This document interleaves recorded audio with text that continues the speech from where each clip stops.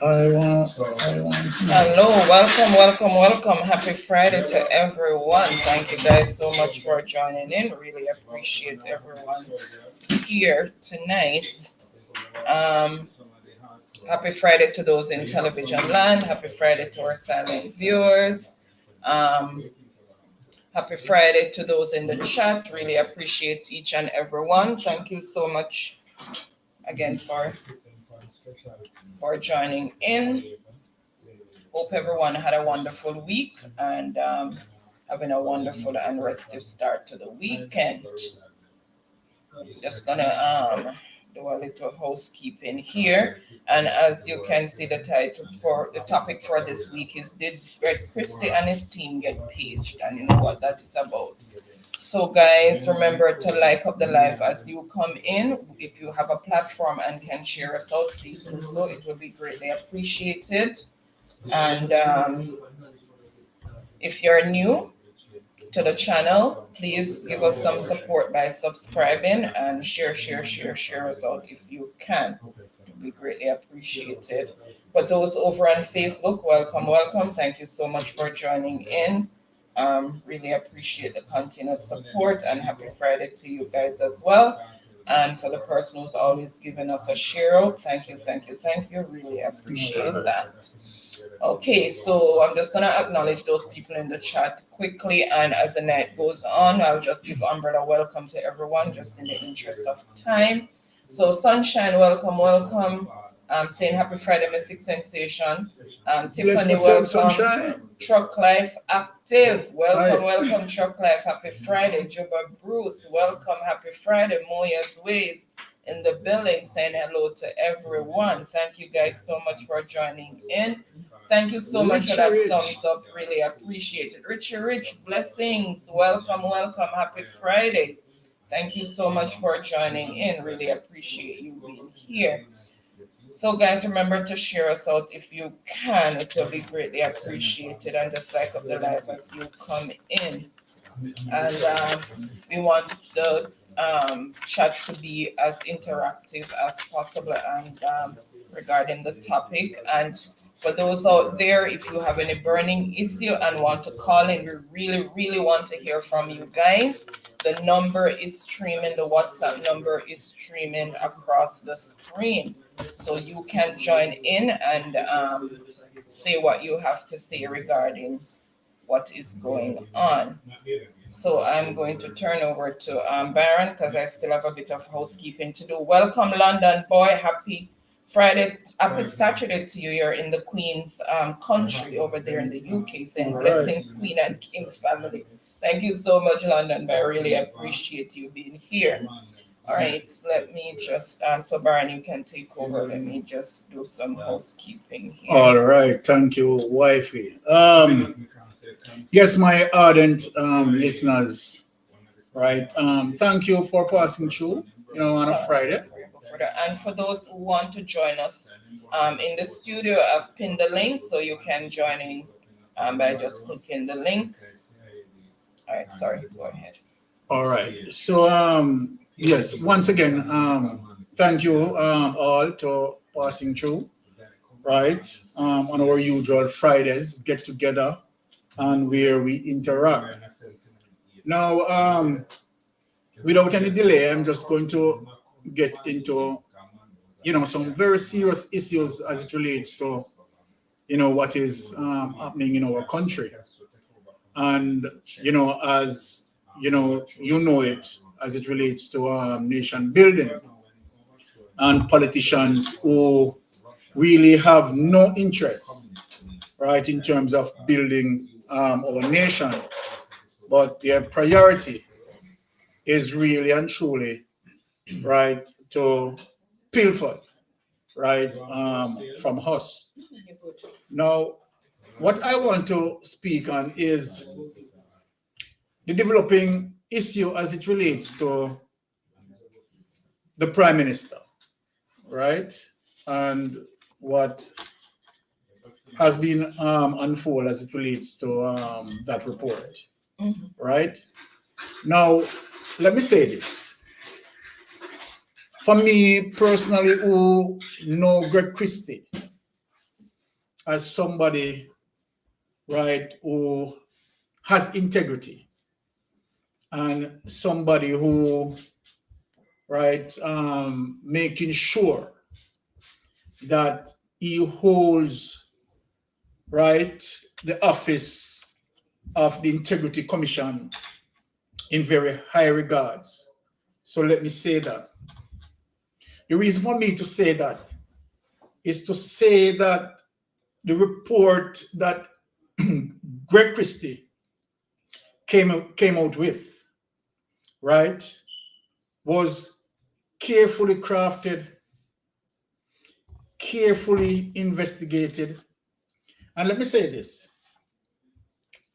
Greg Christie know very well that to level a charge, right, against the Prime Minister, Greg Christie, know very well that he cannot make any error. You are talking about the Prime Minister, right? And so then, as it relates to prove anything criminal against the Prime Minister, it is going to require the highest burden of proof to prove any charges, particularly criminal charges against the Prime Minister. I am saying this to say that what Greg Christie had reported, Greg Christie would have been extremely careful in his investigation, right? And bring forth the report, right, as it relates to making referral, right, for charges to apply. Unfortunately, right, we have the situation that turns out where the Prime Minister, there's no charges as it relates to the Director of Prosecution, where that is concerned. But guys, I want to speak on the core of Jamaica problem,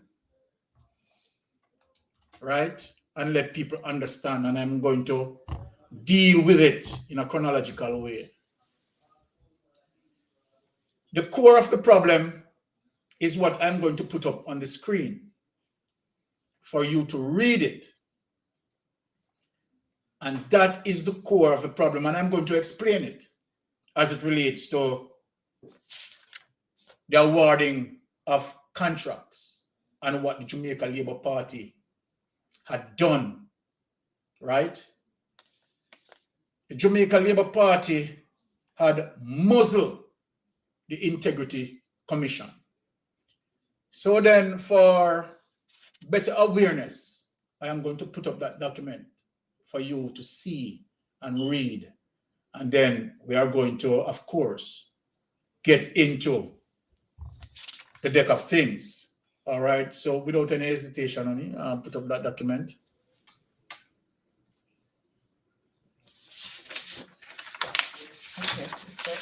Okay. So as you can see, that document that we are looking at is the core of Jamaican problem. What the Jamaica Labour Party had done. It reads, the ruling of the Director of Corruption Prosecution in a matter where a report has been sent to Parliament cannot be communicated to anyone before the report has been tabled. This is so by virtue of Section 53 and subsection 3 of the Integrity Commission Act, which states that until the tabling of a report in Parliament, all matters under investigation by the Director of Investigation or any other person involved in such investigation shall be kept confidential, and no report or public statement shall be made by the Commission or any other person in relation to the initiation or conduct of the investigation. Now, this is where it is at. Take it on. Now, the awarding of contracts, right? The Integrity Commission, right, is responsible as it relates to the procurement laws to make sure that they abide by the guidelines, the rules and regulations that govern the awarding of contracts. Now, but what you have seen that based on the report that Christie filed, that when Andrew Holness was Minister of Education, right, he had involved in multiple awarding of contracts, right, that conflict of interest, right, is clear. And we all know what conflict of interest is. Conflict of interest in the fact that the person who you are awarding the contract to, that person, you and that person, right, are business partners as it relates to respective companies. That in definition is conflict of interest. Not only that the Prime Minister, right, involved with the person who he had awarded the contracts to when he was Minister of Education, but his wife, Mrs. Holness, also a business partner of the same person who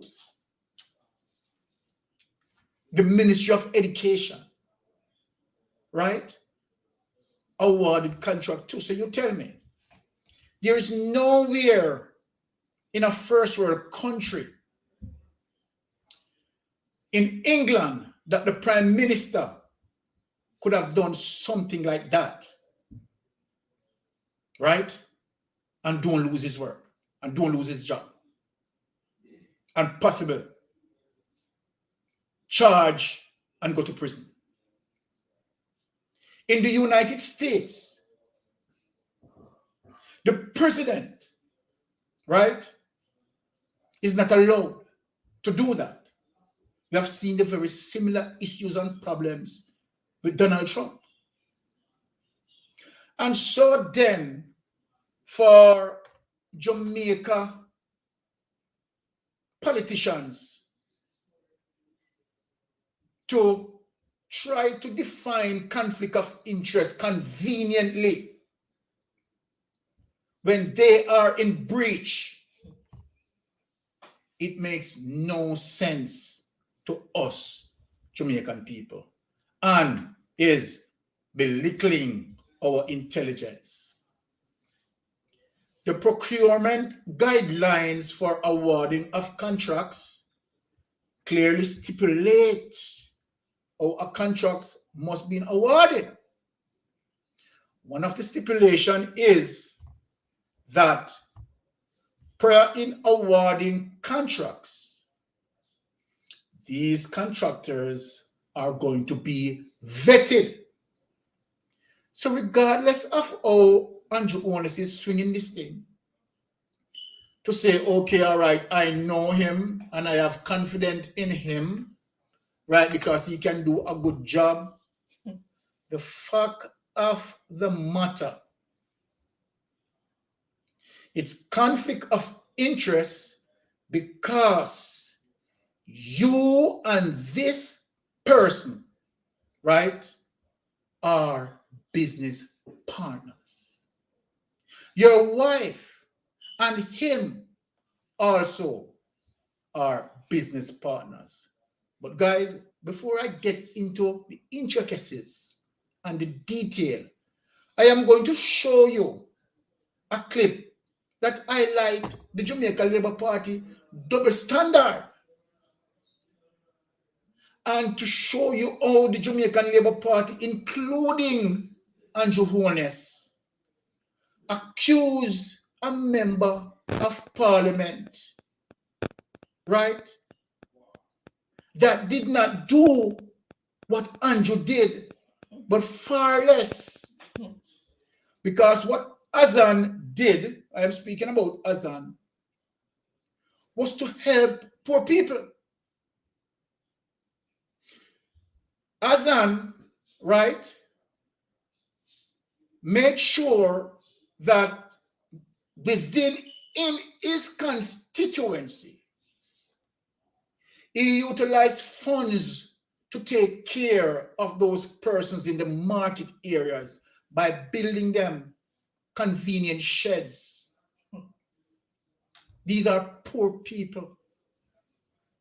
And the Jamaican Labour Party, and this is where people need to realize, if the Jamaican Labour Party is for the poor, because I'm going to play that clip that show you where Andrew Holness and his cronies opposed it just because Azan offered a little help to poor people, building them shed, right, where they can sell conveniently, right, and they don't wet by the rain.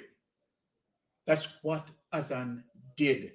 And Azan was prosecuted by them in comparison to what Andrew Holness had done, in terms of him and this person, business associates, also with his wife, awarded millions of dollars of contract to him without any hesitation. People, let me show you the gross hypocrisy of the Jamaica Labour Party. Okay, let me just share the screen here.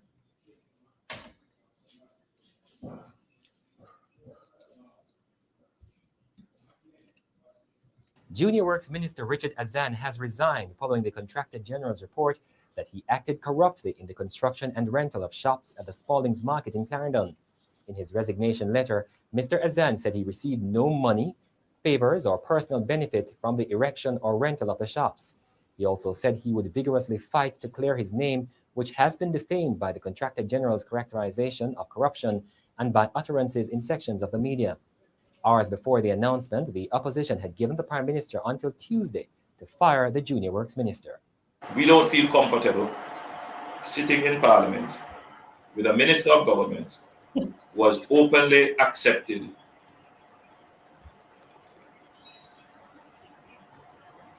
responsibility, who expresses no regret for the act, where a Commission of Parliament has confirmed that the act is corrupt and has referred it for prosecution. And that minister shows no sign of wanting to resign, or the Prime Minister showing no signs of moving to dismiss the minister. Mr. Azan, who is the Member of Parliament for Northwest Clarendon, has admitted to instructing a private contractor, John. Okay, my people, you have heard Andrew Holness making the recommendation for Mr. Azan to be terminated. Because of what? Clearly making the resignation for Azan to be terminated. Azan did not award any contracts to any of his business associates. Azan did not award millions of dollars of contract to any business associate that his wife acquainted with. And so then, people, we have seen clearly where the double standard, the hypocrisy. We have also seen that when you have someone oppose the prime minister go on the offense. And we have seen where persons have to retract their argument and apologize. That looks like autocracy to me. Now, what is going to happen now, guys? We are going to make comparison between what Azan did, right, as it relates to building some sheds, and was terminated because the prime minister claimed that that was conflict of interest and that he found Azan to be corrupted, and he said that we all heard that he was uncomfortable to work, to be in the parliament with someone who was honest enough to admit that, yes, I took money and I helped those people. Him, Andrew Holness, right, is not honest enough, right, to state what he had done. But what he had done, people, far way worse. So I'm going to ask my wife to read the document of what the Integrity Commission found based on his investigation. And remember, I told you the character as it relates to Greg Christie that we are dealing with. Greg Christie is a man of integrity. And so then, the investigation that Greg Christie had done, there was nothing false as it relates to Greg Christie report. Greg Christie had dotted all the I's, crossed all the T's.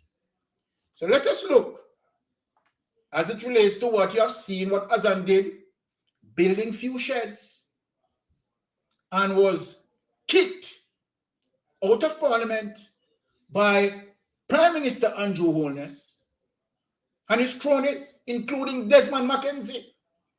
But what you have seen that happened in terms of the Integrity Commission, right, who make referral as it relates to charges that's supposed to be mounted as it relates to his corruption.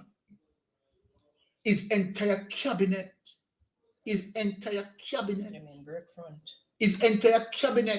defended him.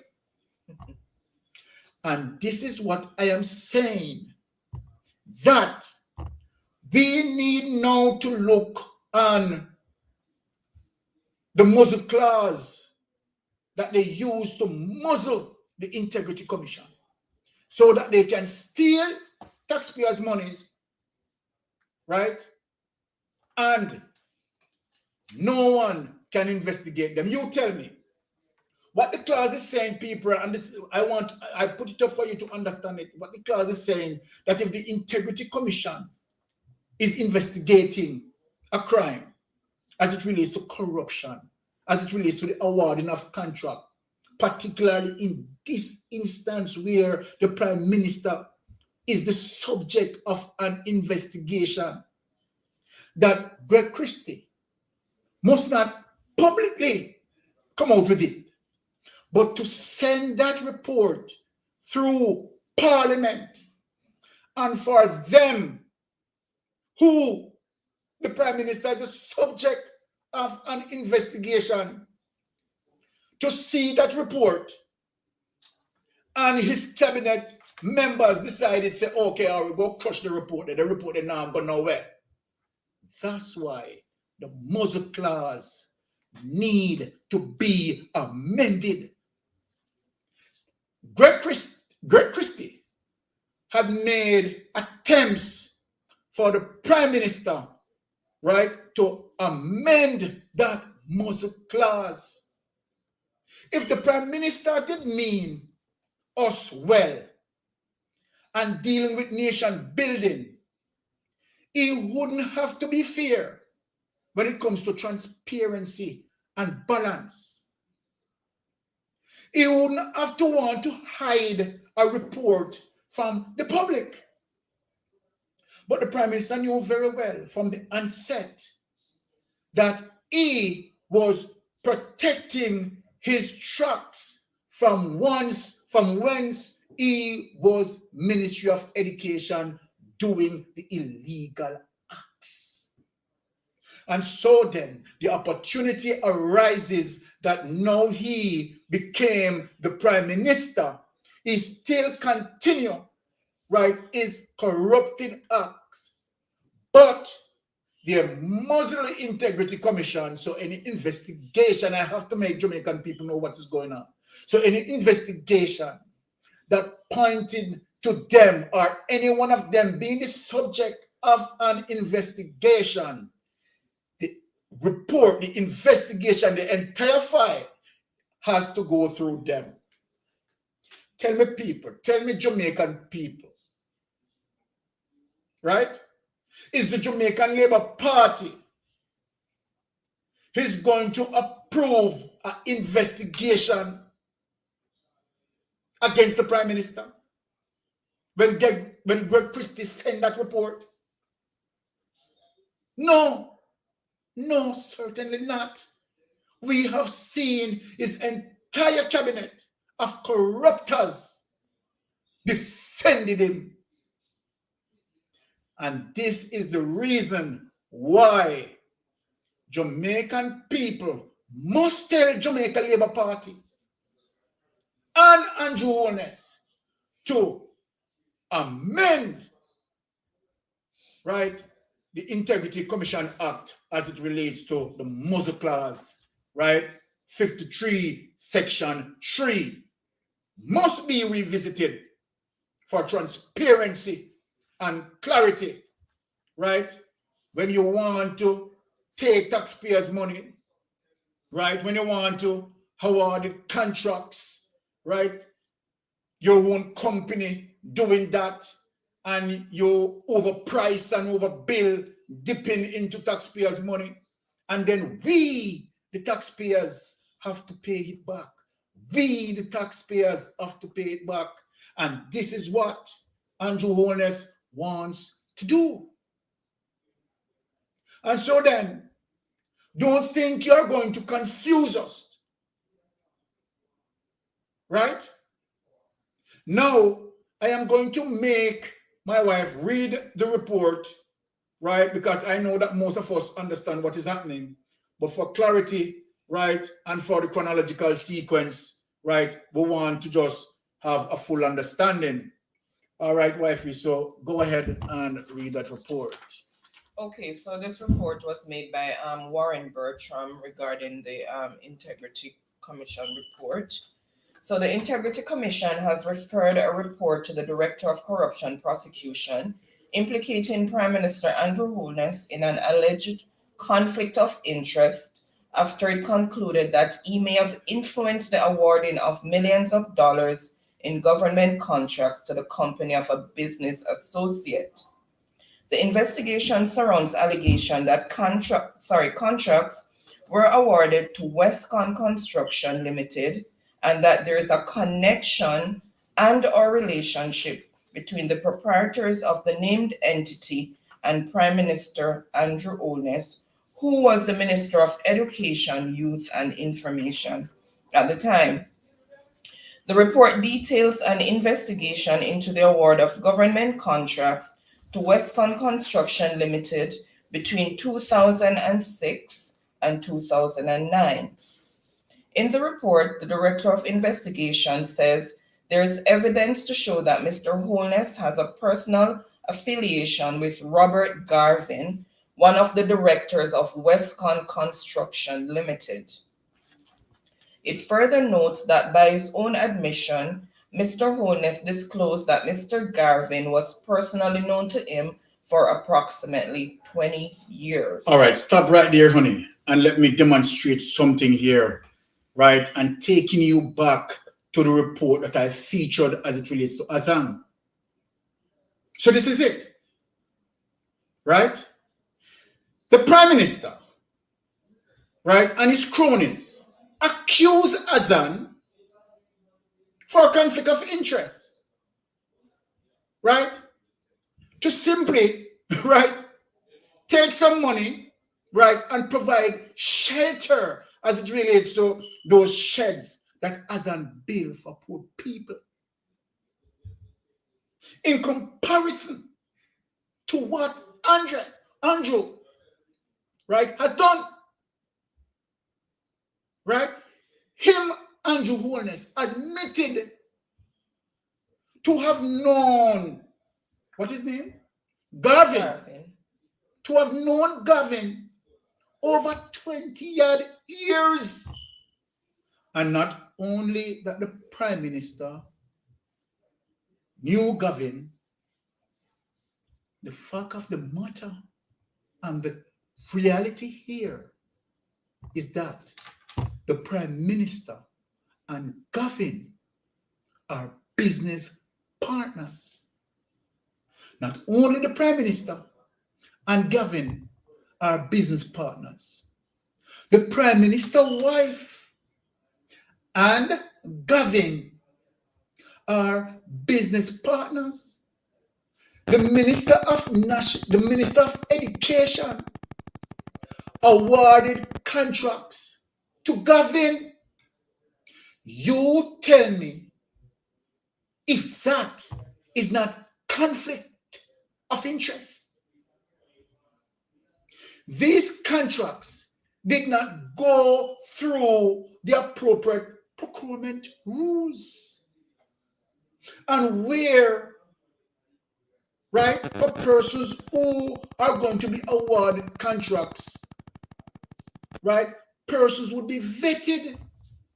So none of that did not take place, people. You understand that? Him and Garvin. So put it this way and let me make people understand what I'm saying. It's like the Prime Minister, right, giving contract to himself. Exactly what he did. The Prime Minister is giving contract to himself because the Prime Minister and Garvin are business partners. The Prime Minister's wife and Garvin are business partners in respective companies. The question I'm asking, did Azan do any of that? No, Azan did not do any of that. And what happened? The Jamaica Labour Party and Andrew Holness and his cronies never stopped push until Azan resigned and short-lived Azan's career. So the question, Jamaica, why should Andrew not be in charge? And why should Andrew outlive this corruption charges, knowing fully well and which he admitted to have known Garvin over 20 years. Him and Garvin are business partners and awarded contract taxpayers' money to himself. And so then for contracts being done, right, Garvin and him, right, overcharged right? And they collected taxpayers' money, right? Over $21 million, right? Just look at that. So, honey, read on some more, and we are going to break it down. We are not going to play tonight. I am going to break it down for you people bit by bit and let you understand what is happening. Their so-called twist and turn, laws and clause of laws cannot twist my head. All right, so go ahead on. Okay, so let's continue. Additionally, the Director of Investigation found that although the Social Development Commission was the implementing agency with the authority to effect the administration of government contracts, procurement procedures, Mr. Holness, through his admitted recommendation of Westcon Construction Limited, may have influenced the award of the contracts. The findings further outlined that the relationship between Robert Garvin and Prime Minister Andrew Holness shows reasonable grounds to conclude that the apparent influence of Mr. Holness was brought to bear on the contracts awarded by the SDC to Western Construction Limited. One of the findings indicates that a total of 10 contracts were awarded by the Ministry of Education, Youth and Information to Westcon Construction Limited during the period February 14th, 2007 to February 10th, 2009. The report said the contracts awarded to Western Construction through the Ministry of Education totaled $21.8 million. Of these 10 contracts, only 5 were reported to the then Office of the Contractor General by way of the Education Ministry's quarterly contract award reports for the period. Okay, let me explain that. So then the awarding of contracts that awarded to contractors are to be listed in a particular report for the purposes of checks and balance and transparency. Of the 10 contracts awarded to Gavin via the Ministry of Education and the NWMSA, only 5 were listed. Only 5 were listed. That's a breach of the procurement guidelines. That's a breach of the procurement guidelines. That's a conflict of interest. In other Caribbean countries,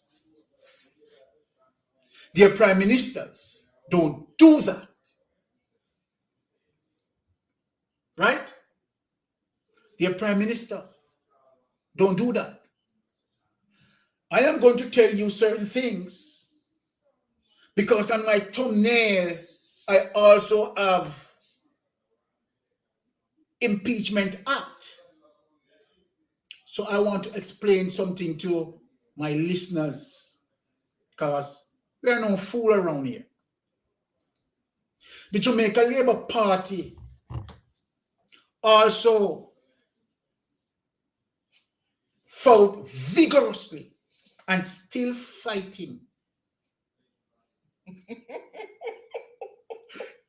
and still fighting. Tara, come up here. You come up here.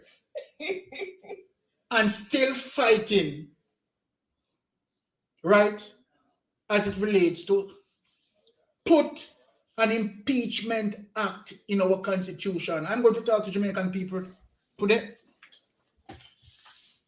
So in our constitution, my fellow listeners, there's no impeachment act in the constitution. Now let me tell you something. Many persons have marked Golden to be not effective Soft soap. and soft soap, as what my wife said. But the truth be told, Mark Golden is fighting vigorously on the behalf of Jamaican people. Byron, why you said that? Of all the politicians that pass through the parliament, it's Mark Golden who decided that no, we cannot continue like this. We need to have an impeachment act, an impeachment clause within the Constitution. Because there's none. Let me give you an example of why we need to have an impeachment clause in the Constitution. This particular example with the Prime Minister and these contracts is the reason why we need to have an impeachment law within the Constitution, an impeachment act. Because the Criminal Act, right? Basically what you see with this contract, we cannot camp the Prime Minister on the Criminal Act. We can't hold him on the Criminal Act. Because you know what? His entire cabinet, right, defended him. Right? And the burden of proof to find the Prime Minister guilty is extremely high, people. It is not a situation where you can just accuse the Prime Minister, you understand, and then, charges mounted on the Prime Minister. You have to come extremely good. He's the Prime Minister. And so the burden of proof to find the Prime Minister as it relates to being culpable, that burden of proof is extremely high. You have to prove it beyond a reasonable doubt. But if you have an impeachment act and the Prime Minister act in a particular way where it can be inferred or it can be suggested or some inclination that the act is unethical and corrupt, but not necessarily criminal, then we could utilize the impeachment clause. Now, let me say this. It is also important that in our political system, we must divide the portfolios amongst three parties: the People's National Party, the Jamaica Labour Party, and a third party. So then in case of an impeachment, and Jamaica Labour Party who hold the majority, the majority of the Jamaica Labour Party who is corrupted and corroded, don't get him off the impeachment act. And so then, for voters need to understand and take this particular situation as a primary example. As another primary example. Because this is the reason why at least we need to give a third party some seats. And don't give one party the ultimate power. We have seen the example in this particular case. The entire cabinet of Andrew Holness defended Andrew Holness because they are all in the same boat, corrupted. This must teach us a particular lesson. Ignorancy will not take us to the next mile. I come here and we beat about education. It is important for us to understand our political affairs. Just again, it is extremely important as it relates to our power being divided, right, by the politicians who are representing us. Power must be divided to create what we call checks and balance in the system. Where you have our party as the majority, and where the Prime Minister is corrupt and his party members, his cabinet, are partners in crime, the Prime Minister will not be disciplined.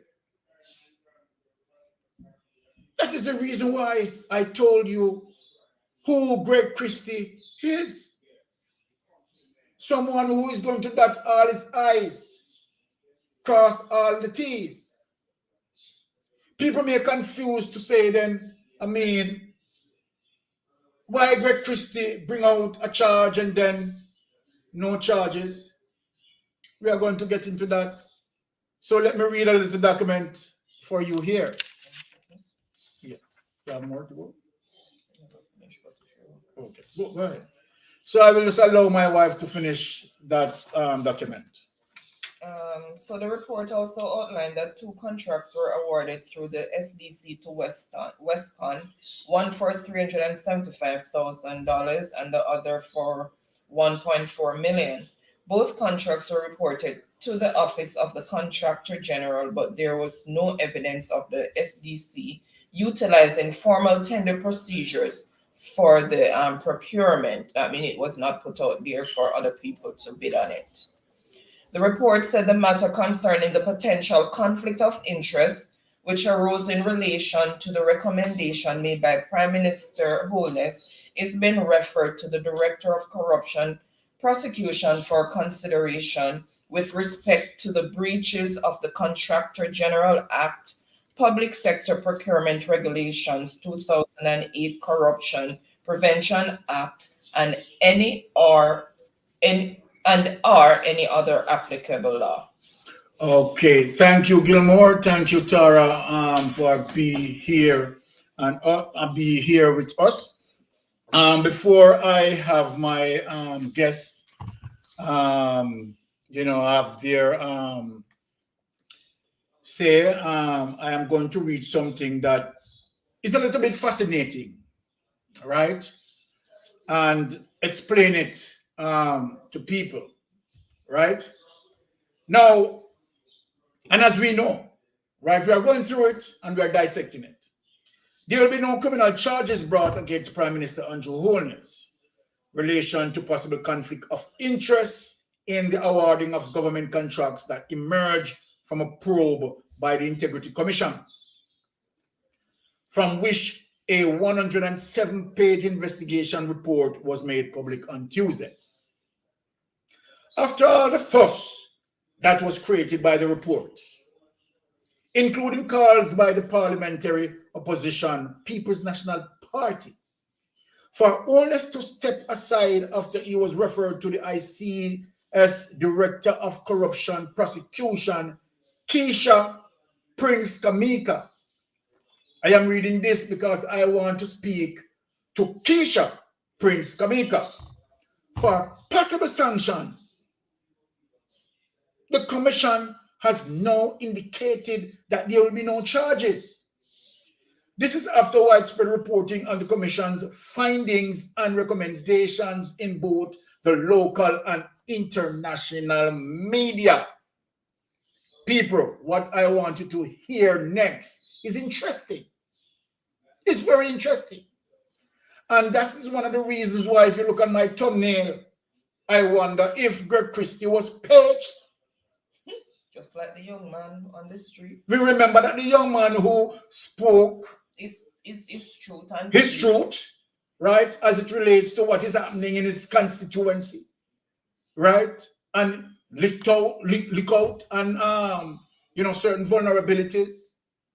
Then the next clip with him, He was humble and was apologizing, Almost all with right? himself. Scared as rats. So then let me move on here. This is after widespread reporting on the commission finding and recommendations in both the local and international media. Interestingly, Prince Kamik arrived at her decision as far back as January 12. People, listen this. This is important. Let me read it over because I want the people them to hear what I say and understand what I say. Tara, listen this, Tara. After the report came out in February, listen, so let me just lead it and make the people understand.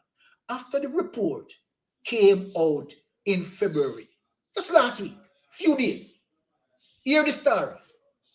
Interestingly, Prince Kamika arrived at her decision as far back as January 12, Tara and listeners. January 12 of this year, a full month before the Integrity Commission tabled its report on investigation into the actions of the Prime Minister on February 14th.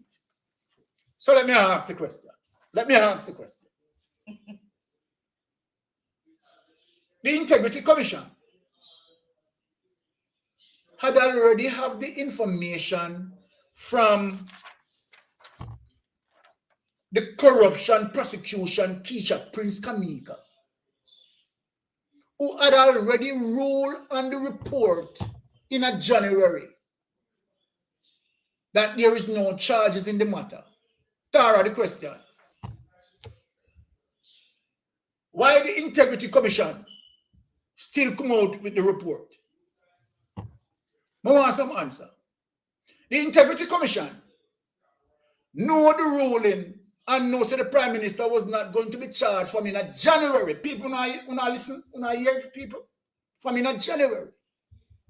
But having that information, being aware, being cognizant of that information, and know that the Prime Minister is not going to be charged because it was already ruled on that he is not supposed to be charged.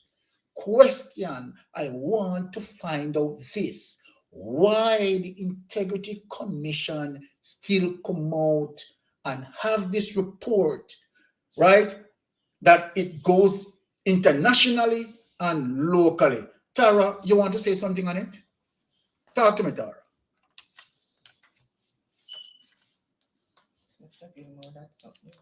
Oh, Tara, are you hearing me? Gilly.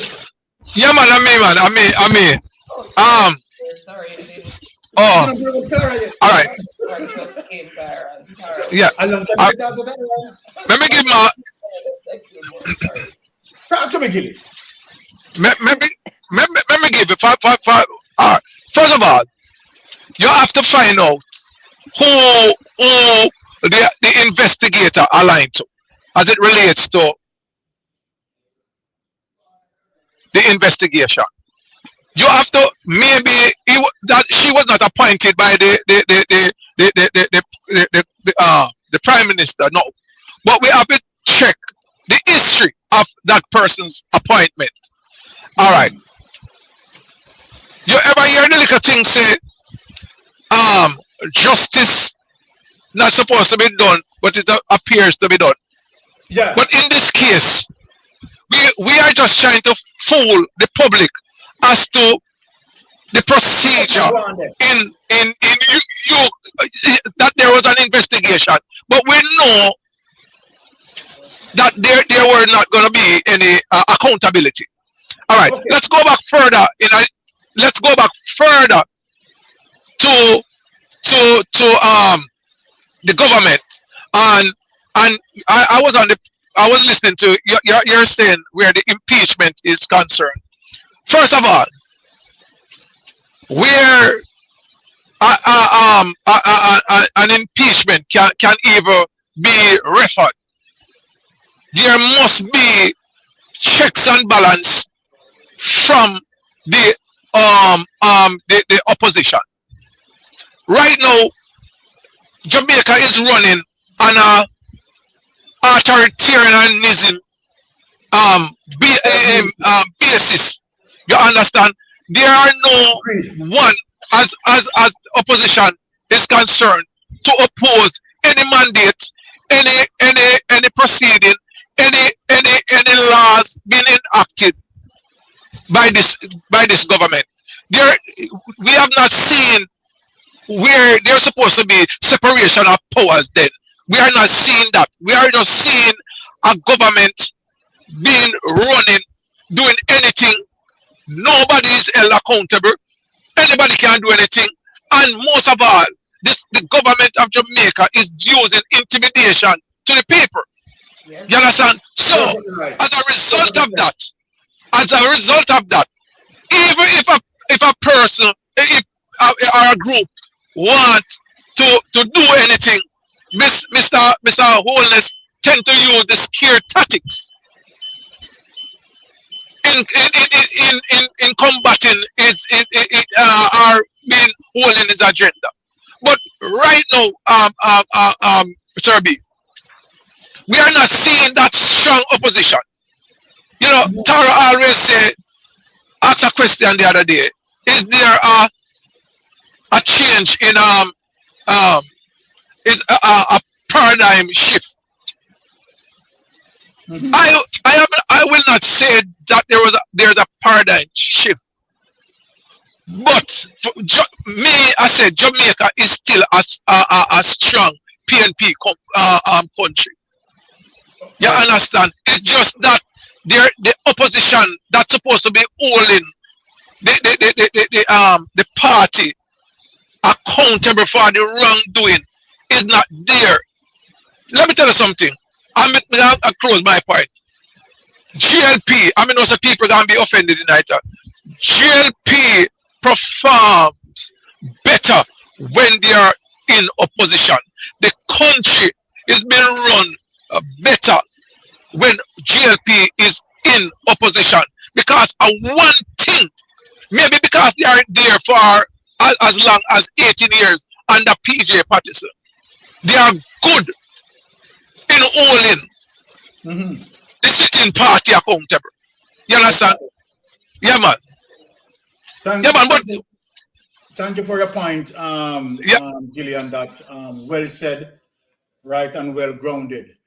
Tara, anything as it relates to what we are discussing here? But Mr. Jarrett, me can't even take when none of your ticket and give you the wrong bang and straight ticket you get. I'm mature. And I concur with what Gilmore said. As it relates to the checks and balance, I don't know that don't come unless it's in the bank you're talking with your 1% interest that they're giving you. But the PNP is closed for renovation. Number one. There's nobody there to hold them accountable. Gilmore said that JLP is better in opposition. When the JLP is in opposition, they run things with a microscope. Nothing miss them. You understand? Yes. As it relates to the integrity committee, they say send the fool a little further, I will like population I fool. You understand? Because they already know what it is, but as Gilmore said, they need to, for the populace and those who are elsewhere looking in, to see that they are doing, they want it to appear as if they're on top of things they're doing. You understand me? So create this facade that something good is happening, while you know, said around the store, everybody are kinty and buff champagne later. You understand? We already know it's all going to come to naught. All going to come to naught. Exactly. Tara, what the situation is, I am mighty confused as it relates that, okay, all right, Greg Christie knew very well, right, that, okay, this report had already ruled on, right? But the population never know that. Keisha Prince Kamika, right, from in January. And we clearly stated that, okay, there is no charges. Right. Yes, Byron, but guess what? The difference is that the population don't know that. And then people in a little group and whatever know that. We don't know that. So we are still the few who are interested and want to see the country do better. We are Yes. still looking and we are still hoping. We still want something. So of course, want something, take something. Okay. So, but I'm wondering, is it a situation that Greg Christie said, okay, all right, you what happened now? I just want for people to understand that I did my part, Amen. right? But I don't have any control, you understand, over what proceed when I conclude my report, right? I concluded my report and I found that, it is possible that the Prime Minister, right, culpable, right, as it relates to those influences, to the fact that, number one, the Prime Minister, right, know this man over 20 years, right? Number one, business partner with this gentleman and his wife, also business partner. And then for the Prime Minister to be awarding contract, you understand, to this person, to this Gavin. That is, I don't know how you want to define conflict of interest, Tara. Right? The Prime Minister is basically awarding it to himself. Exactly. It's his business. It's business. Thank you, Anne. Awarding it to himself. Right. So just Thank you. stop calling Gavin's name. Gavin is only there to say him is in the forefront right now, but it's the Prime Minister's business. Right. Of course. So again, for Mr. Christie's covering is behind. You understand me? Yes. Mr. Christie's covering is behind. Exactly. Because that is what I think. Because number one, right? Okay. I know for sure that Greg Christie, right, is quite a person that have integrity. Not to be about that. So then what I can read from this, that Greg Christie is saying, oh, I'm washing my hands from this. Because I have done my report.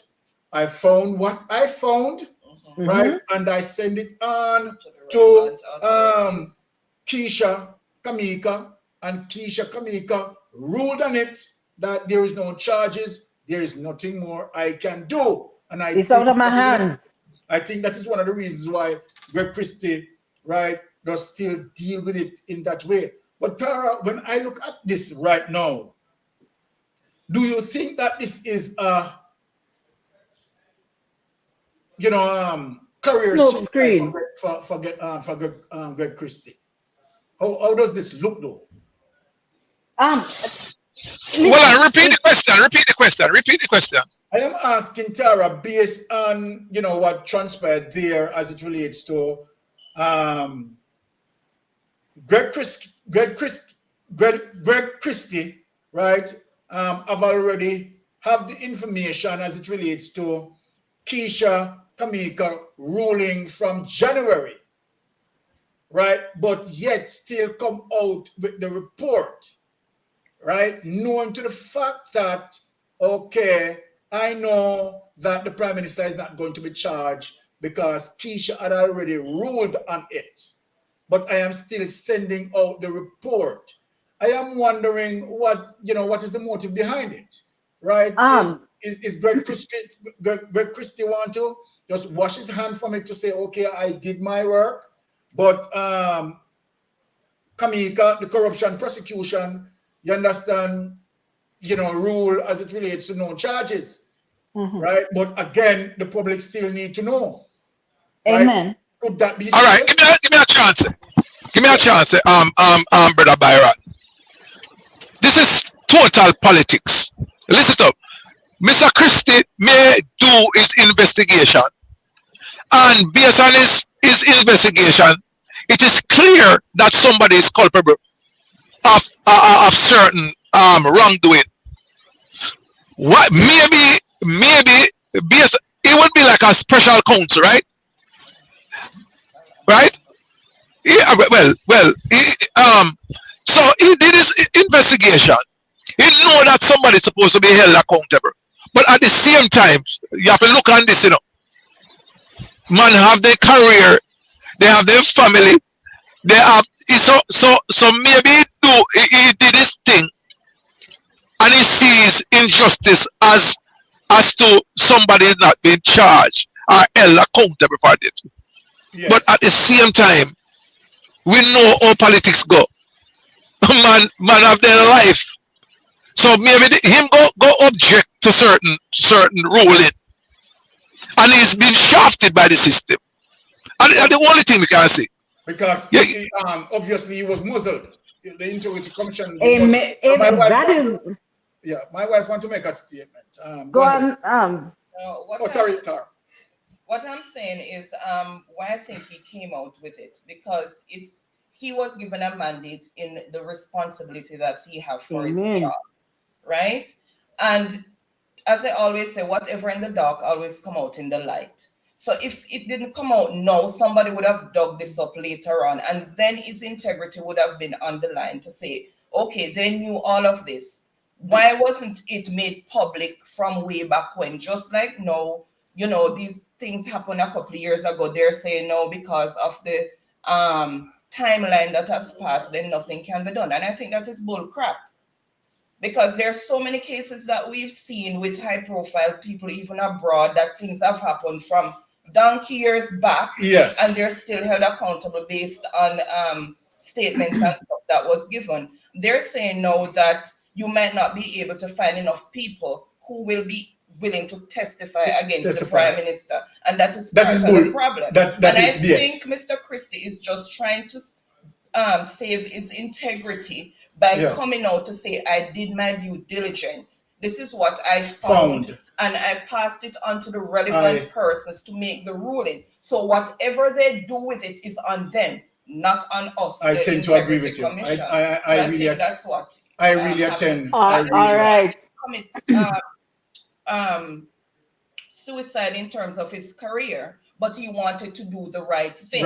To say that I am doing what I am supposed to do. You now need to take up the baton and do what you're supposed to do and take the next leg off it. Okay. To see where it fell. Nowhere. So Tara, what we are looking at here then is Keisha Prince Kamika had dealt with that report that now bring this in disrepute, right? Because I think that she is claiming as it relates to time overdue, right? And as such, you understand, there is some difficulty in using statute of limitation, which is ridiculous. But again, it's not you cannot use. It's a criminal matter. Yeah, you cannot use statute of limitation on this because this is a criminal. This is a criminal matter. Statute of limitation would have more views into a civil matter, right? Isn't that so, Gilmore? Get it? Okay. So Tara, yes. My brother. Let me tell you something. What may I say?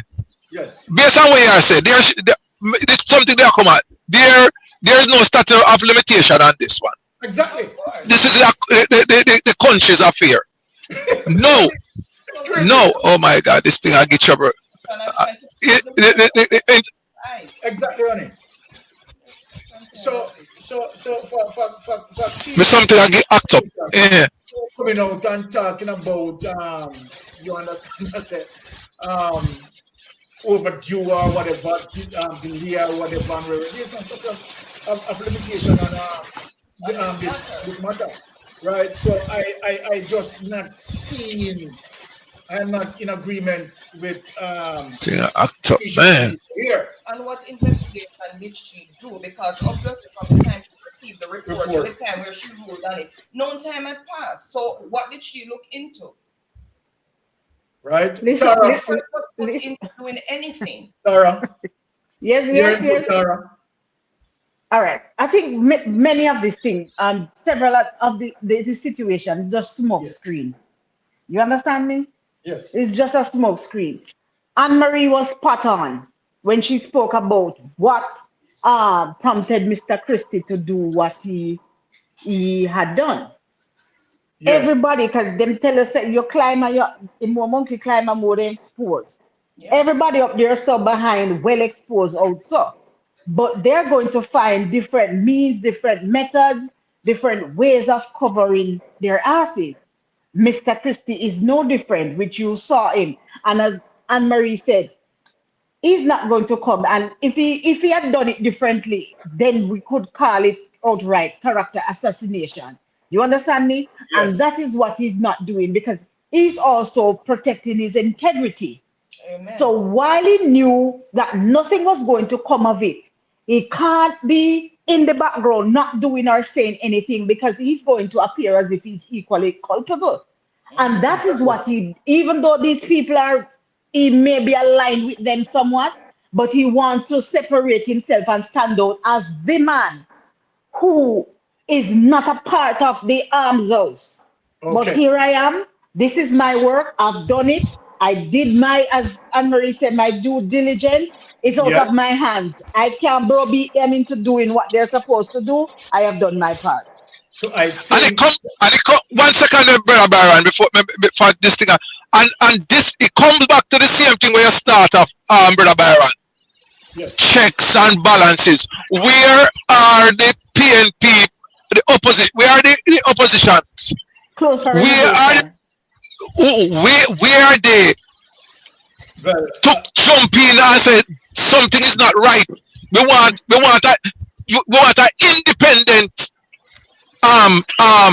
investigation into this, and invest like a special counsel to deal with certain things. Hold on, Jara. What you're saying here is so true. I think what you have said here is really significant, because the opposition only need to push forward. You understand, and even put it out there, even if they're going to have some difficulty in getting it, but put it out there in the public that okay, all right, deal with some independent investigation in the matter. You understand, because we are seeing the railroading that is taking place. But again, I mean, the government, you understand, they are in the majority. Yes. Jara, they are in the majority. You understand? And you can see that the entire cabinet, you understand, seal behind the prime minister with the wrongdoing. So, I mean, there's nothing absolutely. Can I say something, Byron? No justice where that is concerned. Yes, can I say something? As you are correct on all count, and Mr. Jarrett was spot on too. Yes. But when you look at how these laws and these regulations were formulated to protect the politicians, Yes. it's not only to protect those who are currently in government. And maybe that's why you don't get a certain kind of push from some of the opposition, because if you expose one, you go also expose for your one behind. Yes. Mm-hmm. So you push, but you're not to push, because you know what, cross the line here. Just all right. Pushing. Just appear. Exactly. So when we tell the people, Tara, that it is full time now, Jamaica must look on a third party. I don't know when these people are going to wake up. You understand? They're not a fickle set of people, Byron, and they're not. When them going to wake up? Right? They're not a fickle set of people, and they're not welcoming where change is concerned on a third party. I mean, look, the PNP corrupted, the GLP corrupted. Mm-hmm. And then where you go to room for rent supply within. When GLP run out, PNP running. So it is just room for rent politics that we are playing. GLP, but you just said GLP, you're thief enough already. You get your quota. Time for PNP. Exactly. And I hope Jamaica learn as it relates to this situation. You understand? Because GLP, who have the majority, you understand? See what the Jamaica Labour, see what the cabinet did? The cabinet sealed behind the prime minister. Amen. And even although they know that, okay, it is clear corruption, clear conflict of interest, break the procurement rule, they still seal behind. So this should tell Jamaican people that you cannot give ultimate power, you understand, to one party. No, what I'm going to say is, when you see our leaders behaving like this, what do you expect the masses to do? All right. Right? And A lot of them are behaving just like these politicians because this is what their leaders are doing. So it is okay for them to do it because what the Prime Minister just did is seal what the choppers are doing. Because right now you have to look at him as the king chopper. Hey. But of course, that is the prime thing. Right now. Wait. He is. Let me tell you, Mr. Sovereign. Let me tell you something. Right now, I don't know how true this is. I don't know how true this is, Brother Byron. Yes. But me yesterday supposed to call parochial parish council election. Yes. Local government election, and the man call it. He not call it because in Gassi. Remember, Brother Byron. Go call it. All right, sir. You know, say him from the local government election, your foot start broken up, and when election come, your whole body, shut down. So when do you know you don't want? Listen to me, man. Me talk to some starch labor rights. Yeah. Me I talk to them since week, and they say, man, no, they say, me I talk. This Prime Minister has lost the trust of the people. But while you're on that note, let me say this. You see all these appointments that he's making with these persons who have army background, we need to wake up. And mind we have a January 6th situation on our hands.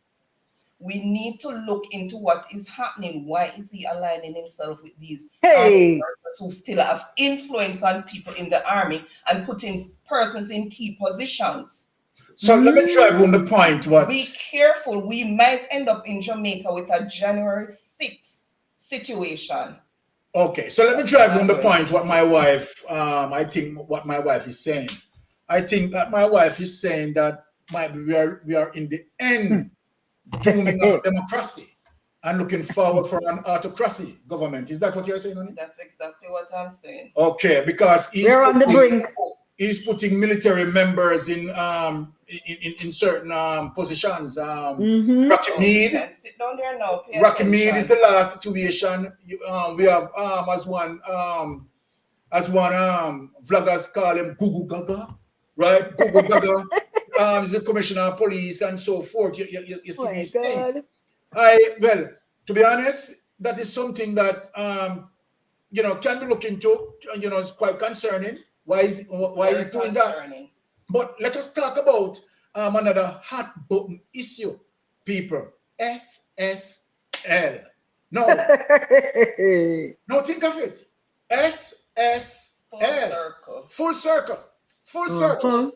So now what we have seen now, we have seen that, hey, look here, let me tell Jamaican people something. Because here, I heard on some channel where they're talking about as if the FBI is here investigating. Where the FBI? Where is the FBI? FBI where? Where is the FBI? There's no FBI there. No FBI not there. No FBI not investigate. FBI upon somebody's tongue, the very words, and they say they don't pass their stuff. You know what FBI mean in regards to Jamaica? Full big idiots. And that put out for the Jamaica.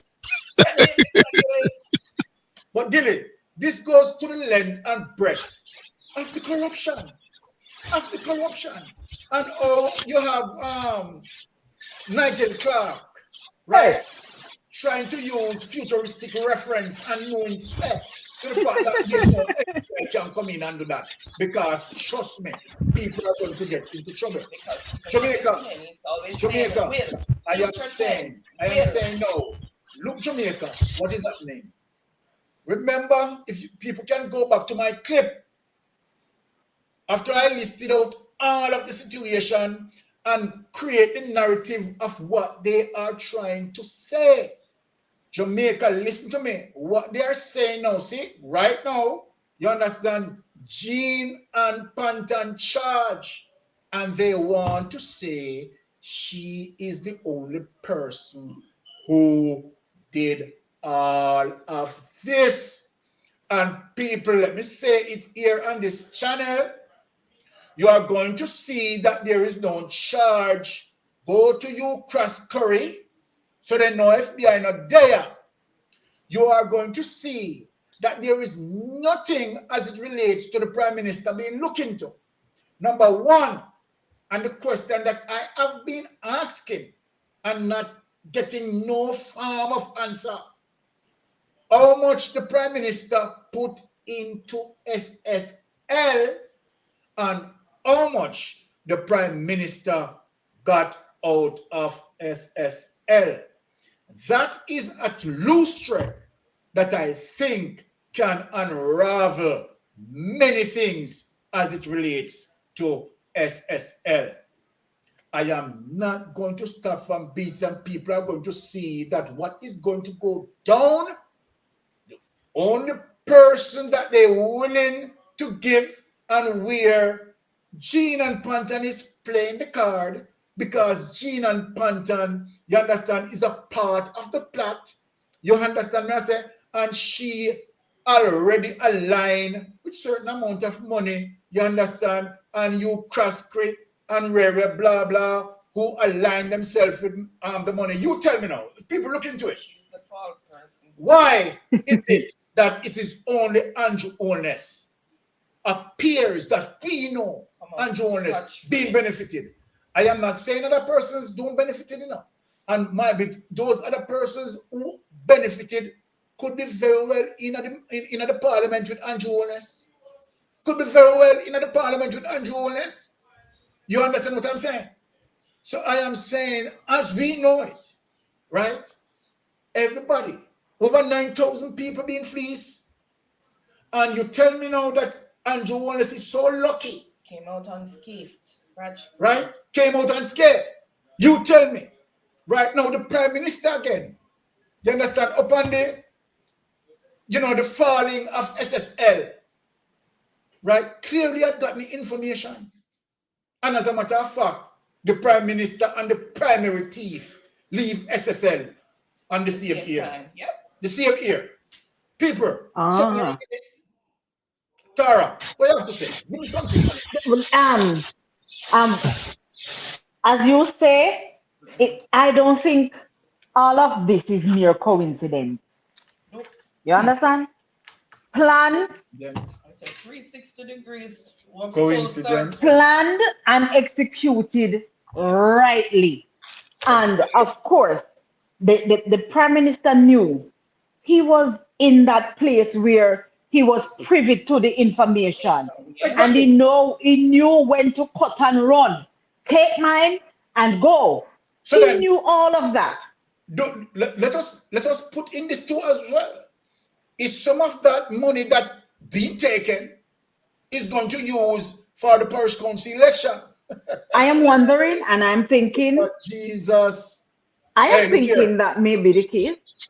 Me tell you, sir, if that the woman, sorry, if that the woman are one in this biggest fraud, you're gonna see every horse in a Jamaica get impregnated by a pig. Listen to me, man. There's no way. There's no way. There's no way. I mean, I know that just come out of my mouth, but maybe I tell you, say, Mister, if you see that man, if you see if that the woman was the only woman involved in that the fraud, yeah, let me tell you something, man. This is well articulated, man. You understand? Well orchestrated. All right. First of all, I have no confidence in the when the lady Paula Llewellyn. I don't have no confidence in the when portfolio again. Attorney General, in my what? DPP. DPP. I don't have no confidence. You know, if I want me to have no confidence in that lady. Yes. When the street people saga in our St. James, when they make a constable, a constable who had no authority to collect treat people them and carry them go and St. Elizabeth. And there was only a constable in charge. So when do he used the constable as lost bait for shudder the big people them in the authority. Yes. Eh? Was that Constable Clark? Yeah, man. What constable? One constable charge for it. Yes. Oh, you can't put the mayor, the assistant commissioner, the senior soup, the soup in charge of the the parish, and you charge one constable. Look. Just want somebody to can go on. Look, I have already come to the conclusion. I have already come to the conclusion that the Jamaican criminal justice system gone rogue. Of course. Gone rogue. And there's no two way about that. Straight rogue. Tara, let us pep up the topic a bit. Not the topic. We're going to put some more heat in the place. Right, this is the last thing that I am discussing because I know that person. Tenan. Teacher P. So, and this is concerning our mothers. Mm-hmm. This is concerning to all parents, not only mothers, all parents, right? Mothers and fathers. Because they're the future. I have seen a clip, and as a matter of fact, it's my brother Jaro who sent me that clip this morning. And when I saw the clip where two criminals, I'm not calling them students at all because those are not students, two criminals, young bangers, right? I mean, having a young man, right, ordering the young man to kneel and kicking the young man in his ribs. Tara, there's something fundamentally wrong, right, with our school system, right? Mm-hmm. Because as parents, Tara, right, who have to work hard, right, and sustain the family, knowing to the fact that you send your child to school and your child has to undergoing something like that, right? Being brutalized. I am wondering what happened to the protection that should be offered to them in the school. You want me to take that on right now? Yes, sir. All right. First of all, me ball already too much for that video there. Because it diabolic. I am upset. Very diabolic. And let me tell you something. We can take it from the top.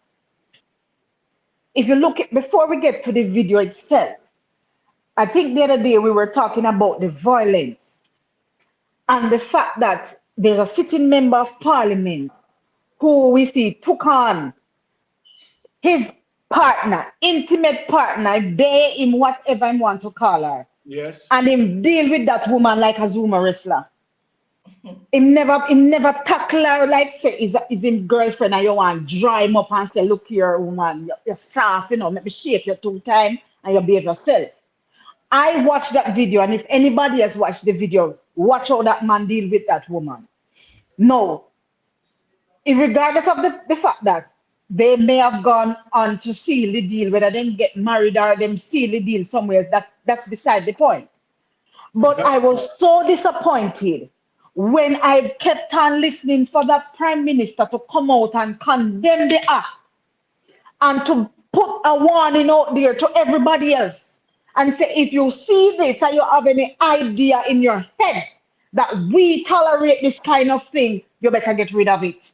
You understand me? I was looking for him to move him from his position, and whether you dash him out or whatever, demote him, whatever the case may be, because you would be sending a signal to even the young ones who are looking on that violence is not okay. Violence is not okay. But when we look at you, because the children are looking on, the young people are looking on, they're looking at them as example. They are the one who is leading. They are leading. So of course, everybody I look for them as example. And that is the reason why when some things come out of their mouth, it drop in some people's ear, Allah, no matter what else anybody say. and no matter what in the Bible, if you are somebody that is biblical or whatever, it no matter what them say go. No, if you have somebody who clot up the woman like that, beg your pardon, and he is still there. You understand me? Like everything peachy keen. He was not held accountable. No, when you come down here, so what make a little boy where practice badness now go think same can done something now and that all right too. You understand what I'm saying? Because the example is not set from up there. No, even so. Say that again. No leadership, Tara. I'm agreeing with you. No, and even of schools and out of the home. So what you expect? Exactly. It's so taken away across the board. That is what I was going to get at. And if you want to carry, we don't know. Let us talk about the children and the parents. No, it goes back to the government. Age of consent is 16. That means that you can agree to do that with a man, and if you're pregnant, so be it. So you see how that lends itself to children having children. Children having children, they themselves don't have any morals and values. How the hell you going to pass that on to Pitney? How can you give what you don't have? Tara, let me ask a question, because the age of consent is 16. But for some members of parliament, I don't think they know that. Because you have members of parliament who certain allegation, right, centers around that particular member of parliament, not going to call any name, understand, being molesting, you understand, a 13-year-old girl, 13 years of age. And so then when you talk about the leadership, and we have members of parliament involved in that, right, and in spite of the allegation, right, him still in the parliament, and the parliamentarians don't see anything wrong. No, this is the hypocrisy. No, watch this now. You have an allegation like that, right? And you know the prime minister, right? What is the prime minister response? Because I am assuming that the prime minister would have in receipt of such information. Of course. But what was his response pertaining to that? You understand, as it relates to silence. You understand, in spite of that allegation, right? And so then it's quite sad. King Leon, bless up yourself. But remember too, you speak about the 13-year-old situation, and remember that you also, prior to this, you also have member of parliament who was accused of the RAPE, and it's just the public. It goes around in the public sphere, but you don't see them come out and address. Listen to me. People are innocent until proven guilty. No, but I expect when certain situations arise, who is at the helm to come and say there are such and such allegations, and not accusing anybody, but investigation is going to be underway, and until then. But for him not to just sit in pretty on his laurels, but to reassure the public, when you're hypocrite, to come out and say, listen to me, don't get any ideas. We're not going to tolerate this. This is not acceptable. But when you close your mouth, because I am assuming that these people too, who you would knock, would have had information on you. So guess what? If me not knock you, you keep your mouth quiet. That's how I see it. I may be wrong, but it must be something like, as we would say in Jamaica, I have your secret. You understand what I'm saying? Because nothing else makes sense. And when you can't show the example from up top, when our children are looking on, you claim say on a role model and claim say you're this or you're that. If you can't set the example for the children to look on, hold it behind, beg your pardon, you are going to come and talk to a little boy will do when you see your people sitting member of parliament, ram up like under one woman, Like say, you understand me, like a big thick man in confront. How are you going to talk to these little boys? Before I jump off. So basically, Tara, what you're saying right here is that the country lacks leadership. Of course it does. And as a result of that, you know, I mean, everything goes. Undisciplined. There's no discipline anywhere. So the status of the government today, if we are to define the government, is that this government is a rogue government. Of course. Straight up. This is what we are seeing playing out. Because the leader, right, of the Jamaica Labour Party, and in essence and in extension, who is the government, right, involved in all sorts of corrupted practices. And so then, because he's so plain with his corruption, right, then he has no width in terms of correcting other people's behavior. Because if he attempt to correct anyone's behavior, they are going to point to his clear and apparent corruption. Amen. Right? We have seen where he had breached the procurement rule as it relates to contract. We have seen where the Prime Minister, yes, as we speak, has not yet declared his statutory declaration. And so then the Prime Minister is saying that, look, I am not for the rules. I don't abide by the rules. And so then I expect, right, that my subordinates may not abide by the rules. It is so simple and clear like that. So this is the climate of Jamaica. This is the climate of the corruption that we are experiencing right here now. No checks and balance, you understand, from the Prime Minister venture into power and prior to the Prime Minister going to power. You understand? Remember that Rural Reid was his advisor when he was Minister of Education. Criminal advice, criminal. Minister of Education. You understand? Doing those contracts. They were practicing the craft. Doing those contracts. So then Rural Reid would have learned the skill of the Prime Minister. Without a doubt. Well. Right? And so then, what Rural Reid did in the Ministry of Education, you understand, is something that he had seen the Prime Minister had done. And so then, even if the Prime Minister have system, informal system, not any standard or formalized system, informal system, you understand, that him and him cronies created, you understand, an illegal laws and clause of laws, you understand, to get away with his wrongdoing. It is as simple as that. You know, the Prime Minister of the blueprint and Royal Reid get a copy. You know what I love? You know what I love with the Prime Minister? Yes. That man, to me, that man do illegality at his best, man. Because to me, about him? Yeah, he good in what he do. What may I say? In a bad way there. Let me tell you something.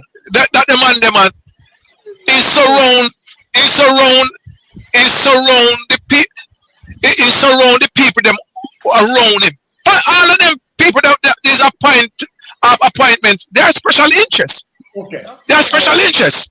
You understand? They are You love that about the Prime Minister. No. You know some joke me. You know some joke me, man. You know some joke. Come on, give it. No, man. Yeah, man, go ahead. About the Prime Minister too, right? We have to know something about the Prime Minister. You know?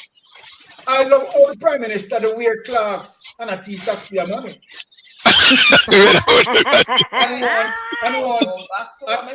and want to associate that, okay, all right, you know, he's there with the people's level. You understand? Yeah. These clerks. Relatable. But you understand? And then be as Jamaican.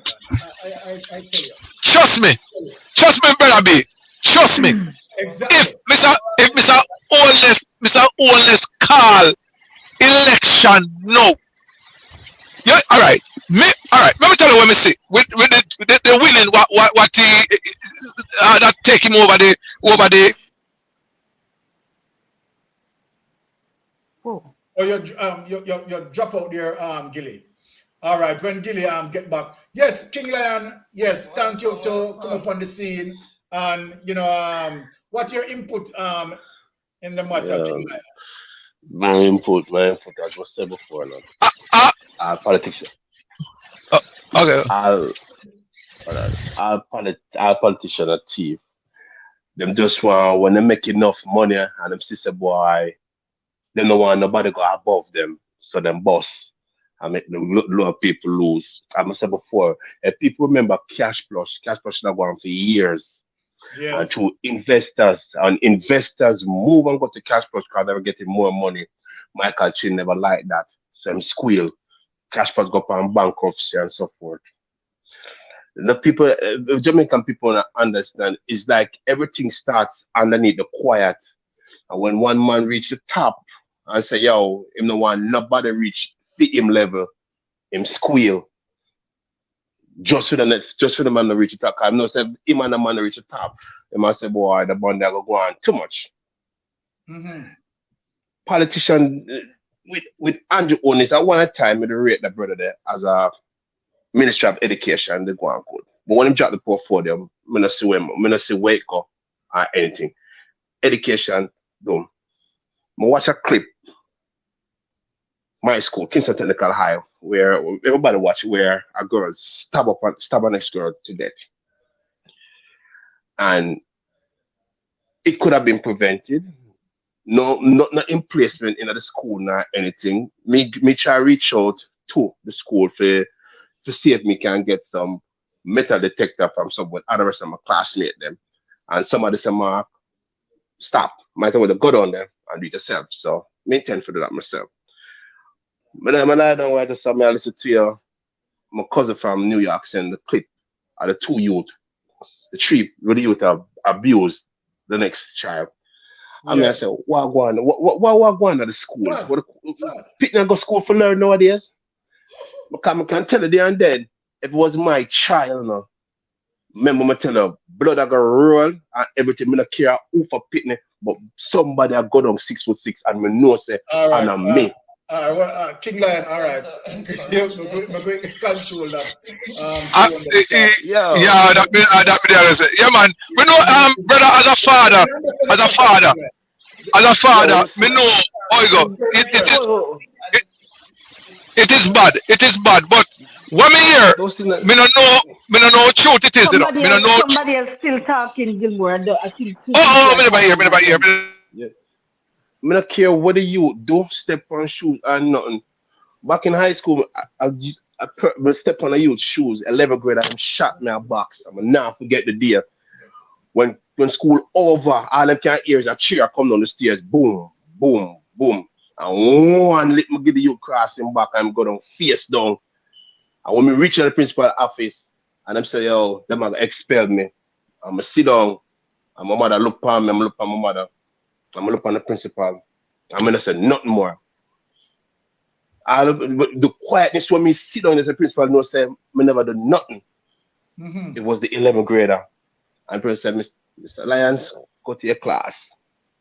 All right. The thing is, people don't go to school for learn again. They go for bully people. Oh, my father shot her. My father this. When your father perpetrate out there and bring you forward for you to get an education, for you for not to follow in his footstep. But no, man, you have to follow in footstep. And guess what? No, it's either one thing: you lose your life, or you go to prison before you even reach 18. I tell you something though, King Lion. I think what really been happening now, gone are the days when you would have community to grow up a child, and to the fact that the community involvement, right, has been missing for God he knows when. So again, lack of leaders and lack of that care, right, and that community guidance and togetherness and parental guidance, right? Kids are not grown up these days; they're drugged up. Yes, so I mean, and most of these children again live what they learn. And they so internet and all of that. When you have survey, yes, when I got a survey, remember in our time, what was our punishment? When you hear mama come Mama beat you merciless in front of the teacher, don't it? Yes, ma'am. So teacher for save the eye. Just make sure you save the eye. That they all right. You take care of that. Well, give me a point there. Give me a point there. Byron. There was a particular example because I and you know, it make us who we are today. Gilly, I grew up with my grandmother. I grew up with my grandmother, you know, and I don't hesitate to say that because you understand, me get the best love from my grandmother. And I remember that me, the try to show up my little self at school. the big. You know, peer pressure.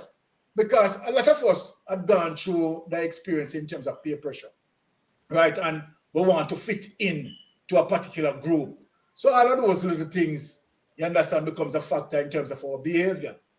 And, you know, I was called out, right? Because the teacher recognized, you understand, my little faciness, you understand, and the teacher threw on some strap on me.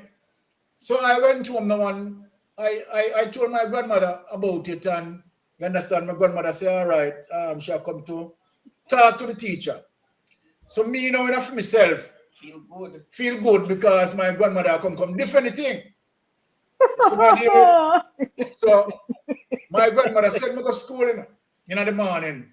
I said, she's going to come over there to the teacher because she wants to understand what is going on. So me now, me there in a class now, I look out through the door now because I want to see granny come through, you know. For bad up teacher, you know. I say, Tara, when me look, a granny that me see outside, me now the better part of my face for teacher now, you know. Because granny there, and granny can defend me. So, me there in the class and granny, you understand, and teacher recognize granny presence and went out there, right? And they have their dialogue out there. And when them finish, you understand, the teacher come call me. And while I was going up, right, to approach them, I screwed my face because I think say granny go defend me. And granny said to Parky, the teacher there, said, Mr. Parky, what I want you to do for me, you see, whenever you misbehave, just save the eye. Say, Tara, trust me, I say, what can I deal with? Me say, look here. Me say, look here, Tara. As a result of that, me they tell her, say, when I thought that my granny would have protect me, you understand, under my foolishness, my grandmother never protect me. No. And so the Parky start to lift for me, you know. And believe you me. Green light you get. Hey, look here. Trust me. You see the mathematics, you see the maths formula? Me know them, man. Me know them, man. You understand me? I say, I have to make sure say, me start to study harder because Parky, they play a special focus on me. I am saying this. I'm saying that to say this. That these modern days, some of them, modern days parents, when them pick me go home and tell them, say, teacher discipline them, you know.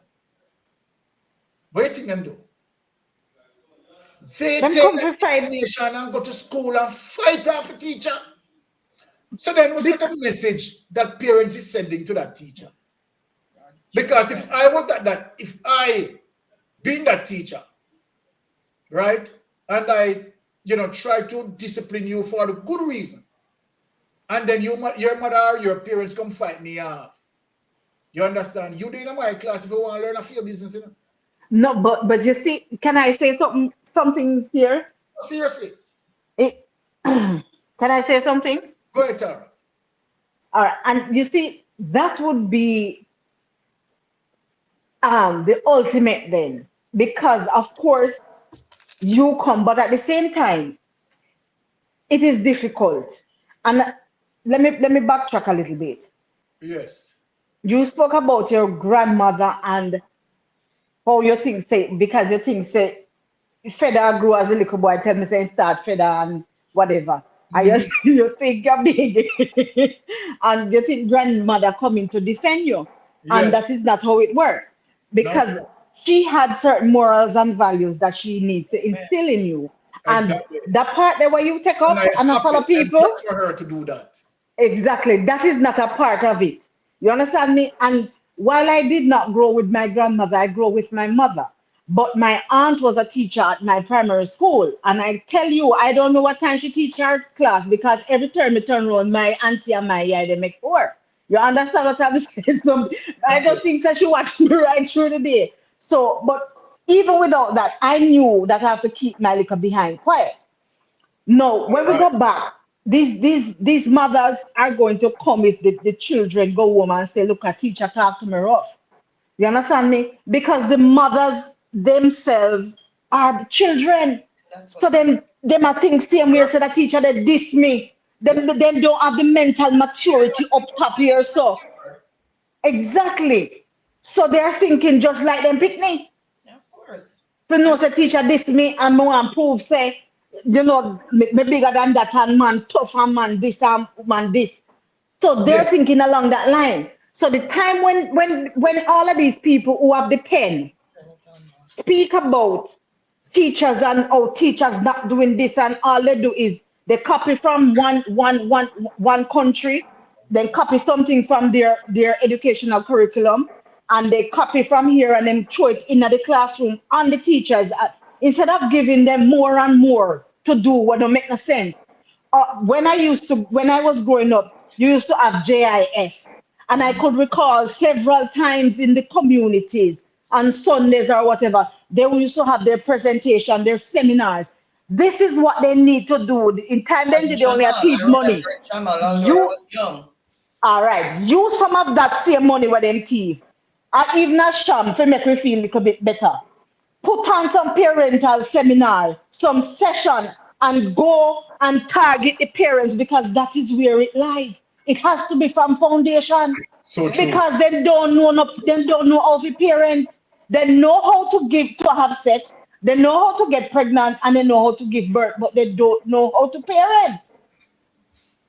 Because the only thing they do when they bring this age of consent down to 16 is to give them the permission to to have sex. They don't tell them there's no blueprint. There's no standard way of growing, but there are certain things that you can help to guide. Everybody can pick certain little things and apply to your child, which is unique. Yes. But it will help.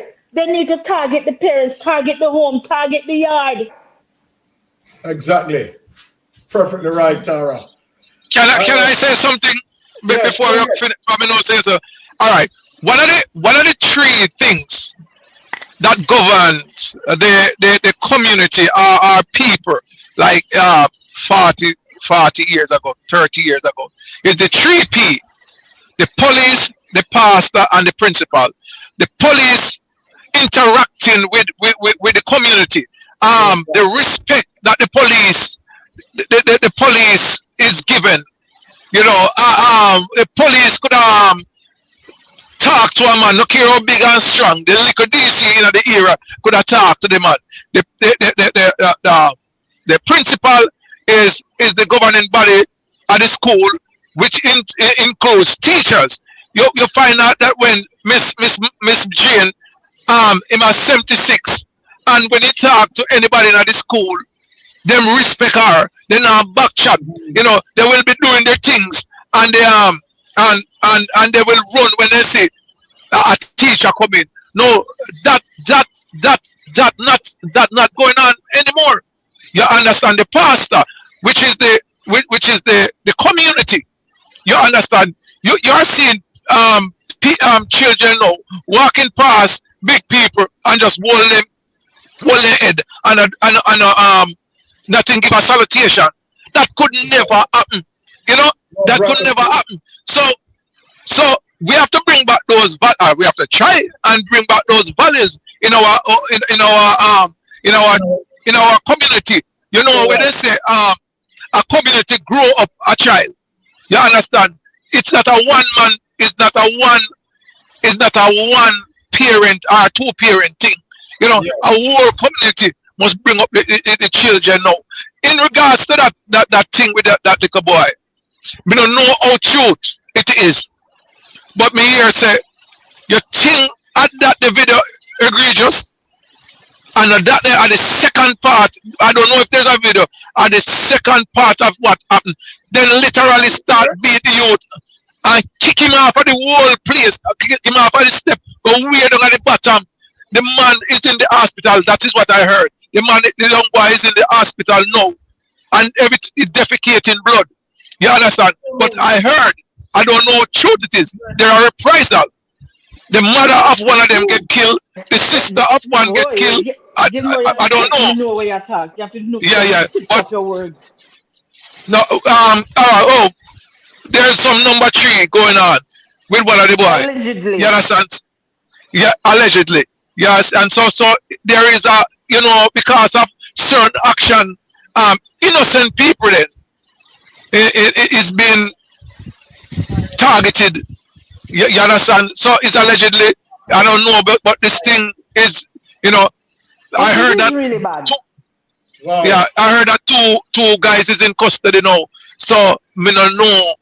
The observer said that. The observer said that, and the observer stated that one that was like they said for second incident. That simply means that he is guilty of one previously.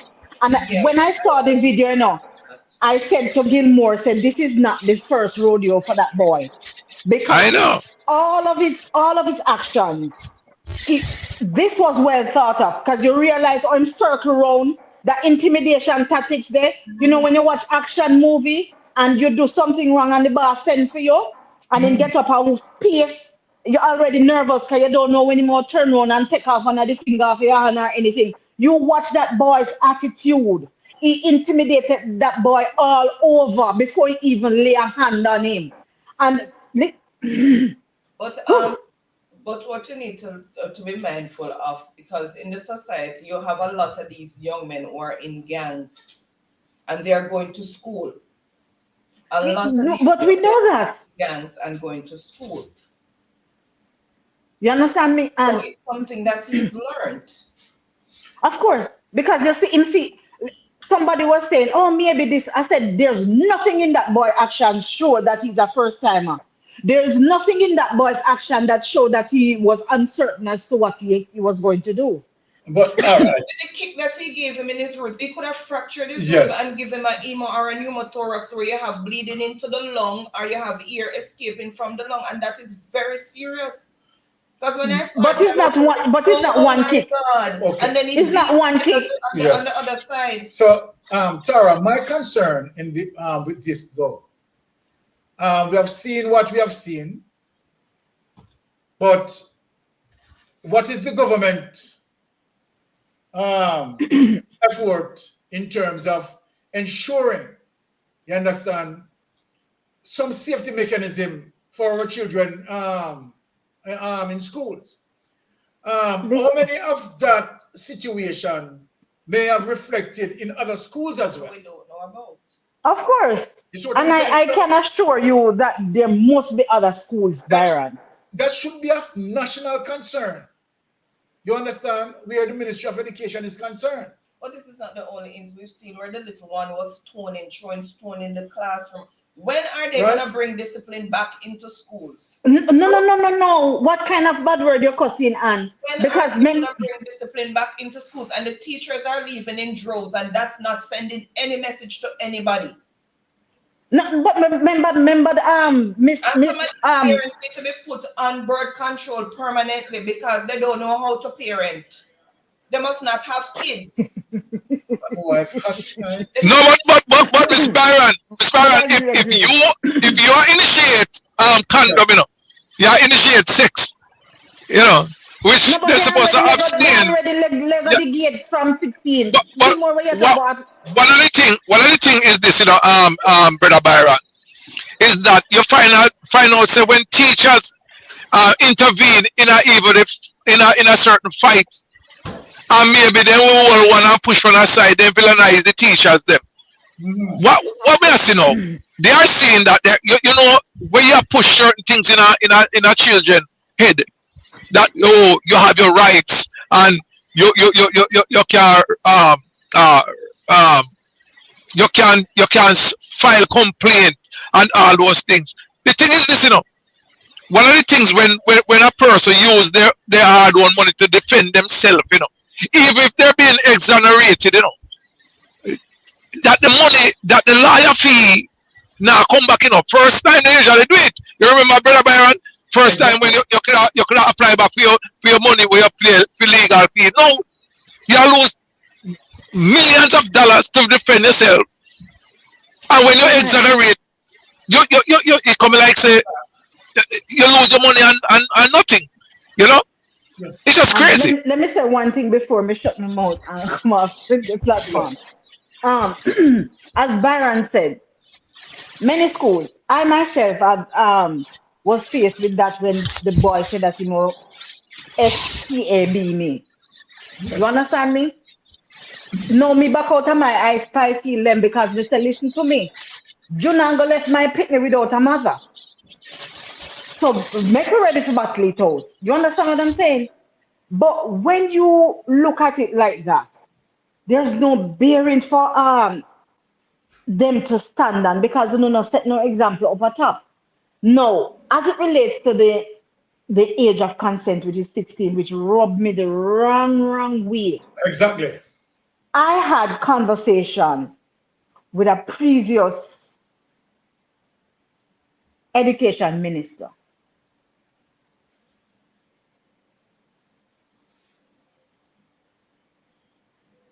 No, that is a JTA president, I should say, not education minister, the JTA president.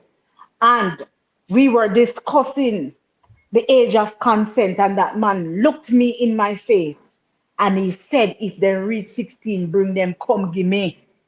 Mm-hmm. If the girls reach 16, bring them, come give me. I lost every respect I had for him in that moment, because one thing that just come in my brain same time. This is somebody that I know many principals, many teachers, many parents trusted, and many parents that I know went to this person and said, give an eye on my child. Yes. And I know the child is in that age group. So this coming like say you put in butter in puss mouth and you don't even know. Say you put in the butter in puss mouth. Why you put the fox in the hen house?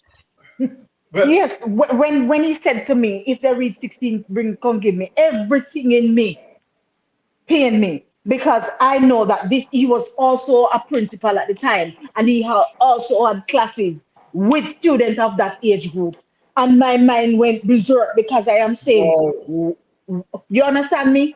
How many of these students you approach? How many of them come to you for certain things and you exchange certain things for certain things? And when he wanted me even to go up different country, do a presentation in Barbados, that I could not see myself taking up the offer with this man, because I would be an hypocrite. And when he asked me, and he had the gall to say, you are so proper. I don't know how any man deal with you. You are so proper. I could never deal with you, And I said, really? Yes. But just imagine you carry your daughter and say, I put her in your care. 16-year-old, I say, I put her in your care. It's crazy. But Tara, here's the problem that I have with the government allowing 16 as it relates to the age of consent, right? Is that the age of consent as it relates to voting is 18. Yeah. So the government is saying that, okay, all right. It's okay for you to have sex and nothing more. It's okay for you to have sex and possibly, let us add that, possibly. Yes. Right? Be responsible in, right, bringing, right, a child in this world where you're going to be responsible for the child being at 16. Because when you allow the possibility and giving the consent of age 16 to have sex, you have to also anticipate that while doing that, persons can get pregnant. Amen. Right? So then, having doing that, and at the same time, you are saying that these 16 years of age teenagers, you understand, doesn't have the right to vote. Can they walk in the bank and open an account just like that? Right. So when you look on that, how does that work? The person doesn't have any response. He's not responsible to vote, but the person is responsible enough to bring up a child. But let me tell you what it is about, Byron. And this go back to the judiciary. This is immorally wrong. But this goes back to the judiciary. And here what the problem is. You see, especially in the rural area, and many times, many of these men fool around the younger girls. No, really and truly, if they were supposed to take up all of these cases, there would be a tremendous backlog. And guess what? They don't want to provide the resources for all of the investigation and go. So a good way to eliminate and having to deal with all of that is lowering the age of consent. That is it. Oh my goodness. It's just sweeping the dust underneath the carpet. Yeah. All That right. is what it's about. So And it was approved by great tone men. The law was approved by great tone Then they have to approve themselves, Miss Anne. Then if you get the gateway clear, so when they dive in, they land solid. Well, all right. Because them guilty as well. So them have to Exactly. but they cannot be held responsible. And as Baron said, you can be responsible to have sex and have a child that you have to care for the rest of your life, but Exactly. you're not responsible enough until you're 18 to vote. It doesn't make any sense. All right. So this is where my segment ended, and I want to say thanks to Tara and Gilly for being here on the panel with us and interacting with us. Really appreciate that. Now, for Jeopardy lovers, right, who are anticipating, Jesus, Byron can't tough on that. No. Chat too much. Sure. Okay. And the worst part of your program, this, my phone slow like a what? Man, we're going to cancel Jeopardy, you know. It's the worst part of the show this element. My phone slow. Man, so sure. Yeah, man. So the Jeopardy You know what? you understand? All right, thank you, guys. No, man. Chat too much, man. All right. All for right, Jeopardy beautiful lovers who people. are standing by, right? But Sylvian in the chat. All right, my brother. Little more. All right. For me, I got me up on the road. All right. Really appreciate All right, brother. Cool. All right. Thank you. So very it was- engaging and enriching okay. conversation. All right. All right. So welcome to everyone in the chat. Those who joined early, those who joined while we were going along. Thank you for joining. I've been welcoming persons in the chat as they came in. So a big umbrella welcome again and happy Friday to each and everyone. And guys, remember to thumbs up the live as you come in, share us out if you can. And if you're new to the channel, please throw some support by subscribing. All right, so we are going to go into Jeopardy. And okay, I didn't close the wrong one. Oh. We're gonna go into Jeopardy, so you guys know we are vying for credit. So $1,000 credit to the person with the most points, and then we have 4 runners up of $500 credit each, Digicel or Flow. The questions will be in the form of a statement, and you answer in the form of a question. If it's the name of a person, or you answer who is and then the name. If it's the place or thing, then you can say where is or what is and then the answer. Okay, and anybody can participate. All right, so I am just going to share the screen.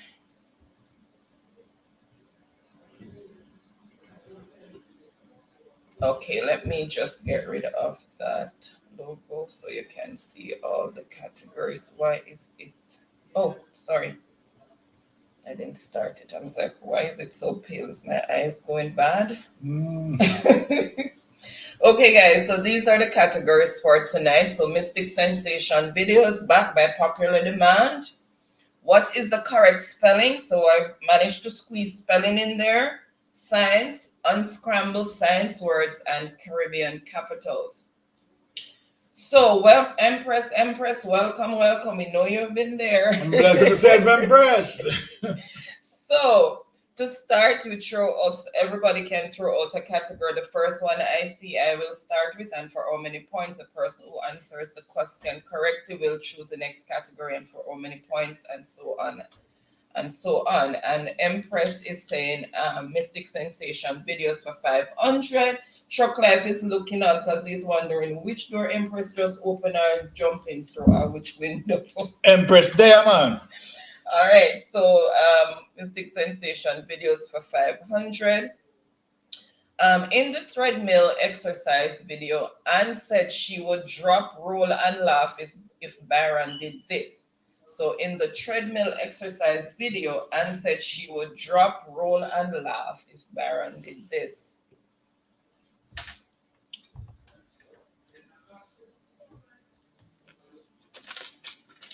All right, and I see the answer that I am looking for, not going to delay. What is fall? What is was on fire? All right, so what is fall? And that is for 500 points. If you ever drop, but then just roll a grog and laugh. All right, let's see who first came in with the correct response.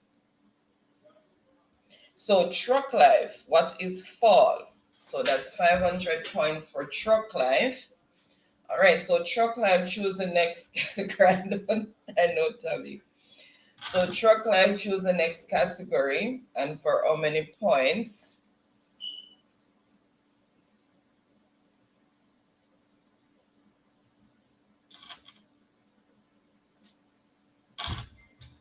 Let me do that and then I'm not missing.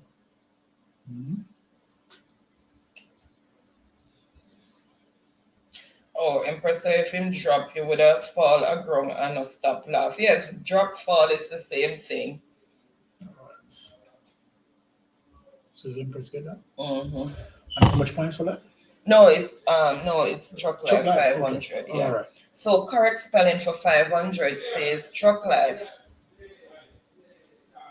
So what is the correct spelling for the word libertarian? Libertarian. What is the correct spelling for the word libertarian?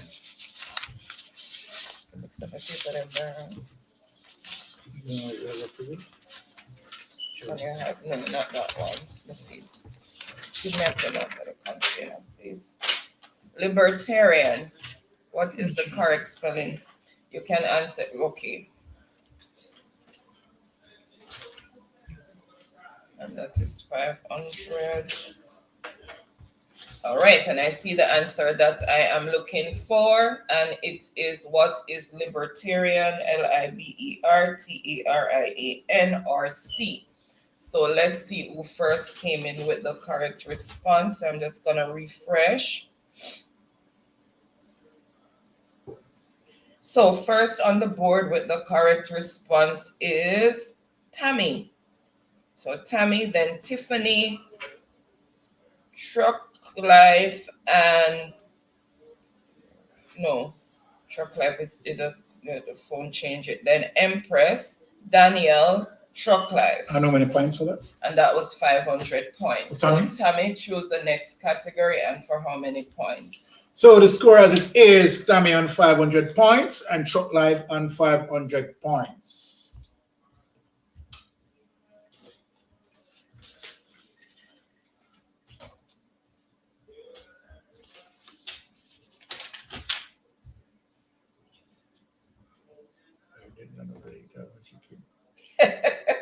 Tammy said correct spelling for 100.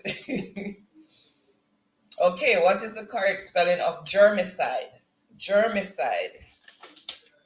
What is the correct spelling of germicide?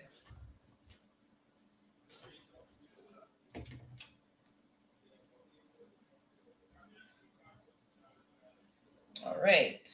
And I see the answer that I'm looking for. So let's see who first came in with the correct response and what is germicide. So that's how it's spelled, and the RB. The spelling is refreshing. I love it. Mm. So let's see who first came in with the correct response. So first on the board with the correct response is Tiffany. What is B? Then Daniel, Truck Life, Tammy, Empress. Okay. And how much for Tiffany? 100. 100.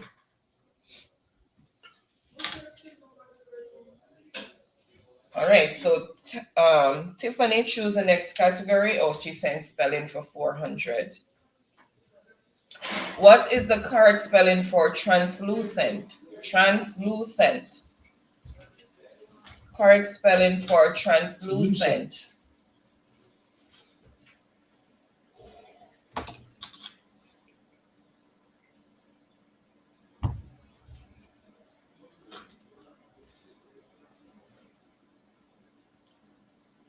Okay, and I see the answer that I'm looking for. So translucent, which is C, that's the correct spelling for translucent, and that's for 400 points. So let's see who first came in with the correct spelling. Oh, my lady confident. All right, Empress, what is C? And how much that? 400. Then Tiffany, Tammy, Truck Life, Daniel. Empress for 400. And she's saying Mystic Sensation videos for 200. In the Nature's Beauty video, Anne said the ore frost is formed from these two things. In the Nature's Beauty video, Anne said the ore frost is formed from these two things.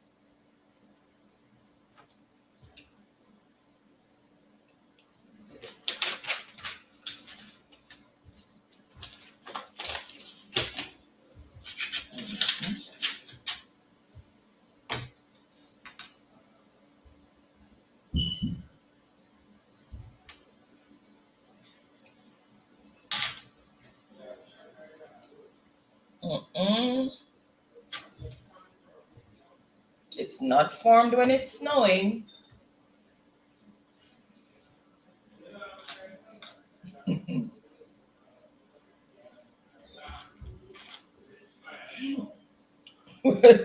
Chuck, that's so much Daniela company.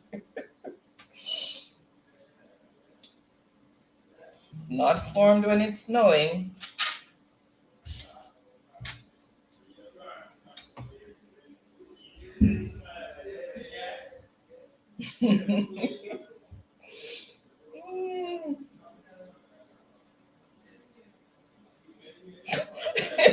So what is water vapor below freezing point?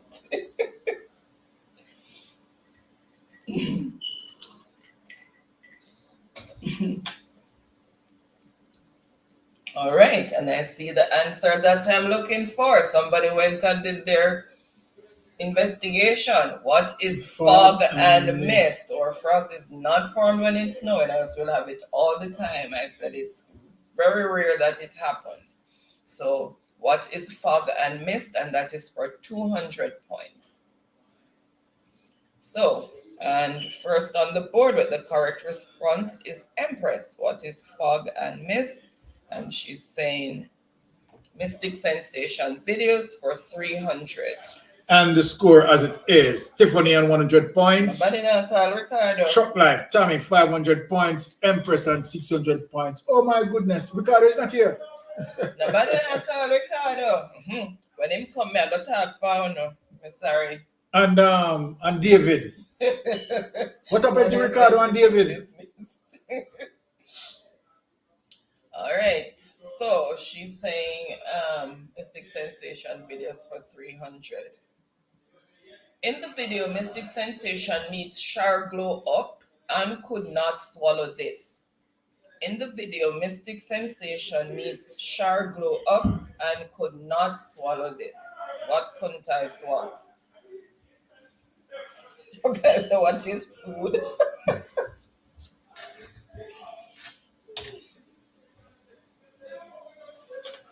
Mm.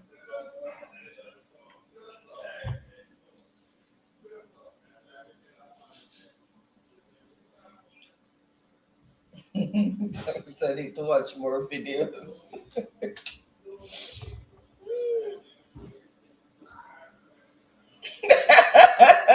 But this car probably up back when he was at the front door. Oh my goodness. All right, and I see the answer that I am looking for. What is oyster? Cannot swallow that sucker. Oh my, you failed. Could not swallow it. Yeah. And that's for 300 points. So, and that is Tiffany. 300 points. What Tiffany? is oyster? 300 points. So Tiffany, choose the next category and for how many points?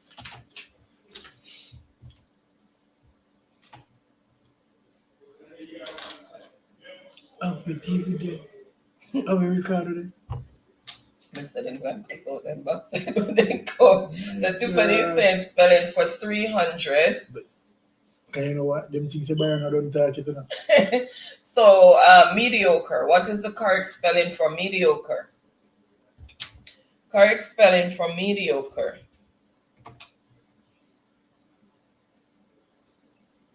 All right. So Miss Spellers, Mr. McCann, hold them in on British bad. What is mediocre? R-A. MEDIOCRE-R-A.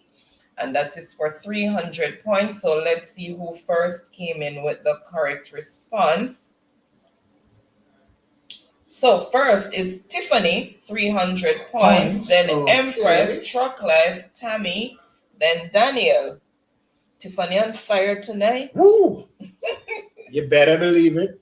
Okay, Tiffany, so choose the next category and for how many points?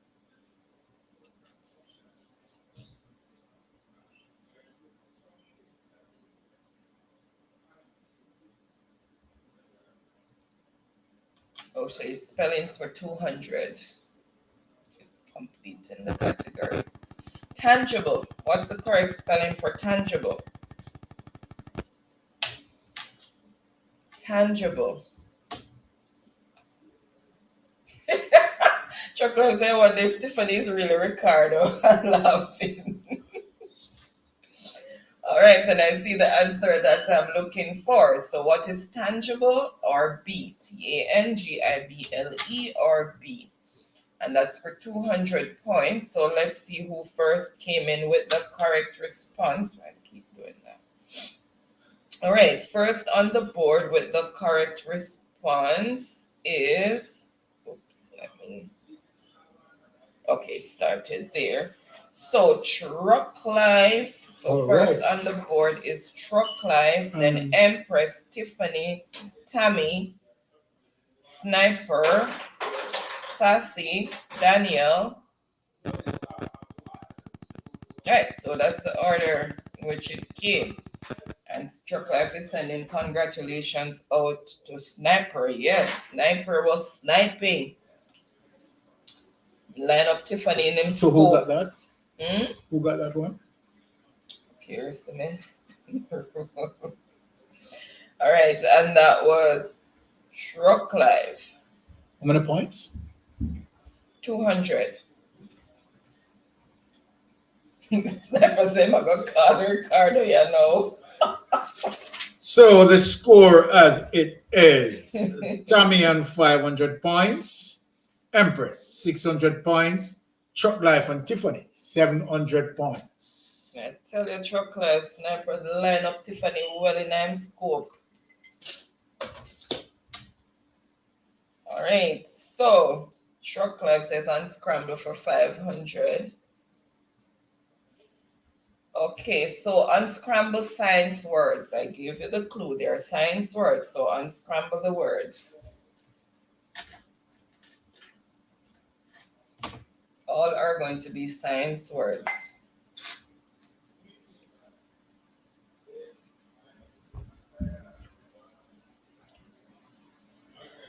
Oh, chocolate. Oh, chocolate, get that. Cyberlab is weak. Okay, and I see the answer that I'm looking for. What is organism? And that's for 500 points. So let's see who first came in with the correct response. Empress, and that is for 500 points. Oh, nope, Empress have an extra S on the end. Hush, Empress, not you. Daniel, 500 points. Daniel did it. Oh my goodness.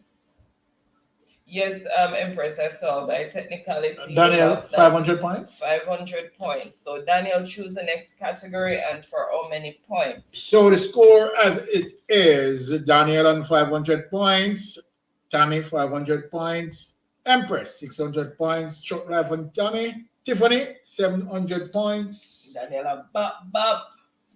You Bop, reach bop. on the board, Daniel, says Tammy. All right.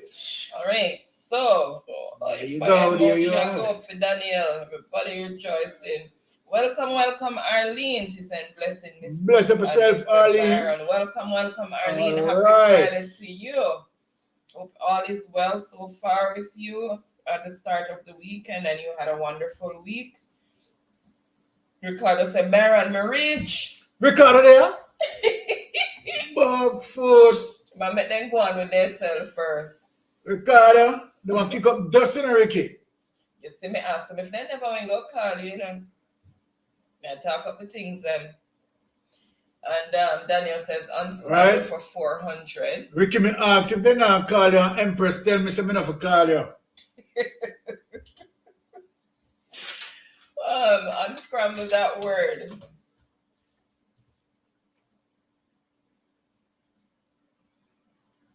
Empress. Ricardo in the building. Oh, he said he was listening, just got home from work, so he was on the road. All right. And get to him alien Wi-Fi.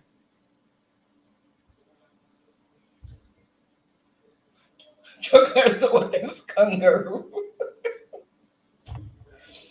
Lord Jesus. People, there's a C in it. There's a C.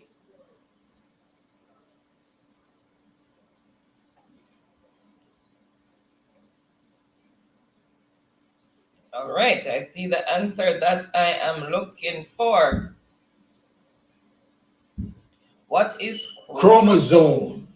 And that is for 400 points. So let's see who. I Big think number it's that's Truck now. Who Life. get get that? I think it's Truck Life. Me no know where Truck Life say a key. Marshmallow. Oh my goodness. So first on the board with the correct response is Truck Life, Truck 400 Life. points. And that's what I said, Truck Life, where you get kangaroo. That's what me say. Okay.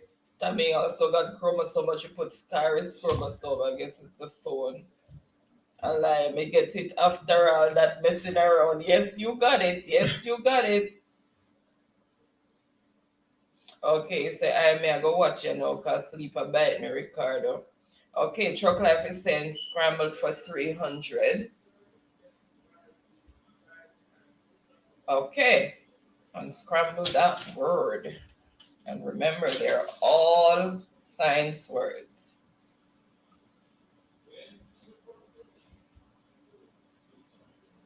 They're all science words.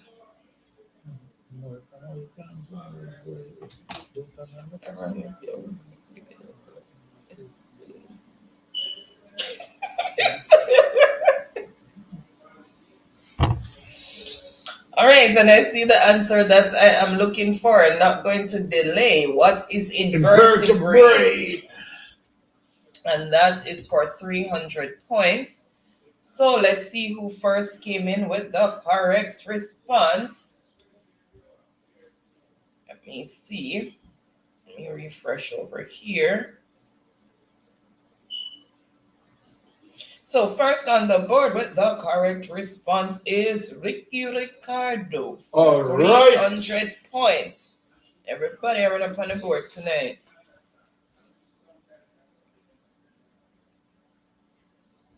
Then we have Empress Tiffany. Chuck life, me not even gonna read your one. And Daniel, I know the phone messed Ricardo you for up. 300 points. Okay, so Ricardo choose the next category and he's saying, yo, big boss sniper, me day I know, bro. Am I in the top 5? Ricardo is asking and looking. Ricardo, you just jump on the board. So You're 6 bars right now. Right now, you're 6 bars. I know. Can I go rest? You hold the 6 corner. You don't hold the 6 corner right now. When say I just sitting at the back of the class listening to all the bright students. Not tell you when. Anyway, we need you more up front. You need to come up front. You can't have you at the back of the class.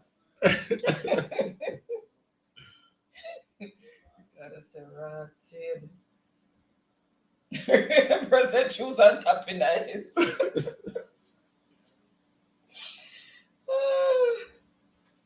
Ricardo and 6 bars more for scamper, says Truck Life. Okay, Ricardo, choose the next category. Empress getting restless.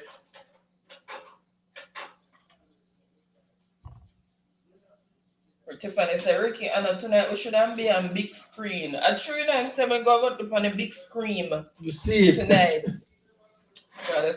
Mystic Sensation videos for 100. Watch. In the revenge prank on wife, Baron said he is corporal. Everybody run out, roll out, skip out. All right, pun that. Slide out. And look how I spell revenge. Pardon the spelling, people. Revenge. Well, yeah, they see that. They see that's an arrow. In the revenge prank on in wife, the Baron revenge said he prank. is corporal what? All right, everybody. Corporal who? Out.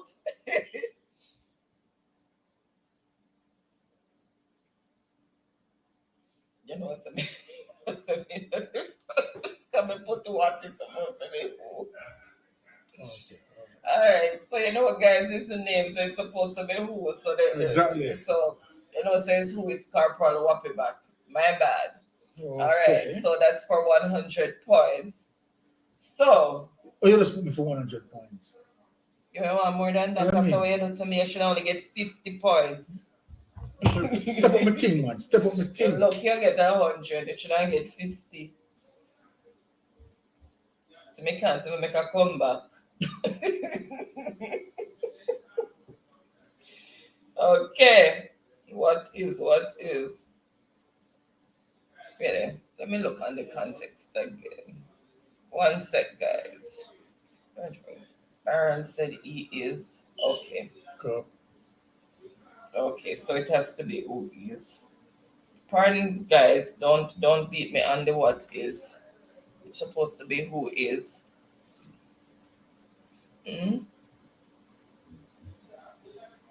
Okay. All right. So,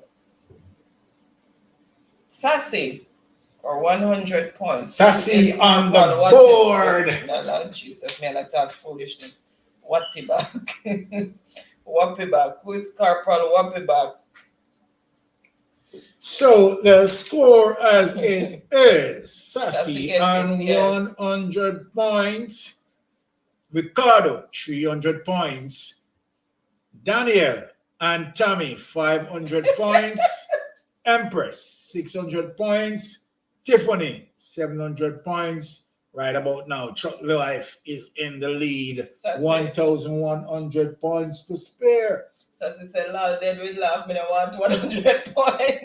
She want more. She said signs for 100. Well, Sassy, you know they have the ability, so you can deal with it. Okay, Yeah, so I've done it before. Science. What is solid to a liquid called? So when solid is changed to liquid, what do you call that process? Welcome, Sharon. Happy Friday to you. She's saying good night. Hi, Sharon. Big up family. How are you doing? All right. Wonderful to have you here, Sharon. Oh my God.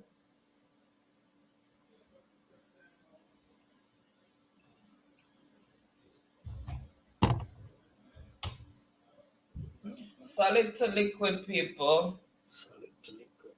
It's very straightforward. It says science, but there's not a lot of science behind the answer. A lot of it's just common sense.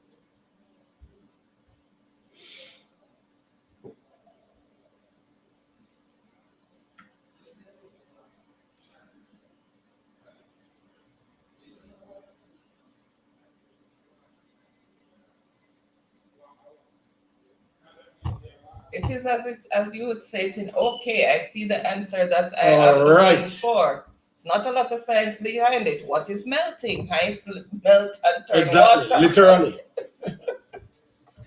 All right, and that is 100 points. So let's see who first came in with the correct response. Let's see.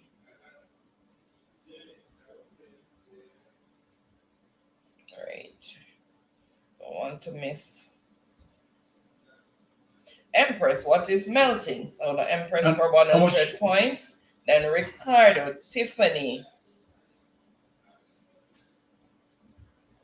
Laptop freezer. I don't want to make any mistake with your score tonight, you know. No mistake.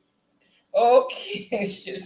Sharon says she's on both of us live right now. All right. Audrey and us. Okay, Sharon, really appreciate that. Thank you so much for tuning in. So it says, Solana, the science name we must answer which is the science name that's Sassy. I'm just saying that you don't have to think deeply into it. It is surface level. Exactly. It is like just everyday talk, but it's still science. But so there's no real deep thinking into it. It's melting. That's just what I'm saying. Tammy said she thought it was more complex. That's what I'm saying. No, no complex. The boy pick people pocket and police catch him and lock him. When Sam have to go get private lessons to participate. Serious win. That's it said. Me too, Tammy. Me think they wanted the scientific name. That is the scientific name. Melting. All right, and Empress is saying the stick sensation video, so she's finishing it off. All right. In the unboxing and reviewing colognes video, Baron compared this cologne to an Audi car, and it's a double your score answer. So anybody who answers it correctly will get the point plus double their score. Whoa. So in the unboxing and reviewing colognes video, Baron compared this cologne to an Audi car. Remember, anyone get this is going to be big. It's double your score. So which cologne did he compare to the Audi? 400 points added and then double your score.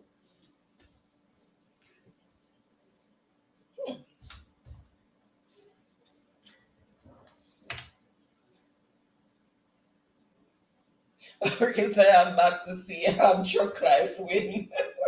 Huh? All right, Ricky says 90 row, and I'm back to see Truck Life win. All right, and I see the answer that I am looking for. There you go. I am going to reveal it. Drum roll.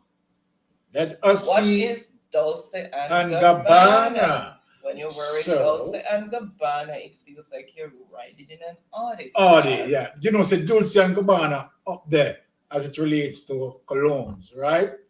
Yeah, man. Dolce, top brand. All right. All right. So that is for 400 points.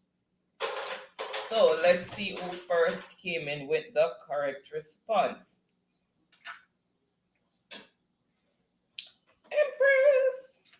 Empress. So that is for 400 plus double the score. Empress, 400 and then I double it. Yes.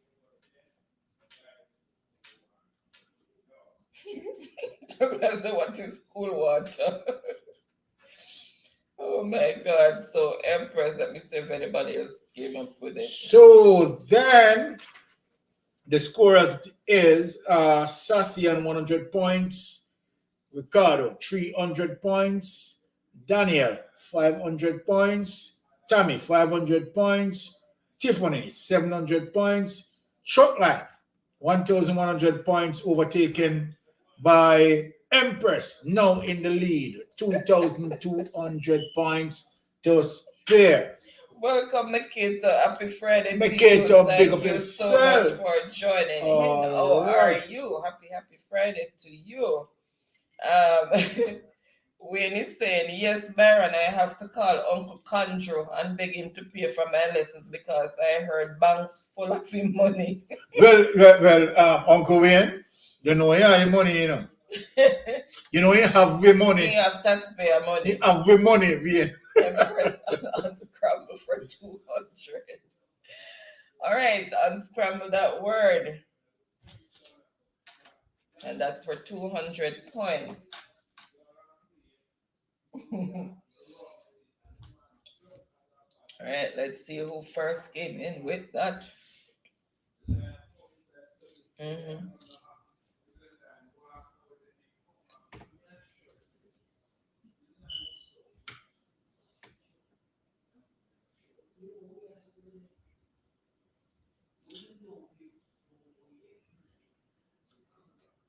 All right, I see the answer that I'm looking for. Oh my goodness, we need to stop drinking this wine, Baron. Put over this so you want it. 200. So what is density? And that is for 200 points. So let's see who first came in with the correct response. No, sir. Just lick me all of a sudden. It's like a creeper. I tell you that don't like a creeper that boxed me in the face. It's a boxer. And that's for 200 points. Let's see who first came in with the correct response. Ricardo, what is density? All right, there you go. Ricardo, then Tiffany, Empress. Ricardo got that? Yeah. And how many points for that? 200 points. Truck Life, Danielle, Sassy, I don't know where she get mine from. Tammy, Sharon. So there you go. As it is, score Sassy on 100 points. Tammy, Daniel, and Ricardo on 500 points. Tiffany, 700 points. And Truck Life, 1,100 points. Empress in the lead, 2,200 points. Okay, so who's supposed to be two? Ricardo. Okay, Ricardo, go ahead and choose a category. All right, let me see that. Ricky, come whoop. Daniel said, Ricky, come whoop. All right.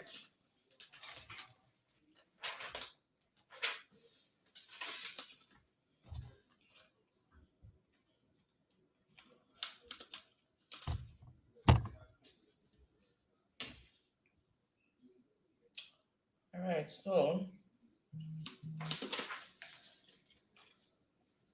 Oh, Ricardo, so I must hold on. You want me to hold on, Ricardo?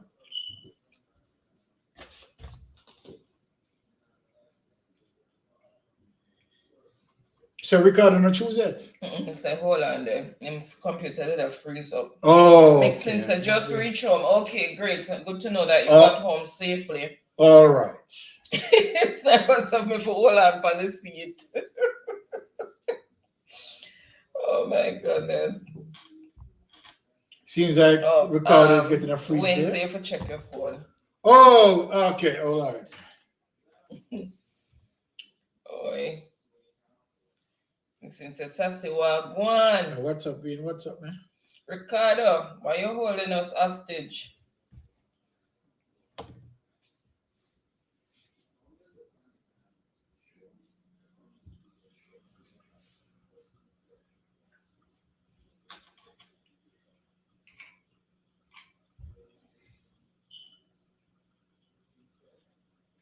Okay, science. Oh, I said science were 300. Oh, sorry.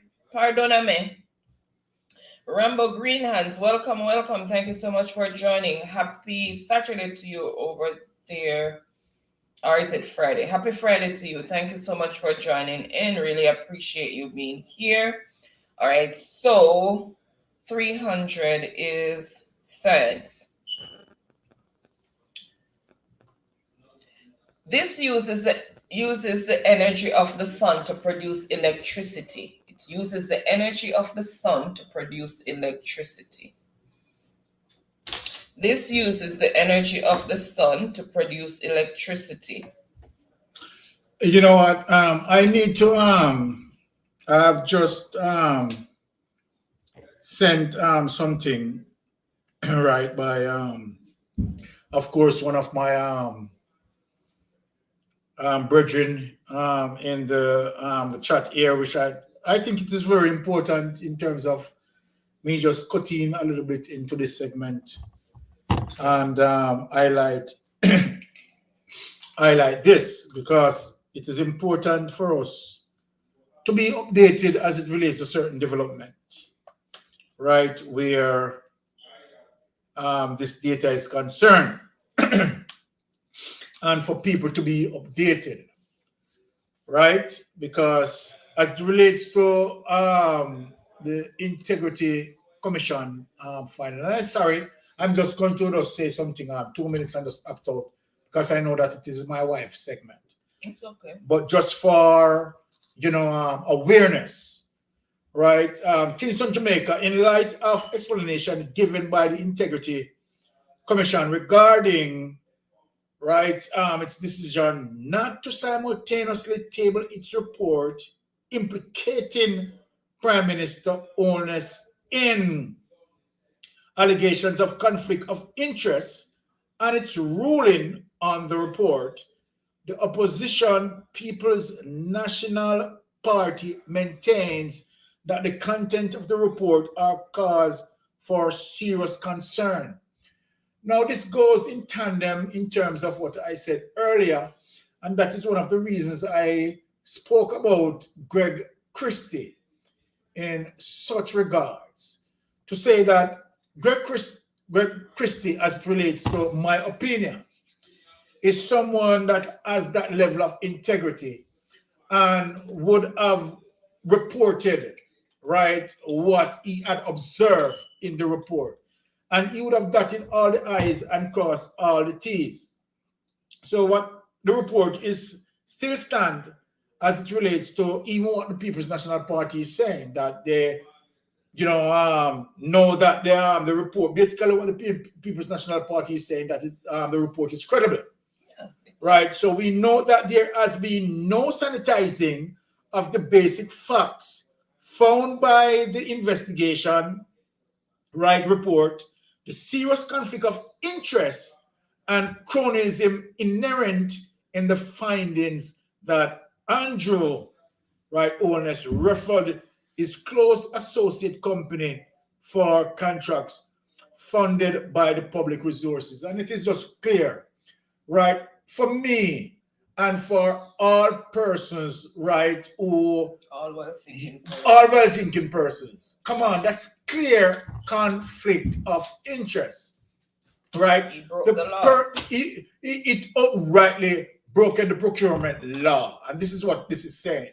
For Andrew Holness, right, to know this person for over 25 years, and not only knowing this person for 25 years, him and this person are business associates, right? And then, not only that, him and his wife also, right? His wife and this person also business associates. They're partners. They're partners. And then, through the Ministry of Education, right, that he held that office at the time, awarding contract to that person. That is conflict of interest. And the statute of limitation should not apply here exactly, because it has no grounds. It has no grounds. And the procurement, remember people, that the procurement rules clearly stated as it relates to the awarding of contracts that contractors are to be vetted. This contractor wasn't vetted. So it's clear corruption. Clear corruption. Andrew Holness just cannot wash himself from this. And that is one of the reasons why Andrew Holness muffled the Integrity Commission. Sorry to break in on my wife's program, right? And I leave you guys. And thank you, Wayne, right, for sending me this update. I really do appreciate it very much. All right. Corruption at the highest level. So say you're 2 minutes up there. Yeah, me know Sassy. That's why me leave. Sassy, me know say Sassy. Rambo said everything is a big mix-up mystic. May I tell you? It's just sweeping the dust in the corner. All right, so I see the answer that I'm looking for, and it is what is solar? So what is solar? So let's see who first came in with the correct answer, and that is for 300 points. Ricardo said me not laugh. Ricardo said, Rambo said, sad part is this happen all over the world, Massa. Yes, but at least there's some accountability in other countries. You know what? It's like we just turn a blind eye to everything. Okay, let me read another paragraph. What this is said as it relates to the director of corruption. Right, honey, I'm sorry to read it. It's okay, no problem. Okay, so the director of corruption, this is the person who had the final say whether or not she's going to move forward in terms of charging the prime minister. Hear what she is saying. The director of corruption prosecution has found that there was not enough evidence to mount a successful criminal prosecution.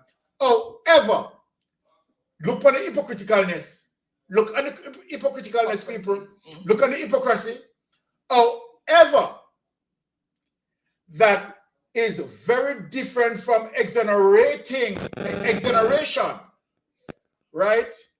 The narrative being promoted in some quarters that Andrew Holness has been exonerated, right, by the decision not to prosecute is fundamentally misleading. So what she's saying, right, that in totality, she's not saying he's innocent. She's not saying he's innocent. And this is the hypocrisy that we are speaking about. She's not prosecuting, but she's not saying that he's innocent. So clearly, people, you can see it. She's not saying, right? She's not saying that he's innocent because obviously, based on the investigation that Greg Christie had done, it's clear in terms of the evidence, clear corruption, clear conflict of interest, right? And I mean, it is what it is. Jamaica, it is what it is, right? So I am not going to, I think that Greg Christie had done what he had done, right? And I think that Greg Christie, right, as it relates to Mystic Sensation, doing his job, right, did his job. had done his job quite well, right? And he's a man of integrity and sending out the report, right? Kudos to him for that, right? But again, the director of corruption prosecution, right, Kamika, ruled otherwise. So let it be. If she had ruled based on she think that okay, all right. My argument is you cannot rule on just your thinking. You need to do the necessary investigation. It's not what you think. Exactly. The documents came to your desk. It's your responsibility now to open up an investigation. And based on the investigation, then you rule according to the findings. It's not for you to think and then to rule. I think basically, to be honest, people, what I want to leave in the mind of people as it relates to what's her name is? Kamika. Her decision in not charging Andrew Holness is a slap in Greg Christie's face. As I'm On really all well-thinking Jamaican. all well-thinking Jamaican. It's a slap in our face, right? The reason why she do it, I don't know, and the reason and the explanation that she's giving is just flawed. She was paged as well. Right. So once again, thank you, Wayne, for sending me this bit of information. I really appreciate that. So one more thing, Sharon was asking, Baron, what do you think about Jean Panton admitted in court that she took the money for SSL? Good question, Sharon. Look, Sharon, I believe that Jean Panton is a part of the program, right, in creating the particular narrative. Sharon, what they want to do, they want to claim as if it is Jean Panton done everything. Sharon, you and I know, and well-thinking persons know very well that Jean Panton, right, could not, right, hide from so many internal audits. For Jean Panton alone to carry off this is an entire breakdown of internal systems. But they have external audits from FSC. And plus they have external audits. So what was missed? Why was things missed? All of them in it together. Exactly. So let me say, she Sharon, just get a big payout for take the fall. I am somebody who do audit on a monthly basis, right? And we have PI, which means physical inventory. And you may have inventory that listed into the system, so just for argument's sake and simple for make people understand that. If you have 500 merchandise and 200 of that merchandise being sold, our physical inventory is going to identify by physically, right, observing the merchandise or counting the merchandise that we have 300 in store. So when we counted that merchandise, if we only get 250, then we have a 50 variance. And so then they would have discovered the variances. There's no way that Jean Panton could have acted more than 10 years without those variances being discovered. I am someone, I personally, right, someone who lead many audits, and there is no way, and this is it, the classical corruption, you understand, as a result because of Andrew Holness involving it, and that's why I want to point people, for people to ask this question. Not a cover-up. How much Andrew Holness put into SSL and how much he got out of SSL.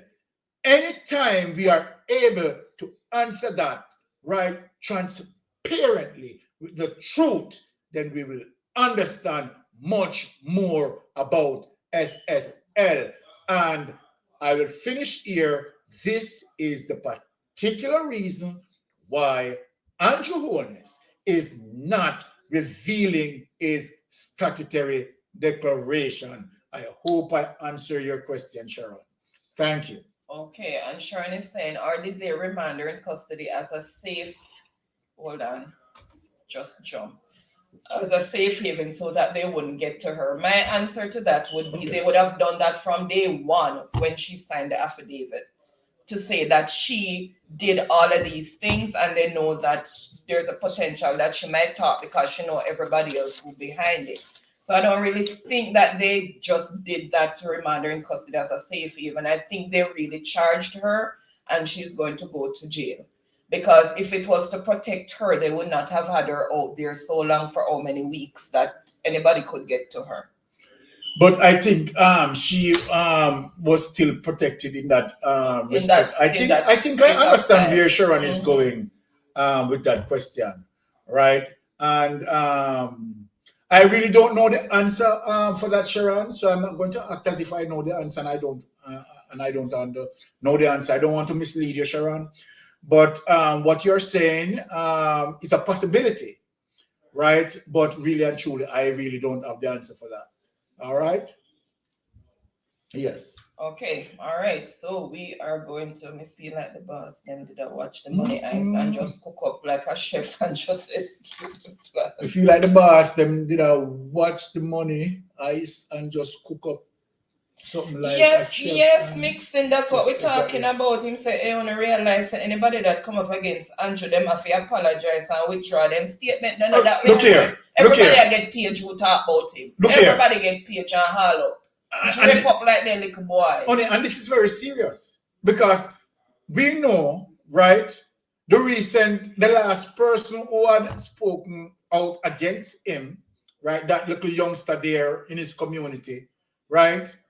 What we have seen the following 2 days, right?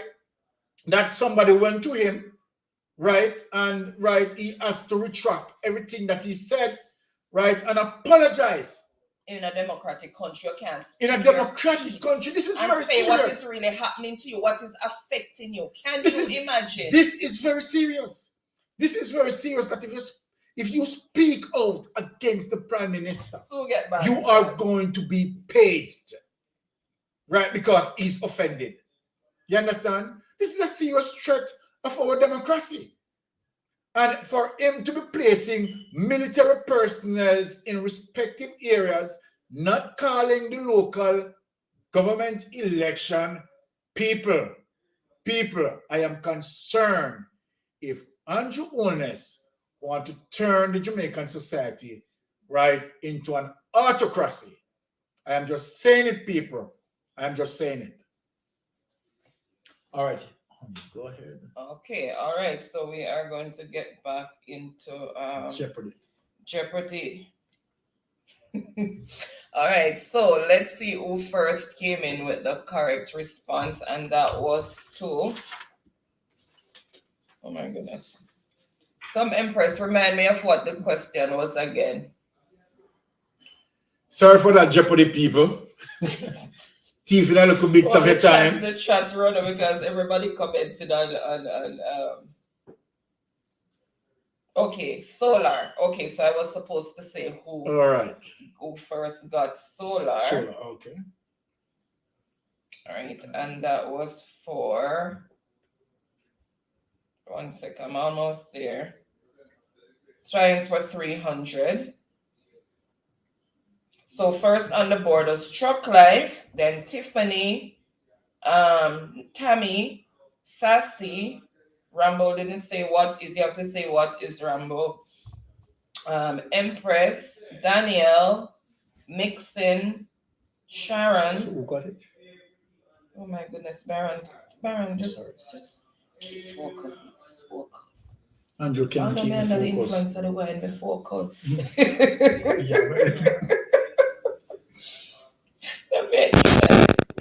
Oh my God. Truck Life. How many points? 300. 300 points for Truck Life. Truck Life is saying words for 100. So I think it's scrambled words. So there we have it. For the score, Sassy on 100 points. Ricardo, Tammy, and Daniel on 500 points. Tiffany, 700 points. Truck Life, 1,400 points in second place. And Empress taking the lead, 2,200 points to spare. Okay, so words for 100. So unscramble this word and remember it's a science word. And just as a side note, while you're doing that, people, I know a lot of people don't want to hear anything about politics, but it affects us every day. And if we're to think about our future and our children's future, we have to pay attention to what is happening right now because it is nothing good. So we need to pay attention and we need to listen and we need to stop talking about, we're not talking about politics and we're not whatever. You need to wake up from this nightmare. I don't know why people are not waking up to what is really happening to them. It's a nightmare. It's really a nightmare. We need to wake up for our children and our children's future in a country that is supposed to be democratic. and where our kids can have rights. Right now, they have $1 trillion budget that they are putting out. Who you think is going to be responsible to pay all those debts? All your kids that not even born yet.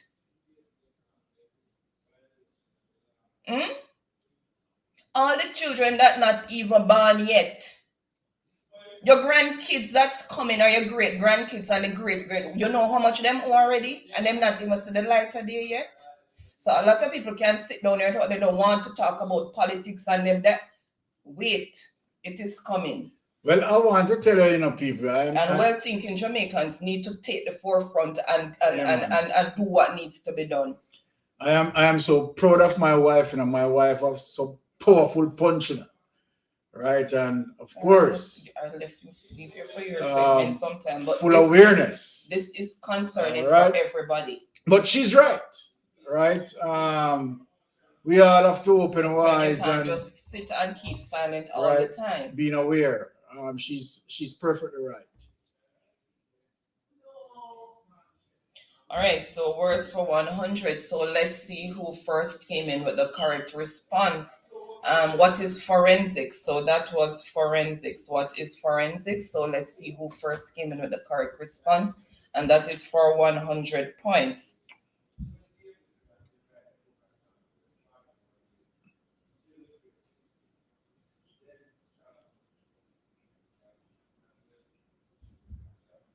Oh, so first on the board with the correct response is Ricardo, then Empress. Mixing is what happens to your finger is the phone. All right. What mixing up there? Erickson, him gone all the way over into psychology. Erickson. Then Sassy, Tiffany, Sharon. Ricardo say I want that more fat spell. Then Daniel. Oh my goodness, drug life. That's even not gonna go there. So Daniel said politics are fully brainwashed. There's no brainwashing it. All you have to do is pay attention, know what you're voting for. And put country ahead of everything else. So true. And Ricardo is saying science for 500. Politics affects our everyday life because these people are making decisions on our behalf. Yeah. You can't just sit back and say you don't care about what's happening because whatever. It affects each and every one of us. And as I said, not all the persons that not even born yet are being affected by their decision. It would be so nice and so appropriate if, the members of the Jamaica Labour Party, the MPs, right, recognize that they are not, moving towards nation building, and their primary interest is to just fleece taxpayers and recognize, the time of the day and just all resign. Would appreciate that, to be honest. They must remember that they are we servants. Would They're really not there appreciate that. To rule. They would are appreciate there to serve us. Right now, to be honest, we would appreciate the resignation of Andrew Holness. And a whole break from would appreciate the resignation of the Minister of National Security. Would appreciate the resignation of Gugu Gaga, although he's not a member of Parliament. He's the Commissioner of Police. And would appreciate many of their resignation right now in the interest of moving Jamaica forward. All right. So, what simple machine is pictured above? Sorry, and it's a double point answer. So let's see who first came in with the correct response. And let me see. I see the answer, but the spellings. Okay. So what is a lever? So what is lever? So that's a simple machine, and that was been used from ancient time. That's how they move a lot of those big rocks and stuff to build some of those pyramids and everything that you saw. This was the first simple machine that man developed. All right, so, and that is for 500 points. So let's see who first came in with the correct response. And while I'm looking, just as on a side note, continuing on a side note, we were saying with all of this development that Andrew should step aside. But you know, Andrew step aside, you say who is going to be stepping up? The Minister of Insecurity, because he's next in line. Yeah?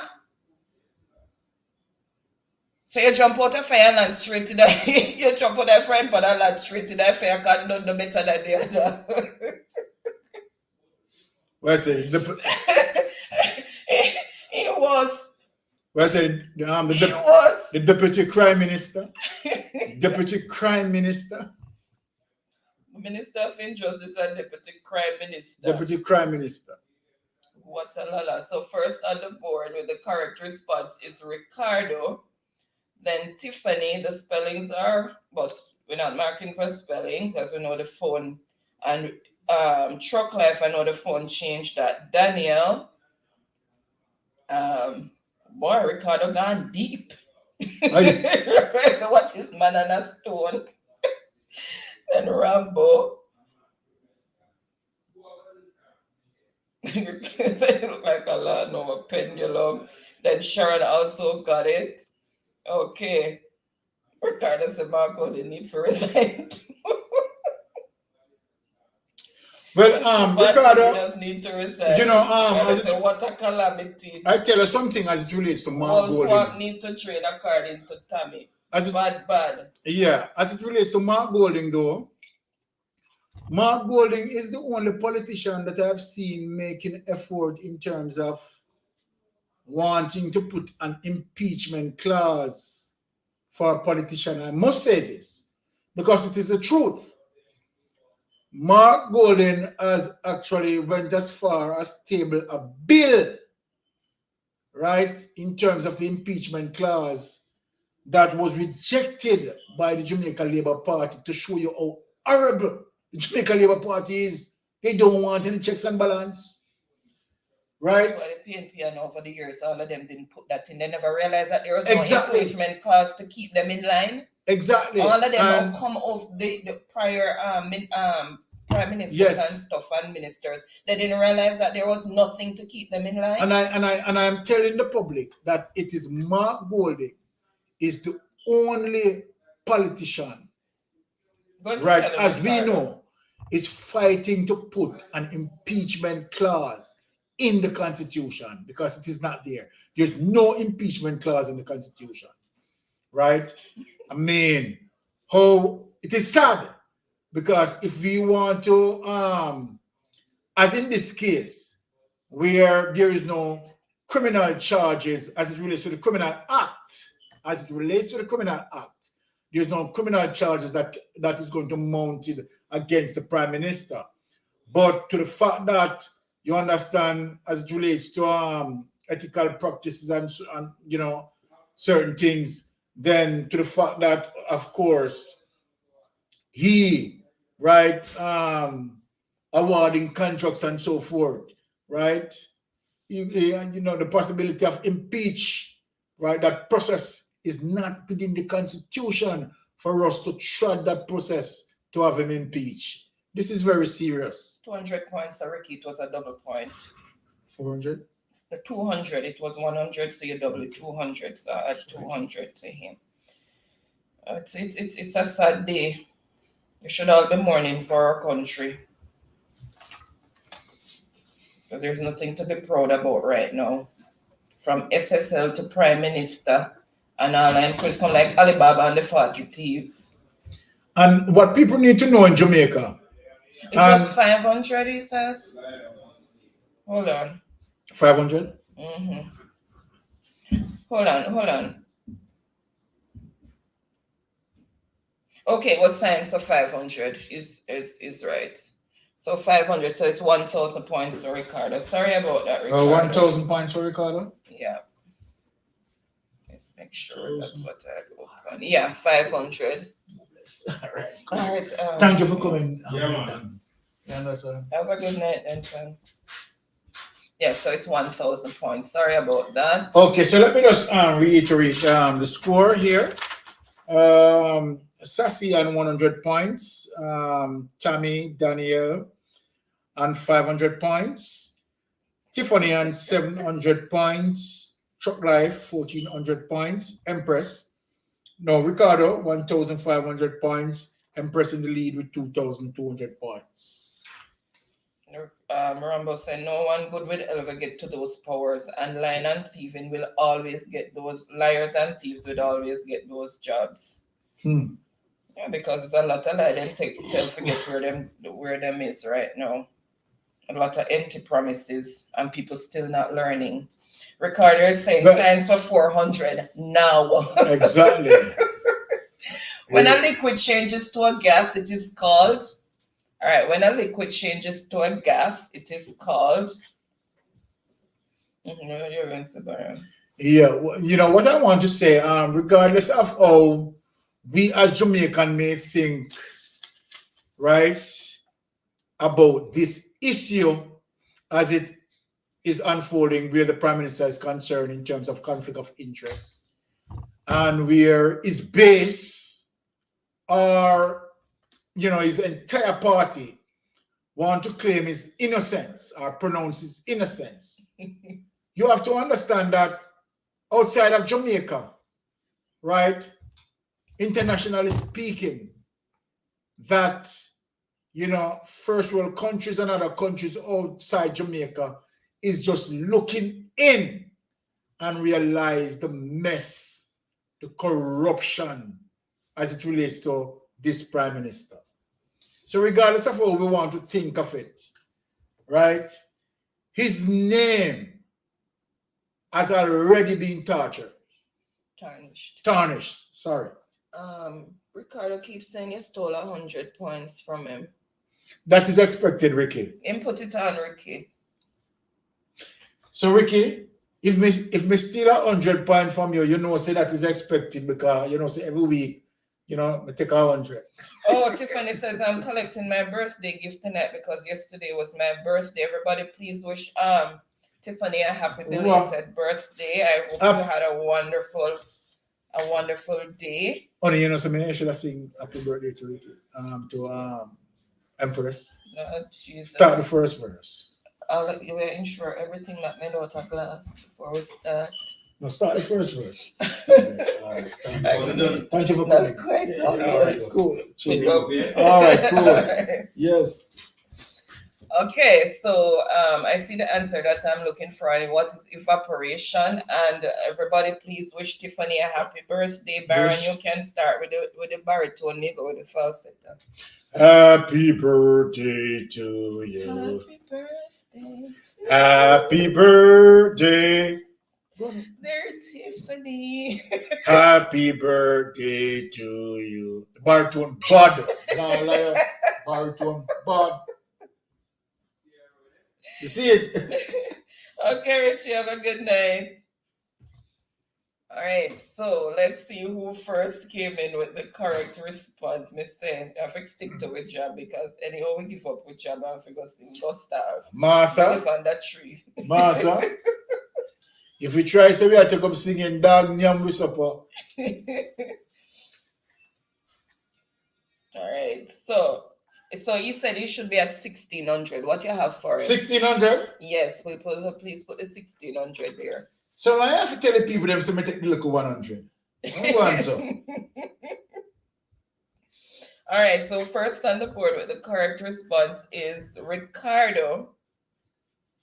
Then Truck Life,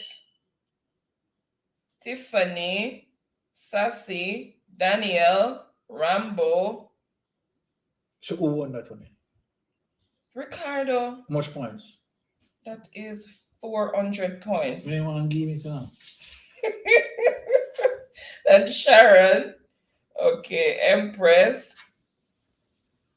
You see my ball. He said me did get unscrambled for 100 and in my ball. You can go and ball. Because say every week I have to take 100. Truck Life 100 ball, so I think 100 Truck Life points. All right.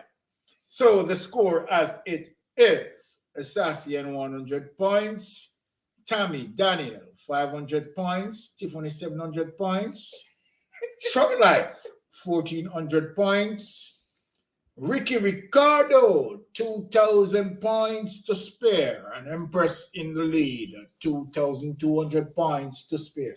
Boy, Mr. Ricardo, they showed three over the month. Mr. The amount, the tone of words. Him can go on show. Him can go on show. Show too much. And guys, thank you for wishing Tiffany a happy birthday. And she's thanking everyone for the birthday wishes. And she was saying, Byron, sing after Jeopardy.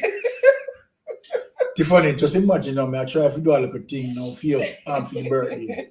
I don't want me sing after Jeopardy. Boy. Then I saw me sound terrible. Okay, Ricardo, did you choose? Oh, look at the board there. Oh my goodness. Sorry, pardon me. Oh my God. Sorry, let's see the board here.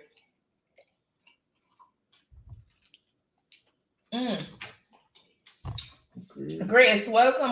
Happy Friday. Bless yourself, Grace. Thank you so much for joining and really appreciate you joining us.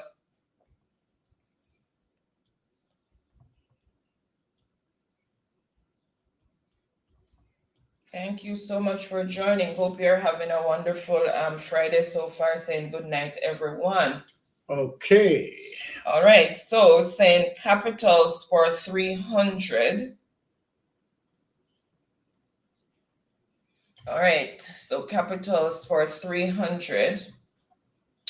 So I give you the capital, you give me the country. So San Juan.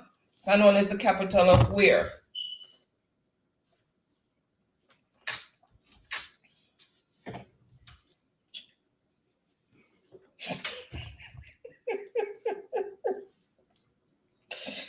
Oh my goodness, and I see the answer that I am looking for. So let's see who first came in with the correct response. What is Puerto Rico? So San Juan is the capital of Puerto Rico, and that is for 300 points. So let's see who, oops, wrong thing. Let's see who first came in with the correct response. Ricardo for 300 points.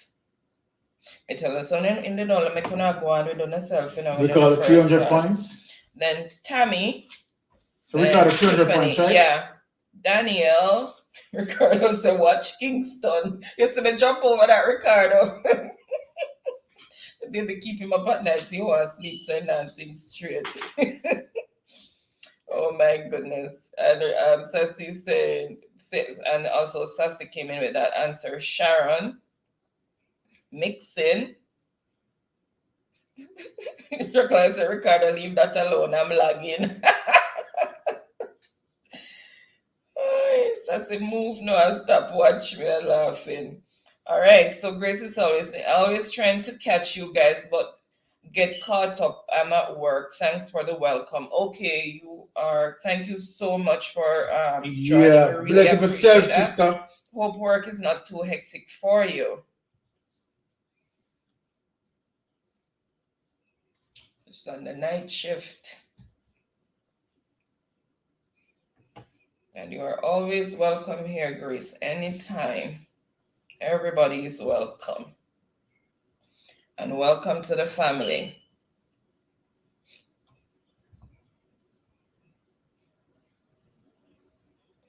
All right, so Ricardo is saying capitals for 500. Cockburn Town. Cockburn Town. What's the capital of Cockburn Town? And that one was for 500. What's the country? Lord Jesus, you guys, the country. Which country is Cockburn Town the capital of? All right, and I see the answer that I am looking for. Oops, wrong thing. What is Turks and Caicos? So Cockburn Town is the capital of Turks and Caicos Island. So let's see who first came in with that response, and it's for 500 points.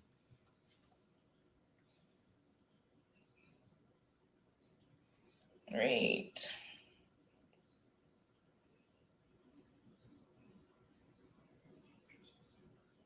Oops. This thing is not trying to freeze up on me. Sorry, guys. I have to switch devices. Oh, come on. No, it threw me out. What in heaven's name? One sec, guys. This thing just froze on me and now tuned me out.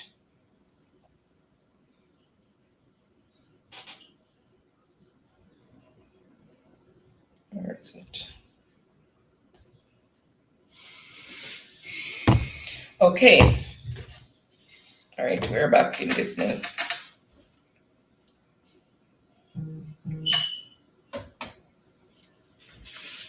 So first on the board with the correct response is Ricardo. You guys remember it's the phone sometimes change what you try to put. Then Empress, Sassy, Ricardo corrected that. Daniel, Tiffany. Okay, Ricardo is saying capitals for 400. You give Ricardo his points. For 400? 500. For 500? Yes. You're taking 200 off his points. All right, so Kingstown, double point answer. Kingstown is the capital of which country? Kingstown. Place can be where or what, Sassy. We take both. If you put what, it's correct. If you put where, but most people just put what.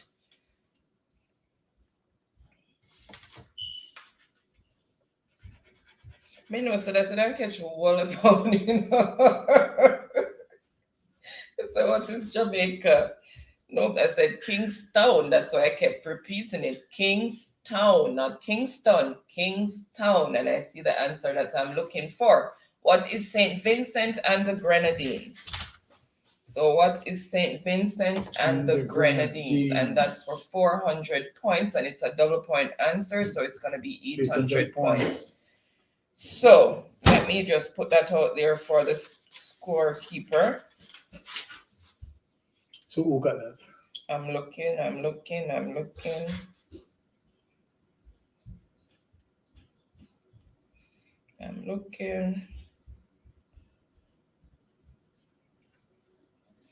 Ricardo, what is St. Vincent and the Grenadines? 800. And Empress, yes. And Daniel was, his phone messed him up. Oh my goodness, your phone's still messing you up, Ricardo. Okay. So let us give a reflection on the Sorry, scores. Sharon. I'm just going through. Okay. All right, give a reflect and then I'll go for the next Okay, one. so for Sassy, 100 points. Daniel and Tommy, 500 points. Tiffany, 700 points. Truck Life, 1,400 points. And we have Ricardo, Empress on 2,200 points. Ricardo now in the lead, 3,600 points to spare. Okay, and Truck Life is saying, I strongly believe that Ricardo is a school challenge quiz master. Boy, smart. Bad. Remember. All right, Ricardo is saying capital for 200. Port-au-Prince, everybody run out, slide out, skip out. Dandy Shandy out. Anyone who want to run out on that one? Port-au-Prince. I will be out.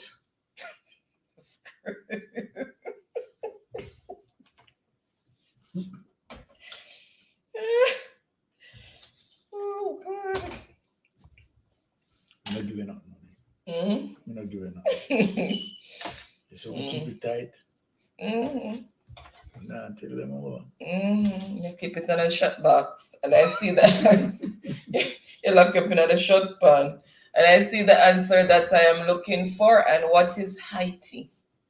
Haiti. So that is for 200 points. So Port-au-Prince is the capital of Haiti. You mean what is Haiti?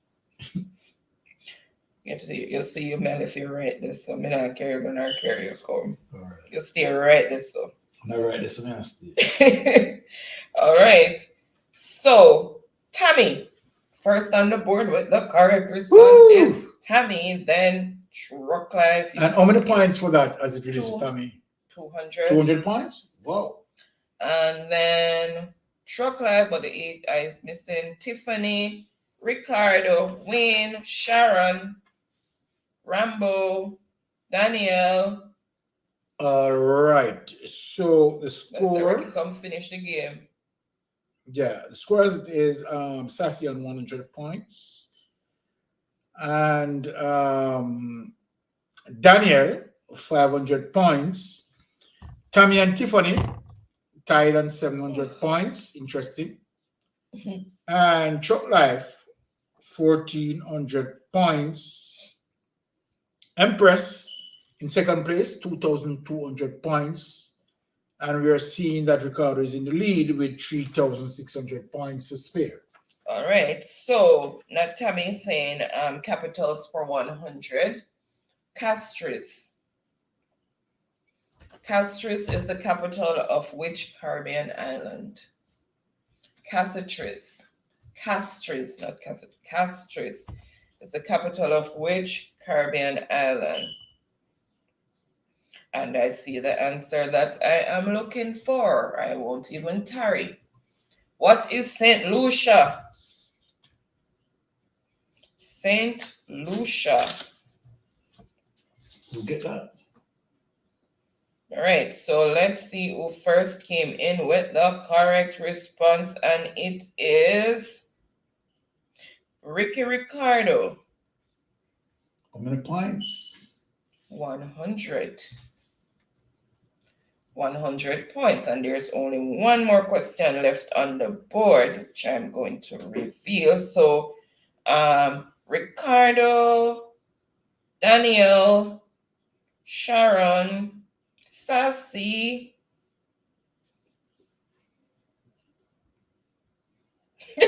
Tiffany said, and you couldn't use Jamaica as 100, then we'd laugh. Well, that's why you quickly throw out 100 thinking it was going to come. Then quickly throw out Jamaica thinking it was going to come next. All right, so science, 200 points. What is the cleanest burning of all the fossil fuels? What is the cleanest burning of all the fossil fuels? Which one is the safest for the environment? But you know, coal. That is very harmful to the environment. Let me tell you. Coal is very harmful to the environment. What is less harmful? What is the cleanest burning of all the fossil fuels? So what is digestion? Coal is very, very harmful to the environment. So that's the last question on the board. Okay, I see the answer that I am looking for. What is LPG? Chuck Life. I think what he want to put in there, it's natural gas, but he put LPG instead. But it's what is natural gas? That is the least harmful to the environment right now in terms of fossil fuels. No matter, don't tell me about solar and all wind, and me talking about fossil fuels. All right, so 200. So let's see who first came in with the correct response.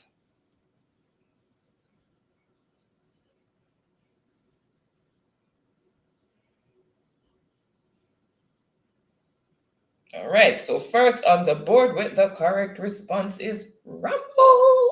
Who? Rambo with 200 points. Rambo? Yes, Rambo. Oh, that's a new person. Rambo's been here all along. Yes, he's just coming on the board now. Rambo for 200 points. Then Ricardo, Sassy, Ricardo. Let me say, no idea me follow Ricardo about coal. Okay, yes, that's what I figured. LPG is a liquid natural gas, but we needed to write out natural gas. That's what I was saying. It's at LPG is natural gas, but you wrote not LPG instead. I must say methane and others. Or LNG. LPG. Then I said it liquid natural gas, LNG. Whatever. Yeah. All right. So methane and other. Lol, Ricky, Tammy, I copy Ricardo a lot and sometimes he's wrong. Chocolate. That's laughing. Because the countryman Rambo on the board, this calls for a celebration. All right, and the board is clean. So big up yourself, Rambo. To be on the board, we have to speak that because Rambo enters the board. All right, so we are done.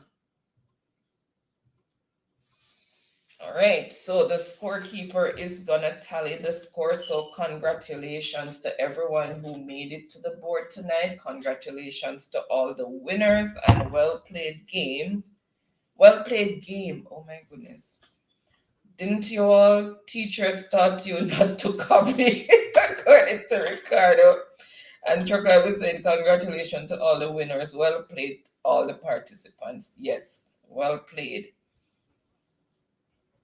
Yeah, this is really a well played game. Daniel said, one fool makes many, lol. Most of the follow Ricky. So, of course, $1,000 credits will be going to Ricky Ricardo as the winner for tonight Jeopardy. Let me just circle that for Ricardo. All right. And for the rest of persons who follow suit, Empress in Ricardo in first place, 3,700 points, a very good performance, knowing to the fact that Ricardo started late and still able to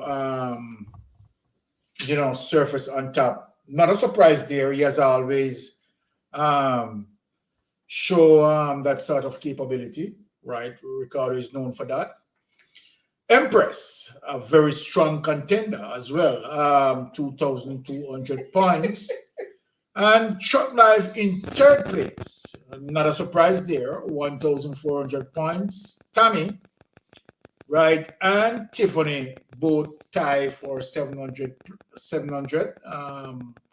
4 and 5th, right? So there you have it.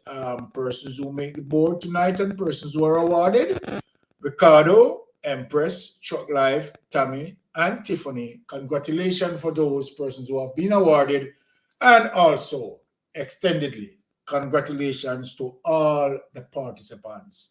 We really appreciate, right, that even if you don't make tonight board, right, someday you will make the board, and we will appreciate that. So we thank all the persons who participate. We really appreciate that, and we applaud you all. Right, job well done. Yes, Tammy, 5th place get it. One person with the most points get the $1,000 credit, and then you have 2nd, 3rd, 4th, 5th get $500 each. $500 credit each. And Grace is saying, look like Ricardo, top of the class. Yes, Ed boy and carry teacher bag. Ricardo carry teacher bag into the classroom. Sassy said, me soon forward, me I go boil some ramen noodles, you know. Oh, that's why Chuck Life want noodles. God, so we know the process. Yes, do you have all top 5. And you have all the numbers as it relates to where they want to credit to? Yes, I have everybody's number there, unless some people have more than one number or some persons have more than one number. So you can just let me know which one if you have any difference. So this is on top of your. When he's saying how much money is $500, depending on the exchange rate and the app that is used. So it can be anywhere from $7 something to $8 something. Who is at 5th place? That is to Tiffany or Tammy, because both of them are 700 points. So you don't really have a 5th place winner. Both of them are in 4th place. Really, actually. Or 10th, because Rambo sound like a real. Okay, I'll give mine to my teammate. Thank you. Same person. Truck, is that truck life, Tammy? Tammy is giving hers to her teammates. Maybe to truck life last week. Okay, so Tammy, who are you giving that? Truck life. Truck life? Okay, Mhm. cool. So Tammy goes to Truck Life, right? Mm-hmm. Tammy, credit goes to Truck Life.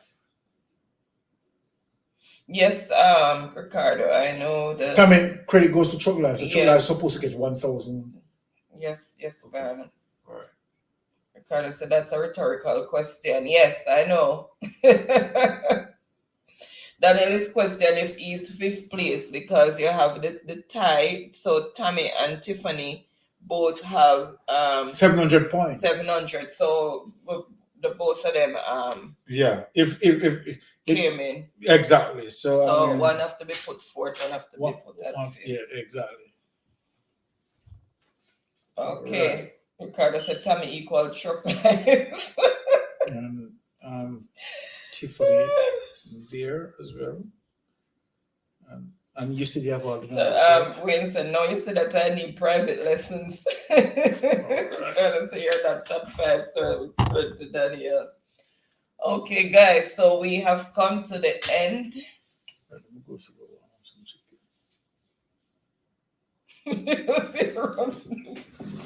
Take up the wine bottle and carry go put in there. Huh? Take up the wine bottle and carry put in that bag in the garage. Mm-hmm.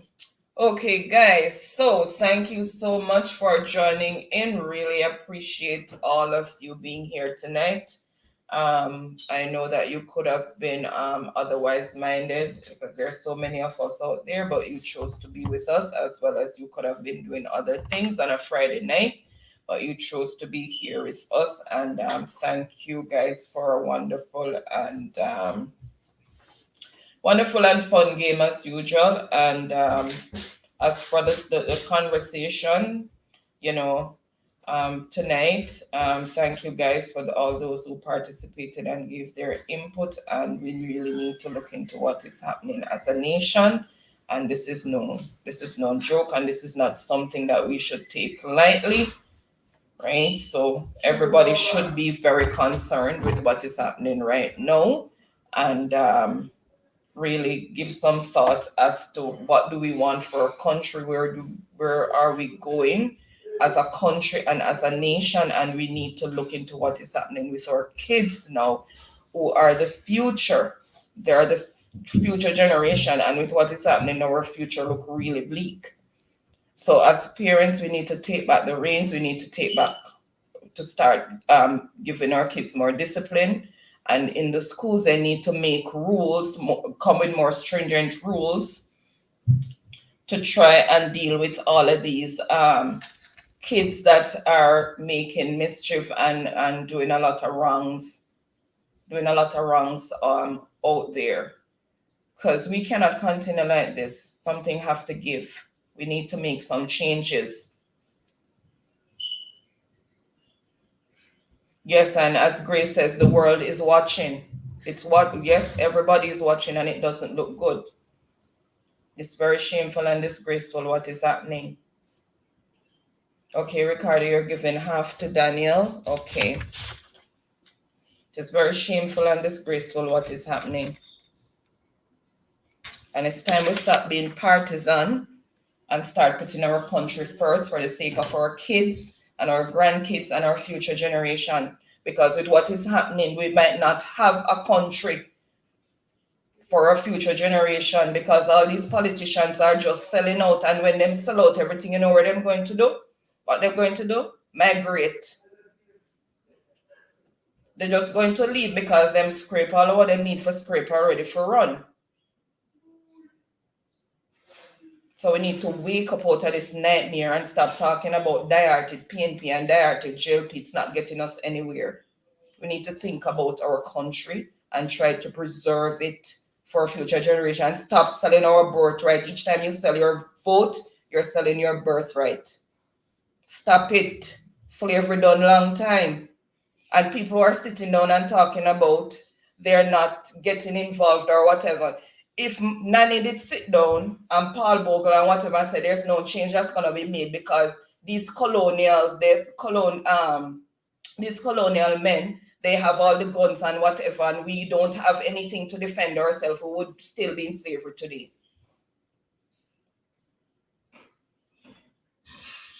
So we need to wake up, because this is really a nightmare that we're in, and I don't know how people not waking up from this nightmare. And both political parties are guilty of the same thing. Yes, Stephen, that's what we need to be, die-hearted Jamaicans. Him leave me in the hot seat again. Him leave me in the hot seat again.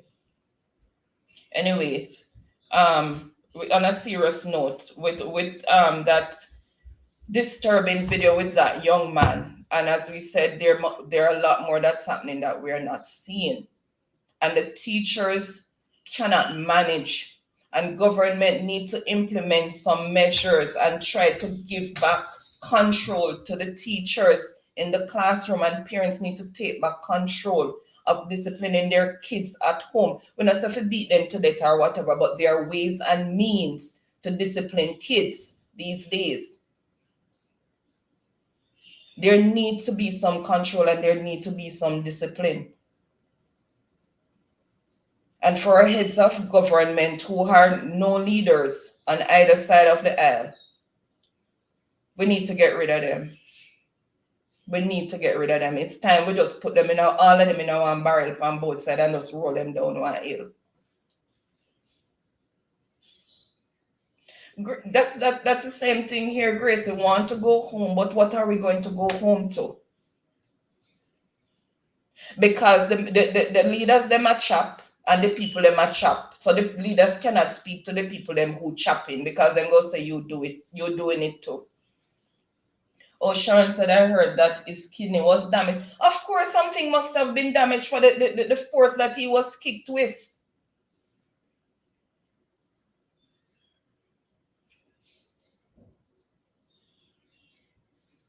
It is just so sad, and it hits so close to home, because my son who's 22, he went to Anchovy and he didn't even do an year there because I pulled him out of school.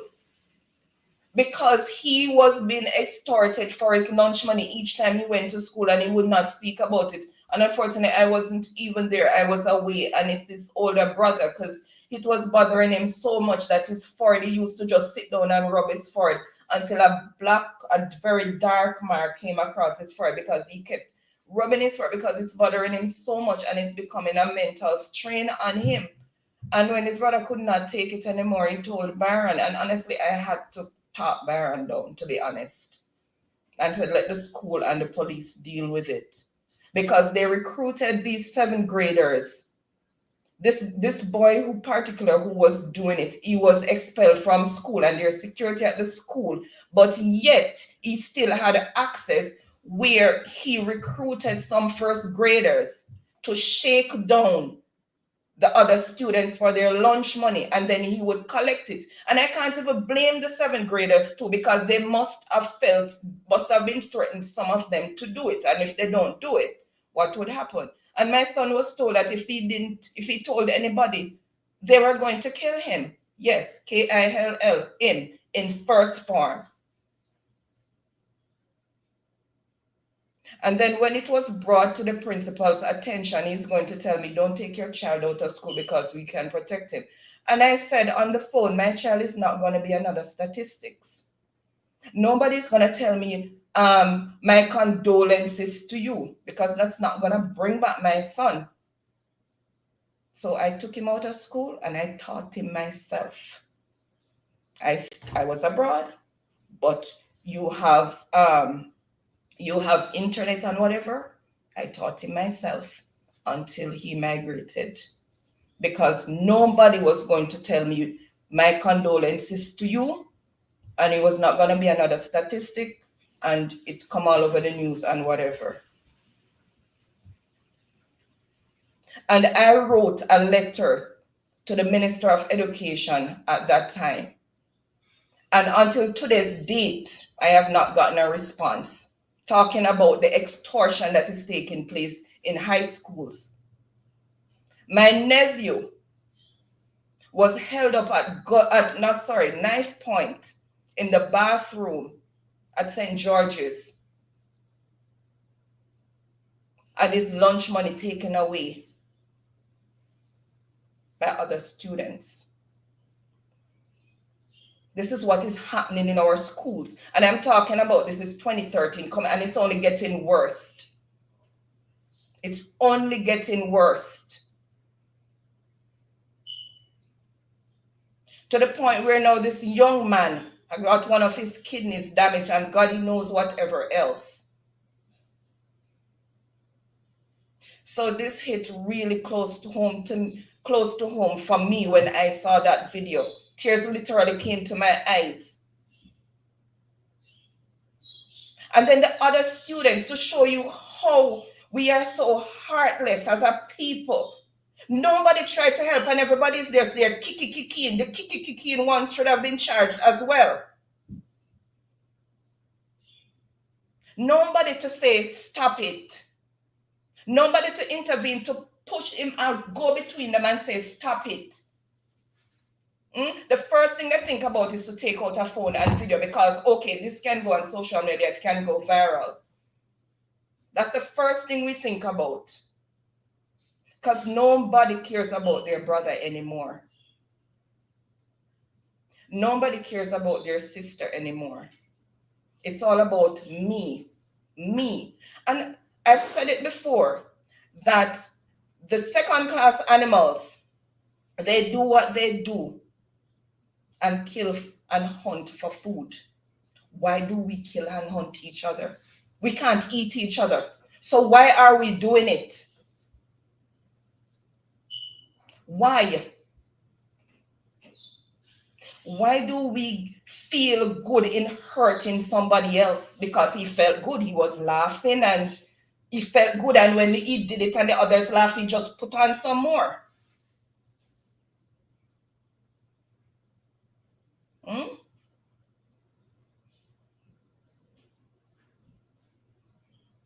I hope they make a good example out of him. Because the allegation is that this is not his first rodeo. It's not the first time he's hurting somebody's child. And obviously, his parents did not do a good job in disciplining him on the first one. Or there was no discipline on the first one, so he can get away with it again. But I hope and pray that they deal with him the right way. And sometimes you see some of these kids behave this way, you have to look into the home, because some of them home is broken and they're being abused at home and whatever, and there are things. So some of them, it's because of the community that they grew up in and what is happening around them. But some of it goes back to the type of homes they're in. And people who hurt others. So there's a lot of dynamics to this, in a sense. So I hope they do the necessary background check and find out what's happening in the home and stuff like that. And if he needs help, get him the help that he needs. But if this is him and how he wants to behave, I hope. Okay, so Sean is saying that he's gotten in trouble before. So if this is him and how he wants to operate, I hope the law deal with him in the manner that he should be dealt with. And I'm just hoping and praying that this young man, it may be just a contusion of his kidney where it will just heal, and not a fact that it's not something that he was going to lose a kidney. And I hope there was no other damage, because those 2 blows that he got to his torso, the sides of his rib, it could have broken the rib, and then the rib punctured the lung, and then he starts bleeding in there. Sometimes it doesn't come up right away, where you get hemothorax, which is blood in the lung, as well as he could get air slow leaking from his lung from it being punctured from the rib. And sometimes it doesn't come up right away until maybe days later. He's having shortness of breath and whatever, and he has to be rushed back to hospital. And then he's hitting him in his, you know what?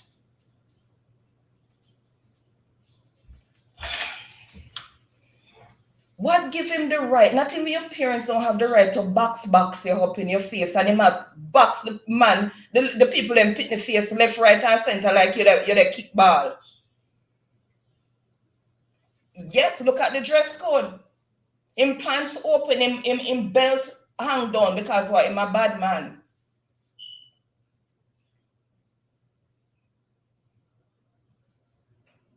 Yes, Tommy, he needs to be imprisoned.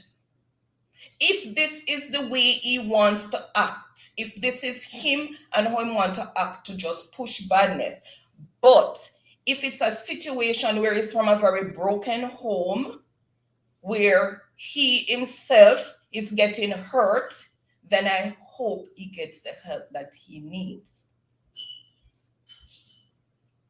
So I'm trying to look at it from both sides of the fence and not just beat him down to the ground to say that, okay, he's a bad whatever, but I'm trying to think that maybe something else is happening.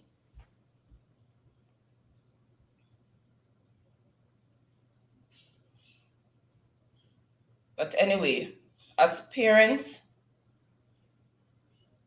we need to look into ourselves and ask ourselves, what sort of future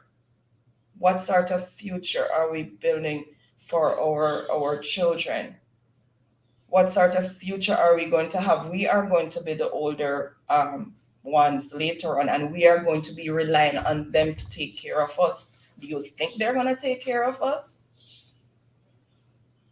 Because as far as I'm concerned, these children are so selfish. Everybody is so self-centered and conceited. It's all about me, and what they want, and nobody wants to take the long road to get to where they want to get to. Everybody wants to take shortcut.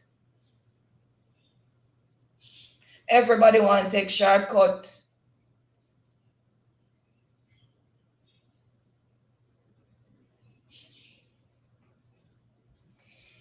But as I say, I can't imagine why am I do it. I mean, I know.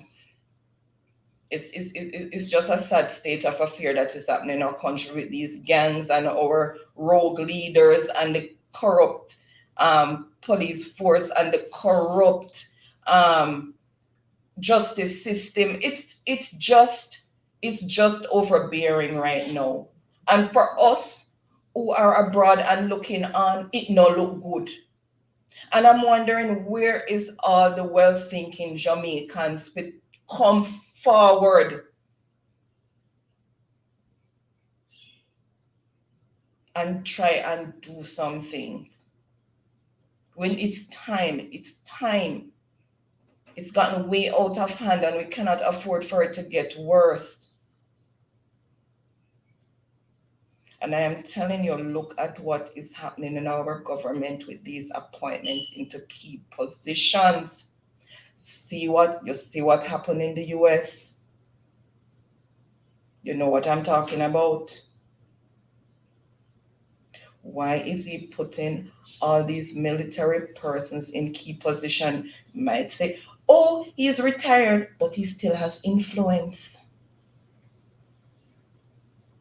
He still has influence.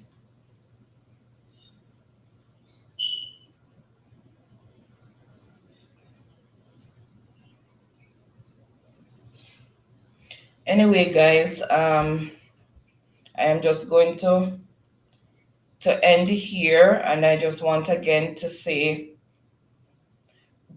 same here, Grace, do anything to see Jamaica get better, because nowhere no better than yard.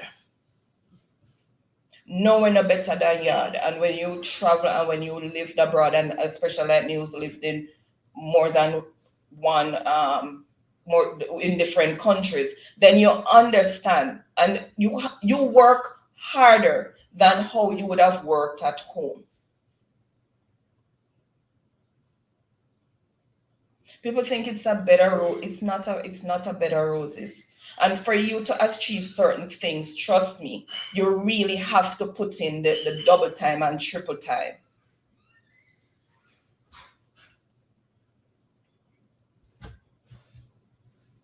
see what Sharon is saying. The time Andrew sending the soldiers to Haiti, better put them in schools and let Haiti take care of the... Exactly, and we don't really want it to get to where the soldiers have to go into schools, because that would send a really, really bad message of desperation, and everything is way, way out of control when the military have to go into schools and all of those things. But he needs to keep our military and paramilitary, which is the police, at home to clean up our backyard. You can't have your backyard and your front yard dirty and you want to clean up somebody else's yard. We need to clean up our yard first. We need to clean up from the head of the river, come right down, because the head of the river dirty, so the bottom of it have to go dirty too.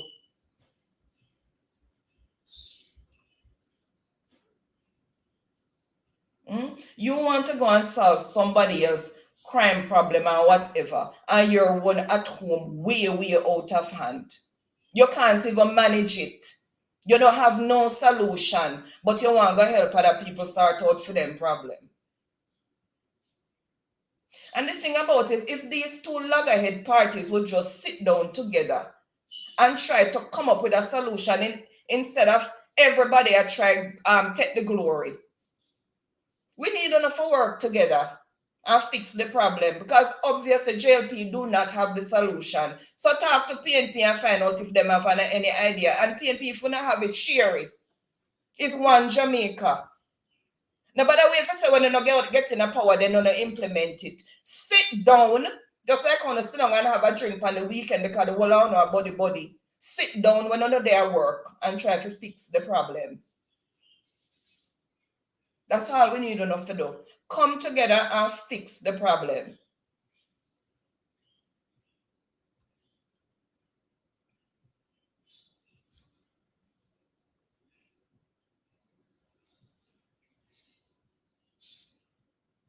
Too many issues in Jamaica for him to be sending them away. Too many issues in Jamaica. He needs to clean up the police force with all the...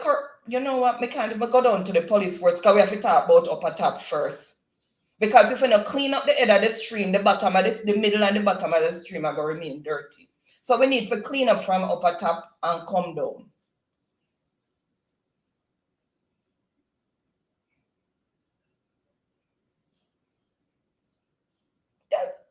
Well, it's worse than us. We so reach 80 status. At the rate at which we're going, we're not going much better than them for too long. We're not going much better than them for too long. And all we're asking these two parties to do, come together, work out a solution instead of trying to get individual glorification at one Jamaica. And we're tired of swapping dog for monkey now. We need enough to work together and fix the problem. Because for me, I want to come home someday. I still have my house down there. I still have I still have roots there. I make sure me not sell we sell one part of the rock, but make sure we keep one. And I want to come home. And I want to see fix.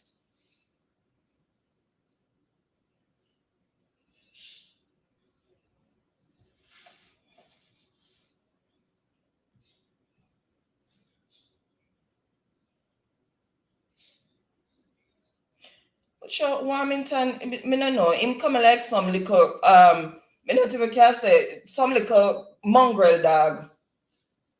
When I see people pass, then just, that's all him do. And it don't make no sense, no relevance.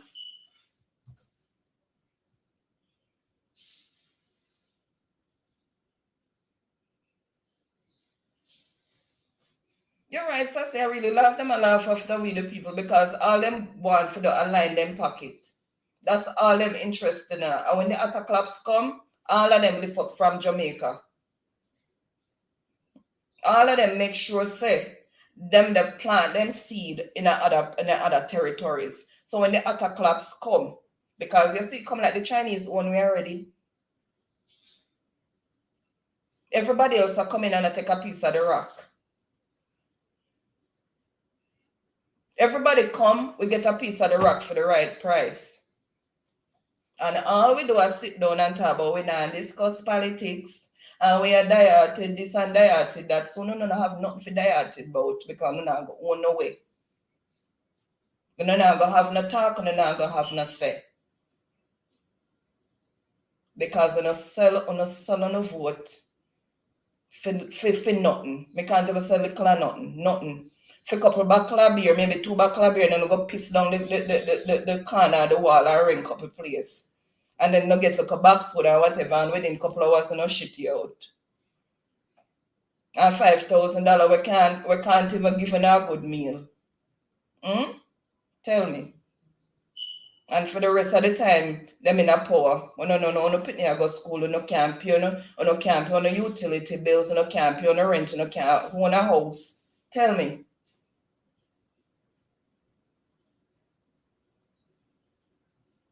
Tell me. Now I sit down here quiet all the time. But with what Mr. happen with Andrew and all of the nonsense Mr. Wada go on, I have to say something. I have to say something because this is total madness. Madness. You have all the evidence. No, you are going to write a 107-page report. 107-page report. And then you're going to say you don't have the evidence. And you're not going to have nobody for it. So how the 107, how you get the information for the 107-page report? And then this fly-by-night woman who not even do her due diligence go talk about she not see any reason to prosecute him, but yet she not exonerating him. That makes sense too, no? No investigation. The common man, as soon as him commit a little offense, then put on silver bangle upon him. How much offense them up there do? And bad for bad, when they look at chopper them chop, yes, you feel it a little bit. Sorry for those who may lose their life if them come and then choose to take you out. But truth be told, when the politicians them chop, the whole Jamaica feel it. The whole of Jamaica feel it. Because everybody have to put back the difference for what they chop. And them a put it in the prices of goods and everything. So the little man chop. And the politicians then blast.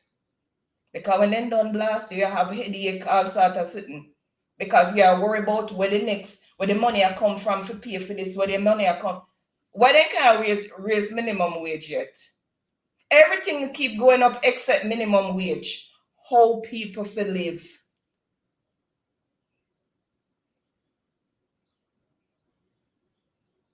How people feel live.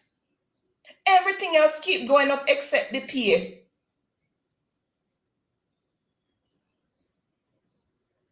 I don't know. People need to wake up from the nightmare. I don't know what would be to do to waken up, but we need to find somewhere for waking up because we're not sleeping in this nightmare too long. It's time to wake up. Look at what is happening around you. Think about your children's and your children's future. Think about Jamaica. We're losing Jamaica.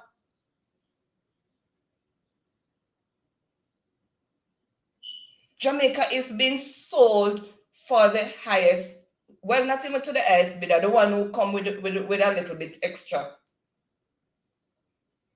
Because they don't take nothing for them sell way out.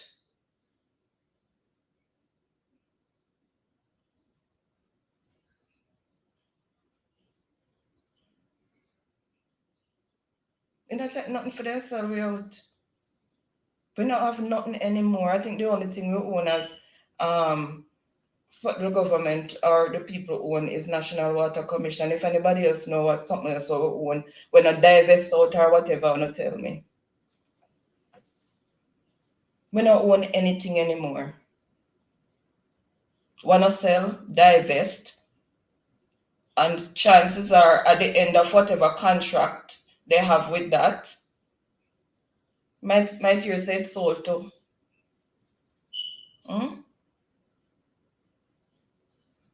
Of course, it's Jamaican people suffering because when they do their nonsense, are you left with the debt burden? So them come up with $1 trillion budget for 2023 to 2024, and they say they don't go borrow money from IMF, stating that we might go into a recession, so it's some backup money in case we're going to. So if we don't need to use the money, are they going to give it back? I guess it's $1 trillion debt. All your great grandparents them won't ban it. Who? Them already who, so they must go into who more. Pitney will just a ban, not even know what money look like, and as then come out then who. What can go so?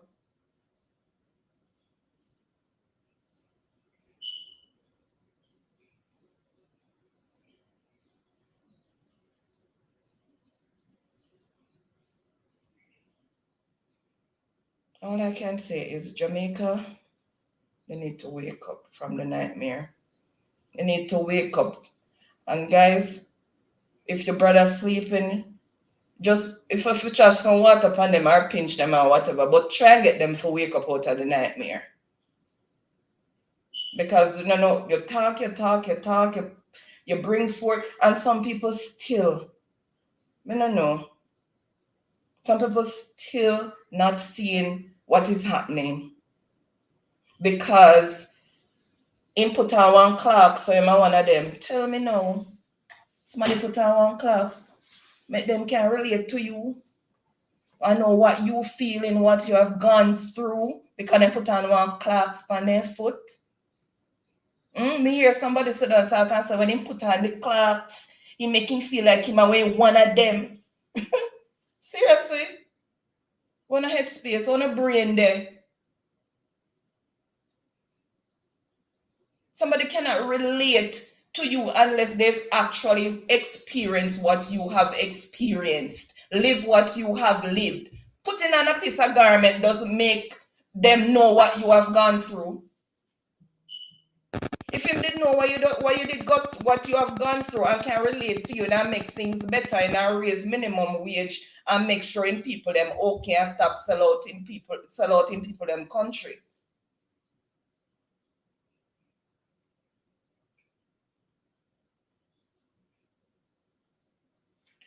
It's just since night I saw 15 new garbage trucks on the road, and Jamaica is so dirty. Money has been spent on the right things and the wrong things at the same time. So true truck life. I was in Jamaica last year, and sad to say, the garbage started piling up. We were there for 3 weeks.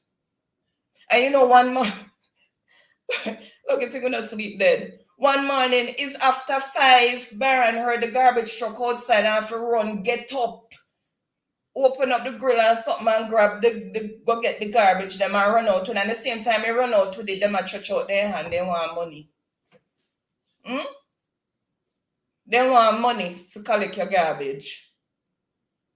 Me not talk with the mouth around because it's what we've experienced. And at time we talk the things them. They're being paid to do their job, and for them to take your garbage, you still have to pay them again.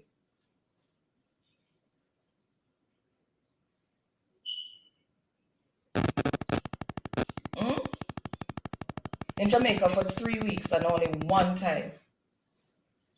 One time. And the year before, we had to leave the garbage and ask the neighbor to just make sure that it goes whenever they turn up. And to Jamaica for one big garbage pan.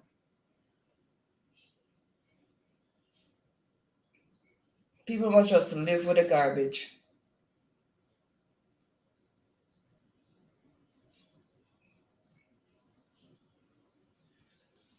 So they said that they back up money in them pocket long time. Because a lot of people in Jamaica are real dumb said. It's true. And them have most of the vote and they don't know one iota what them have vote for. And them help mash up the country.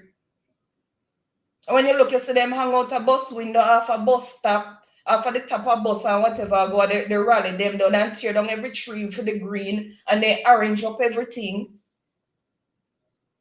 And them a suffer. Some of them, you see the little kitchen where them a crawl out or where they sleep in. And they not see nothing wrong with that. Because for them party in a power and them a dieted this and them a dieted that and don't even have a proper place to put their head. When rain fall, the zinc a leak.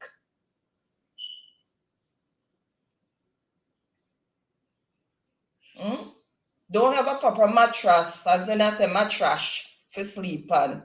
Because real mattress, some of them are sleep on. And of them have the vote. And well-thinking Jamaica, sit back and say, oh, them have majority of the vote, so they can't bother. It's time we step up. Because we need to get Jamaica back on track. Yes, Ricardo. Them have money to take the garbage. And then come at some insane time. You wonder what is them agenda? Because I was even telling him, Brian, don't go out there because after 5 in the morning, that no, but it was them collecting the garbage.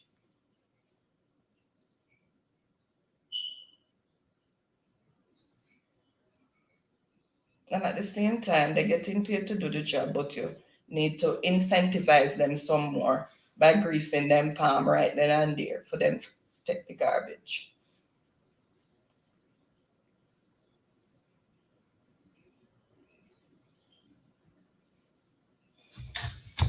I don't know,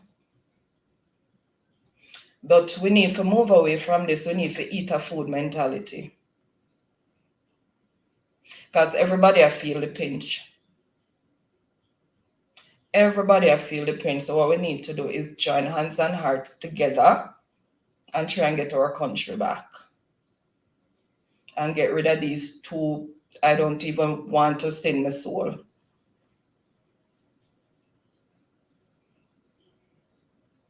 If they can't work together, we sort out the problem. Because obviously, the one them who in the seat now don't have a clue. They are so clueless. So what they need to do, both sides need to sit down at the table and share ideas and come up with some sensible plan to fix the crime and everything else that is wrong. But first, they need to fix up in a parliament, in a leadership. They need to start with leadership. Because we are all saying the other day that, or yesterday, because it's not even the other day, that Andrew needs to go. But if Andrew step aside, who are going to step up? Who are going to step up?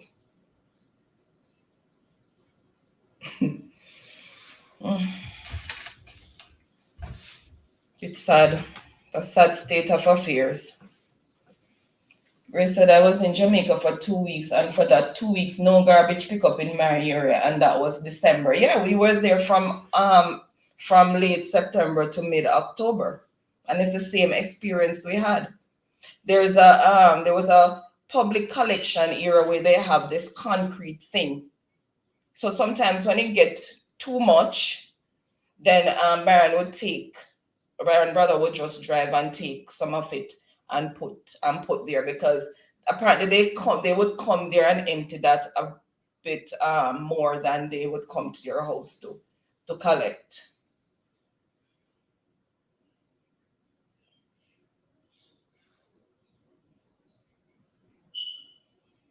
I don't know, just a sad state of affair, and it really don't look good. It really don't look good.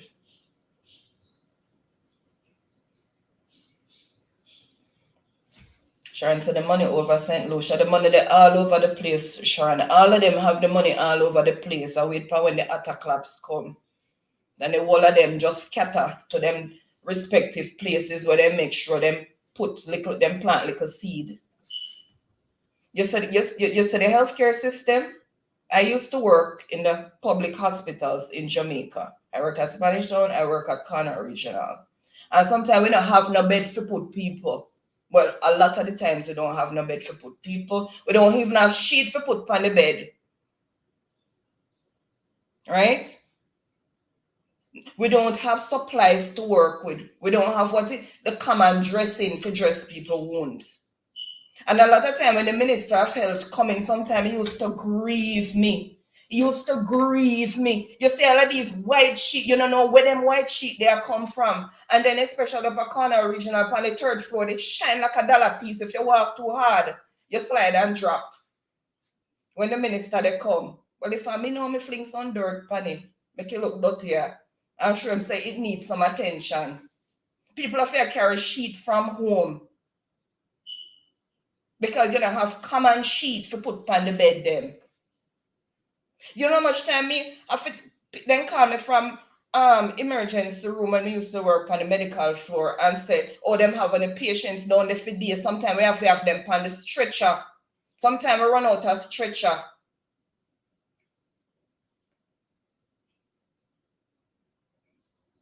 And you see when them sick, then jump on plane and then gone.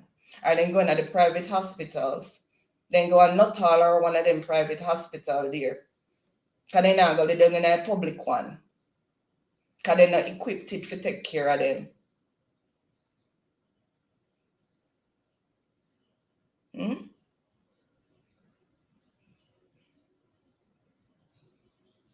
So ridiculous.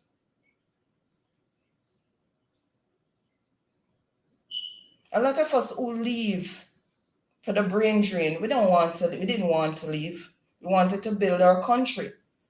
But when you start having your family, and when you look around and you're living from paycheck to paycheck, sometimes you not even get, because you owe down a shop, you owe down there, so the electricity bill and whatever, when they come, trust me. And the little pay can't stretch. But it done before you even get it. The pay done before you get it. I know nurses who work for years. Sometimes when you look on their shoes, they lean. Can't even afford a little cootie cap vehicle, but we don't call marriage. Can't even afford a marriage to take them to work. I know say marriage will brought down the road or whatever, but you get it fixed and you move on again. Not even that they can't afford. When you look upon them boots lean, then tired, the hair, because it's just, I don't know. Teachers underpaid, doctors underpaid, the people them who hold up the country, the backbone of the country, is not being taken care of. Civil servants are the backbone of the country. They pay the most taxes. They are the gap between the rich and the poor. Because for them tax dollars help the poor and the indigent. And for them tax dollars cushion the rich people from paying for them portion.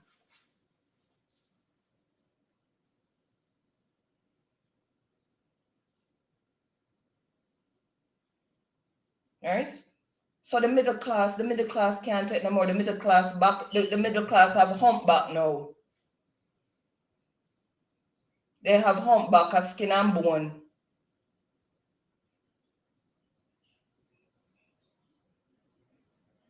They need increase in their salary. They need to be able to live. Need to be able to pay them bills. Need to be able to provide food. Need to provide proper shelter for their kids. I'm not even going to talk about the mortgage in Jamaica. I'm not even want to touch this. So. I'm not even want to touch there. So. Because When me check out how much you pay for mortgage when you buy one house, it's over 200% profit they make. 200 and 200 plus profit they are making.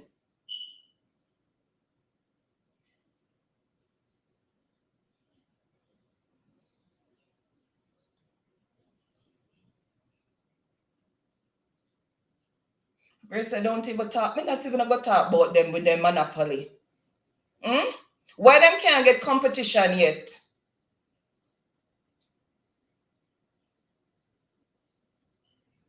And all them that they do a tear down. Poor. Remember when Ivan blew and think them wires and whatever and get destroyed? Who have to pay back for it? Taxpayers. Because they make sure it come on everybody bill for how many years you they pay. All when it don't fix, you still they pay. Ivan recovery fee or whatever them they put it on it as. So it's the same thing when you have Royal Reed and all of these people, the thief, they rob up the coffer, the thief, the thief. Who have to pay back? Taxpayers. Because the deficit has to be replaced. So then put it on liquor rice, then put it on liquor flour, then put it on bus fare and whatever, and then increase the taxes. I want to go up the pay. Not going anywhere. Not going anywhere. The pay why you kill me, or Ricardo. Me know. I worked in the system for years. At one point, I had to have 2 jobs. And up to now, I never get tax return yet, and the amount of money then draw out for taxes. The amount of money then draw out for taxes. And yet, okay, I'm not going to say it's happened in Jamaica alone because it happens here as well, and I have a problem with it. Because you pay as you earn. Okay, you pay the tax as you earn. You go to the supermarket and more tax. You go buy a little furniture and more tax. You buy clothes and more tax. You buy food, a tax. So when the hell it go tax? Then a tax you already from what you earn. Well, you can't buy the food and the clothes and whatever without the extra tax.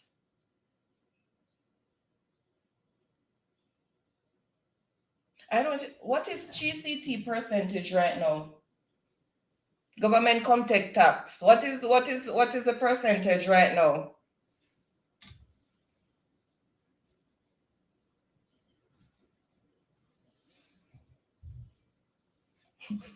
Tax for days, the tax for hours. Every hour 16.5, I think. Oh my goodness. And that is different from what them taking out of your salary. And then, not to mention the land tax and all of the other tax that will come.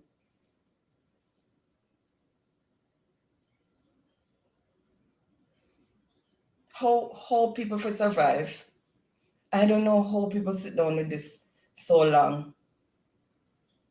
Tax upon tax upon tax and hiking prices upon hiking prices, and the pay now going to want people just sit down. People just sit down and them die to this and them die to that. And at the end of the day, they must suffer. And at the same people them are run up and down behind them go vote. Then are the same colonial system, because when you look upon it, you put your X beside the head, you lose your damn head. Then chop you off and then put one noose around it. And you put the X beside the bell and they ring it for slavery, get in line.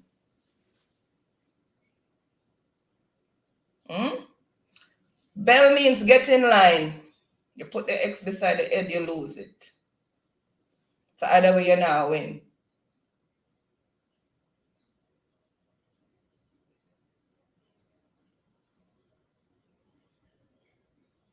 Yeah, when you finish paying the taxes, you have no money left. And yet you still have to pay more taxes out of that them give. Okay, them come and then dip in your pocket because them are the biggest pickpocket. Them dip in your pocket. And then they say, okay, You earn your money, you take this is yours. And when you try to spend it again and more taxes. I don't understand it, and I never will.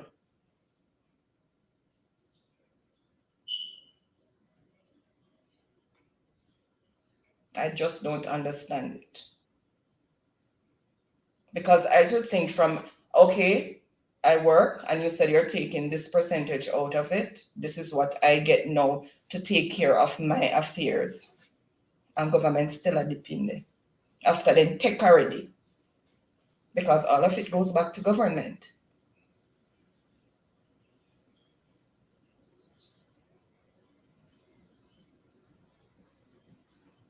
I say it wouldn't be that bad if the taxes were being used where they're supposed to.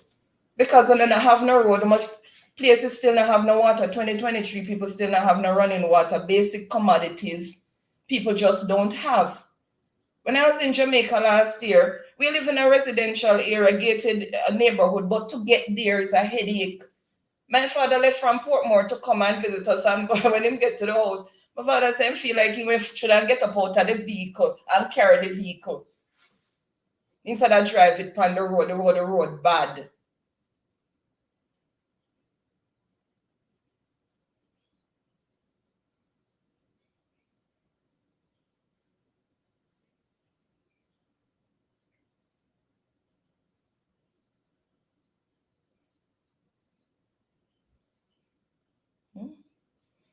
Well, anyway, guys, I think it's after midnight for some people. It's 10:31 for me. I'm going to work in the morning. Thank you guys for joining us. Thank you for being here. And Douglas said, those bad roads and potholes are part of Jamaica, it seems. Yeah, it's a fabric of Jamaica because you don't have no road anywhere really for drive. And if them, so them a fix it a little mile and tar, and as soon as rain come, it wash it off. It just and degrade the surface even worse. I remember I went, somebody on our community chat, well, he was not the president at the time, but apparently he lobbied and he got some work to be done on the road to where we live. And when he's showing the pictures and whatever, and I could not help myself, I had to comment. Because any well-thinking person would see that there's something wrong with what has been done to the road and say that the fix is only going to make it worse. The road wasn't elevated. There was no asphalt put on the road. It was just marl and some black tar, gravel and black tar. So I commented and said, this is only going to make it worse, because when the heavy rain comes, it's going to worse than what it was before, because the water is just going to erode all of that and take whatever it attaches to underneath and erode it even more. And the person took offense to it and said after his hard work and whatever, I came and just, and just make it feel as if he didn't do anything and blah, blah. And I decided, you know what? I'm just going to leave it alone and not even comment on anything anymore, because it doesn't make sense. And he's supposed to be a well-educated person. And day in the night, dog have 7 puppy. Heavy rains came for days upon days. And right now, if the road is so bad. So bad. Not even to put a little drain, dig a little trench or something to say if the rain come, it not just run on the surface, it run along the side. Nothing, just some tar and gravel, and everybody was, oh, the MP did such a good job and whatever. Bull crap. You need engineer to come and you need to do the road properly. You need to elevate, you need to put drain, and you need to asphalt the road.